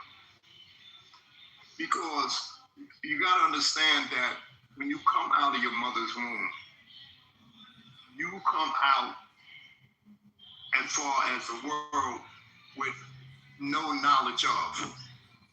So everything that you become attached to, that is a building block to not who you are, but what you become, what you accept. You know what I'm saying? Now, all that, right, happens under a particular regime, point blank. And therefore, we have to get back to the root, not to the symptoms, but to the roots of who we are supposed to be. So, brother Shu, check this out, right? My older brother is named after the person who is considered to be the richest man in history, Mansa Musa. Like one of my brother's names is Musa. You know what I mean? The stories that my grandmother used to tell us about Mansa Musa, when I didn't know who Mansa Musa was, when I got older and I learned who Mansa Musa was, and I learned about the voyage of Abu Bakr II and stuff like that, I learned about all that as I got older. Not even knowing why my brother had the name that he had. And you know the name Musa, you know what Musa means, right? The name Musa means Moses. Yeah. Did y'all? It doesn't mean that, but it's translated. Well, it's translated into that. Okay. All right. There you go. Right. No, you're right. You're right. Does anybody know anything about the first book after Adam? And what book was that called? Because it's a book that was written after Adam. And it was written in the language of Chaldea. Does anybody know? You mean after Genesis? It's called the Sahufin. It's called the Sahufin. And it was called the Sahufin. It's called the Sahufin, and it was carried by Ibrahim or Abraham. And it's 12 books. 12. You know. What is the first section? What's the first section called? I don't know exactly what the first section is called. I have to come back with that answer. Okay, no, it's cool. It's cool because I'm reading about it, and so it didn't. Say it again. You said Sahufa because it has Sepher. No, that's probably a That could be a mistranslation of the word. Right? Yeah. Well, this book was written in 1911. This book was written. When I'm talking about Abraham, I ain't talking about 1911. No, I'm saying the book I'm reading that I'm asking this from was written in 1911. And it talks about the Angelus Magnus Secretae Creatrix. And it says that it was the first book after Adam, and it was written in the language of Chaldea. Hey, can you send me that? Can you send me the link to that? Yeah, that'd be the Earl of Chaldea. That book I was telling you about, I was reading Crisis. Okay. You know what Earl means, right? Well, I'm sorry. Shoot, go ahead. I'm sorry. My question was, do any of y'all know? If you don't know, I'll tell you. Do you know what Earl means? No, tell us. Or it's translated into? Tell us. Isn't that where it's fire. It means fire? Yes. Yeah, man, look, I've been running into a lot of literature and stuff when it regards to like creation through fire. I've been running into a lot of that lately. When y'all say fire, do y'all mean fire flame or do you mean fire light? Do you mean like it's light? I understand this, Crisis, that when it said let there be light, what they were actually saying is let there be fire, because there was no light bulb at that particular time. So what were they talking about when it comes down to light? They were talking about fire. Hey, excuse me, I'm sorry. I just came up on stage because I wanted to ask old girl, can she send me a link to that book she was talking about? Yeah, I'm reading this book. Yeah. I'm reading this book, but what I do is whatever breakdown I do with my ChatGPT, I'll send it to your back chat, okay? I'll request you right now. Give me okay, yeah, give me a second and I'll send it to you, okay? About 5 minutes. I gotta take it from one phone and put it in another phone. Okay, thank you, I appreciate it. Peace, Beepers, how you doing, bro? I'm good. I was just sitting in the chat and I heard her talking about that book, and I never heard of it, and it sounded intriguing, so I want to get a link to that so I can further research it. Absolutely, brother. Yo, I hope you're having a blessed weekend, bro. For real. Yeah, likewise. Thank you, man. I appreciate that. So, Brother Shu, you're saying that light and fire is interchangeable. That's the reason why I asked that question. Because the way I was always led to understand was that the words that we would translate into fire were actually talking about light. Those are interchangeable. Light and fire are interchangeable. Light, of course, is the English word for it. When you talk about fire, that's what they had. When they needed to see, what did they do? They turned on. They lit a fire. And that was the light that they saw about it. I like that.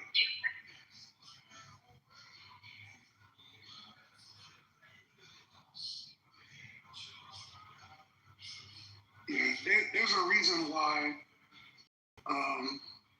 these grafted humans made it a point to kill the elders everywhere that they went and quote unquote conquered.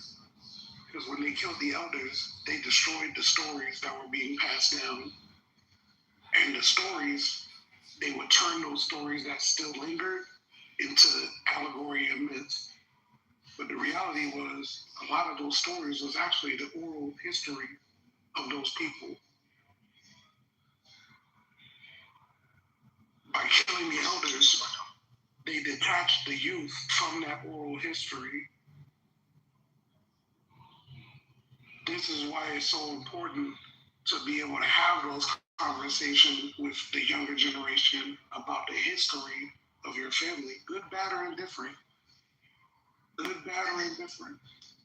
Yeah, that's why, and it's a fact. When it came down to even passing the land, and let's say a young bucker, we talked about this, I think earlier, about how land get passed down. And there were some examples whereas the child was born in another country, so therefore he might not be interested in a land that goes back to the Congo or whatever the case may be. You know what I'm saying? So what would he do? You know, the land gets taken or sold to somebody else, and so forth and so on. But this is how cultural knowledge and information about who we really are actually gets changed.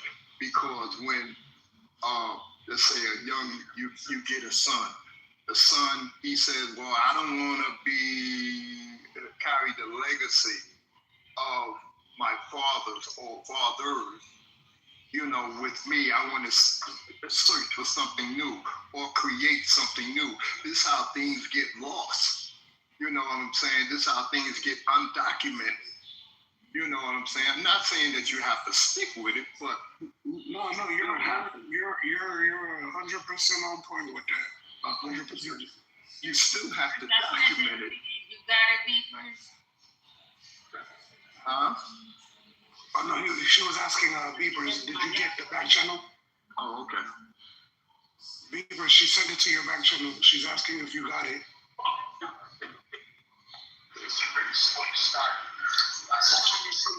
Yeah, my bad. I just seen it, and I just thanked her. God bless you, sis. I appreciate that. And your Beavers, yo, when you go on your journey to learn more about your family and your family's history, yo, I hope you find everything that you're looking for, bro. Like, for real, people. Yeah, I appreciate that. I definitely been on that journey, and I'm just like putting stuff together. You know what I'm saying? Everything's starting to add up. You know, routes that we took before we got here. When some of us was already here, and then some of us was later taken here in the slave trade. But a lot of people like to separate the two and don't understand both of them is actually compiled in one. Because we had 10 tribes that split from us and came over here thousands of years before we were taken from Africa. So it was just a big migration. But a lot of people like to separate it and don't understand it's even documented in the book of Ezra in the Bible, the whole history. So I'm just gathering all the information I can, man, shit, trying to put it all together. So, Brother Beepers, the reason why I mentioned my own Musa and the fact that he was named after Mansa Musa, I mentioned that because of Abu Bakr II. Because when they spoke to Mansa Musa, he said that the king before him took a voyage to the west with 100 ships or more and never came back. And that's how he became king, because the king before him never came back. Accurate. I ain't gonna disagree with that history, because you see all the information coming out today is definitely pointing towards people that came over here thousands and thousands and thousands of years, but the whole thing ain't nobody indigenous to this land in the sense of this is where civilization started. That's where I get confused with a lot of people. They'll try to say, oh, we indigenous to this land. But no, you was the first people here. Our people was the first people here, but being indigenous is like, to me, a whole nother thing. Like you saying you didn't come from over here, from Africa, like life didn't start in Africa. We all know civilization started in the Levant. So we came, that's where I get confused at with a lot of people when they say indigenous to this land. But some people mean we was the first people here, and then we come from them people. We aboriginal because we come from them people that were here first. In those conversations, bro, ask this one question. How many generations does it take for you to be considered indigenous? Shit, I don't know. I can't even tell. No. I'm not asking you to answer that. I'm saying when you're having those discussions, ask that question, because that's the reason why I will never question anybody who says that they're indigenous to this land. Because the question of how many generations does it take to be considered indigenous has never been answered. We know that an egg does not sprout on two different places at the same time. Do you understand what I'm saying to you? Yeah. So I will never take anybody's origin story from them. They are from where they say they're from. And it's okay. It's okay to be love where you're from and love where you're at. You know what I mean? But more importantly is love who you are. Right. Sure, man. Appreciate that, though, bro. Appreciate that. So I'm gonna step down, man. Shit, I just wanted to get that link from old girl. She was talking about that book. I was intrigued because I never heard of it. But no, absolutely. Like, hey, listen. Yeah, you have a blessed weekend. You too. Have a blessed weekend, bro. You know what I mean? And I wish the best for you on that journey. You're gonna have a lot of fun. I'm gonna tell you what I told Michelle though. The fun begins where the documentation ends. Because when you start to do the research, you're gonna find a lot of documentation. But the fun begins where the documentation ends. Because once you get to a part where you can't find any more documentation, that's the part where you start to have to really have fun with this. That's cool. I'm good. I'm all ready for the challenge, bro. Like, I've been definitely on this journey for years, bro. So you always can never not learn nothing. So I learn something different every year, every day, every week, every month. There's something always to learn. So, you know what I'm saying? I ain't gonna never be closed-minded to nothing. Yeah, you're gonna like that link right there. That's gonna be a good breakdown and entry to 12. Who said it? Shu, you said it was 12 books? 12 tribes. I said the Sahufin were 12 books, but there were other books even before the Sahufin. You had the book of Enoch. You know what I'm saying? You had oh my gosh. I'll come back to it. There was a couple of other books. Yeah, so it brings up after that. It's 6 more books.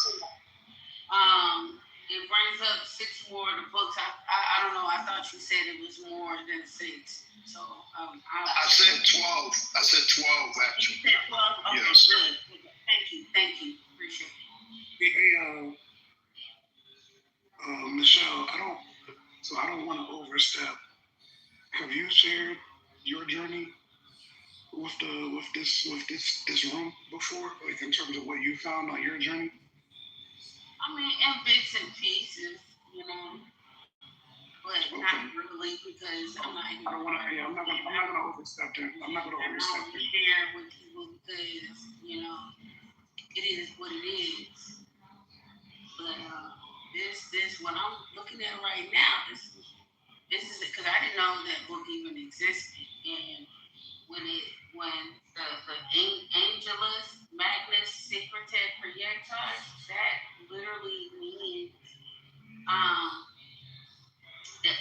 the great angel of the creator's secret. So the great angel who knows the creator's secrets, that's what that means. And so to piggyback off of what you just said, I want y'all to think about something. What happens when you find out, when you start to do the research on who you are, what happens when you run out of documentation? When you run out of documentation, what happens then? Do y'all just end the research at that part? Or do y'all look at it and realize that you're older than documentation? You may not, the documentation may go on and on. Like another book that was after Adam was called the Enuma Elish.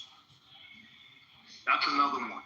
And there's a couple of more, but as they come back into my memory, I'll let you know. The Enuma Elish. And Michelle, what he's referring to with the Enuma Elish, remember I told you earlier about the different types of Indians that I wanted you to look up? And what they look like? That's what he's referring to.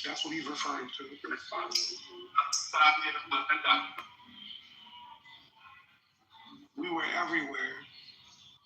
This planet belongs to us. We're indigenous to every part of it.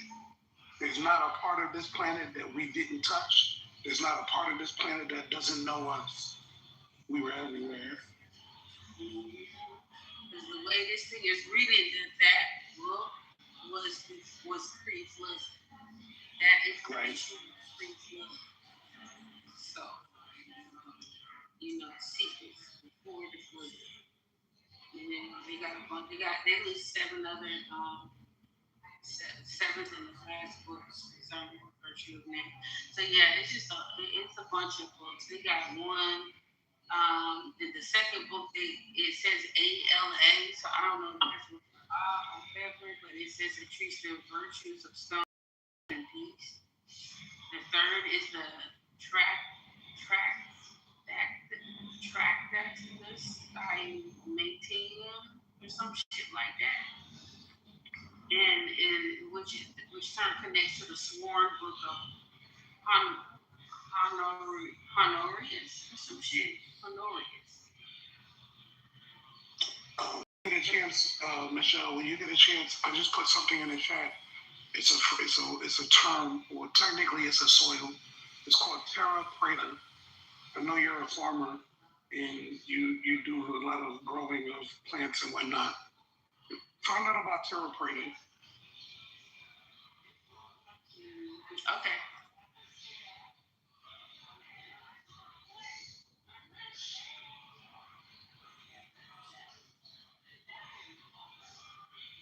Yeah, I appreciate y'all, yo. Hey, Shu, the brother Beepers, all of y'all, I appreciate y'all. I love this type of conversation.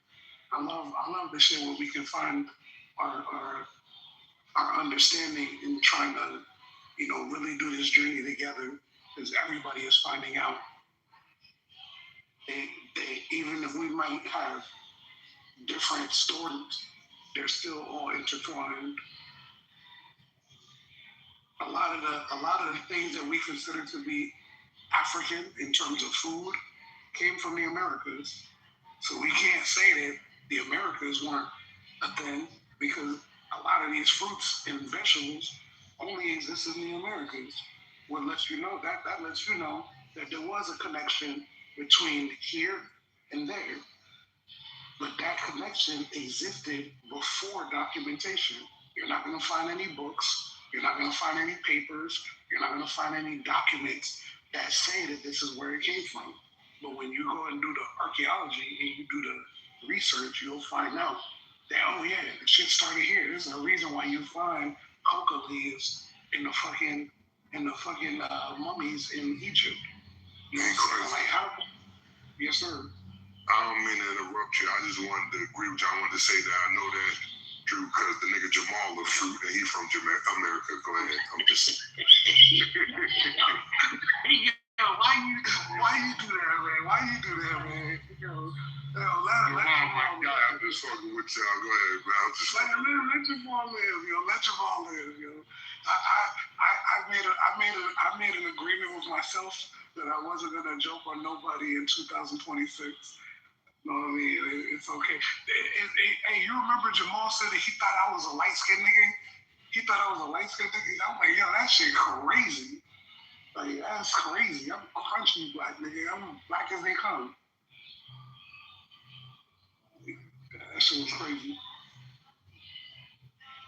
That nigga Jamal said he thought that nigga was talking about the Pope the other day. Was it Pope Leo?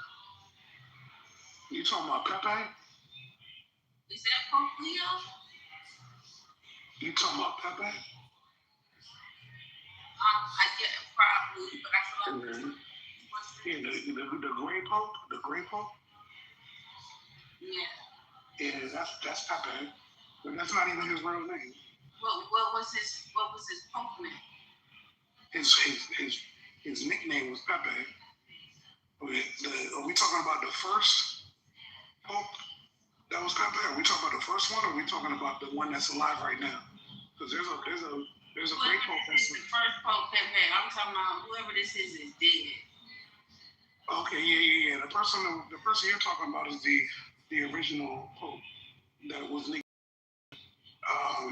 I don't remember his original name, but I know that the great Pope that's alive now, he also uses the same name, and he also uses the same nickname. And the irony of it is, if you look at his pictures, he actually looks like he's a whole vampire because he looks exactly like his ancestors. He looks exactly like his ancestors. That shit is scary to know that.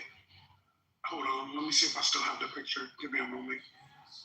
I'm gonna see if I have it. Hold on. And if I'm not mistaken, this Pepe is a part of the Orsini family, if I'm not mistaken. Hold on. Let me see. Oh, there we go. Boom. All right, so this picture that I'm putting in my PTR right now is, boom. This is, if you PTR, this was the Pope that they knew as Pepe. The one who's in my PTR right now that I just refreshed. After it, I'm gonna change it because the Pepe of today, boom, boom, boom, boom, this individual here. So this person here, if you PTR now, this is the Great Pope, Pepe. So look at the first picture I put, and look at this picture, and tell me that they're not the same person. Now check this out.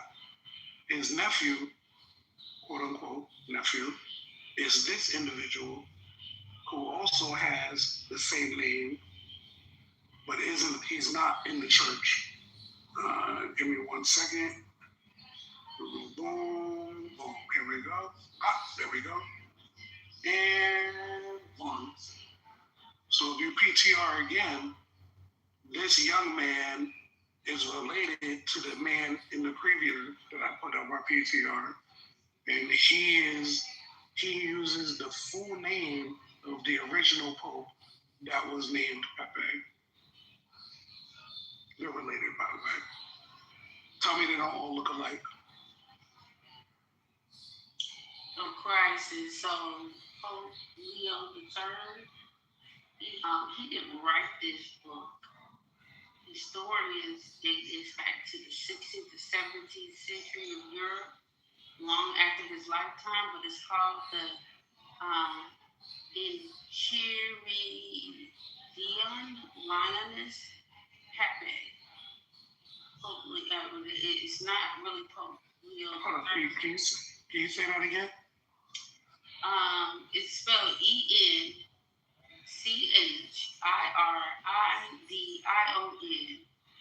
Leonis, Lee, Leonis, and then Pepe. P-A-C-E. It's the Chronicles of Pepe. Yeah.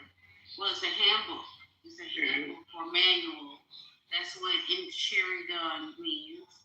But when it says what's in it, it says the text is a Christian magical protection manual combining Catholic prayers, songs from your Bible, the holy names of God, and angel invocation and protective charm. So they be playing on our faces. Man, excuse me, I'm sorry. I didn't mean to cuss, but it's in the Bible. Like, whatever that is, it's in the Bible. The Chronicles of Pepe. It's songs. You talking about the book of Psalms? No, she said it's in the book. She said it's in the book of Psalms. So we got to be and understand that there is, because it's all translations, right, and the language that is actually used. The reason why I'm saying that is only because you had Constantine, right? He's the one who was one of the first converts to what they call modern day Christianity. You know what I'm saying? The first Christian church was Roman Catholic. The Bible that they have has 72 books. Later on, the Bible got translated into just 66 books because they left out a lot of books out of when it comes down to your Baptist and your Pentecostal and so forth and so on. So you have to remember that some of these translations, because they didn't speak the language of the Messiah or some of the earlier prophets, some of these translations that we have, New World Bible,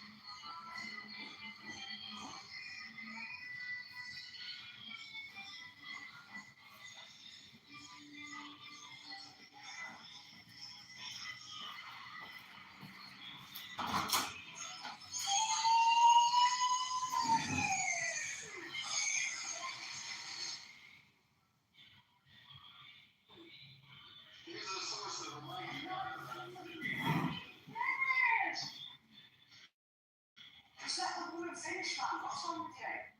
That's 1935. Years ago, that's in the University of Chicago's translations. They understand there was African and Africans across Europe, the Middle East, and China. Everybody's connected with it. So I need to start on your internet. Yeah, I'm not familiar with that, but let me tell you what I'm familiar with, and then excuse my ignorance while you're listening to me. If it's that unbearable. Okay. So what I'm saying is you also kind of have to apply that to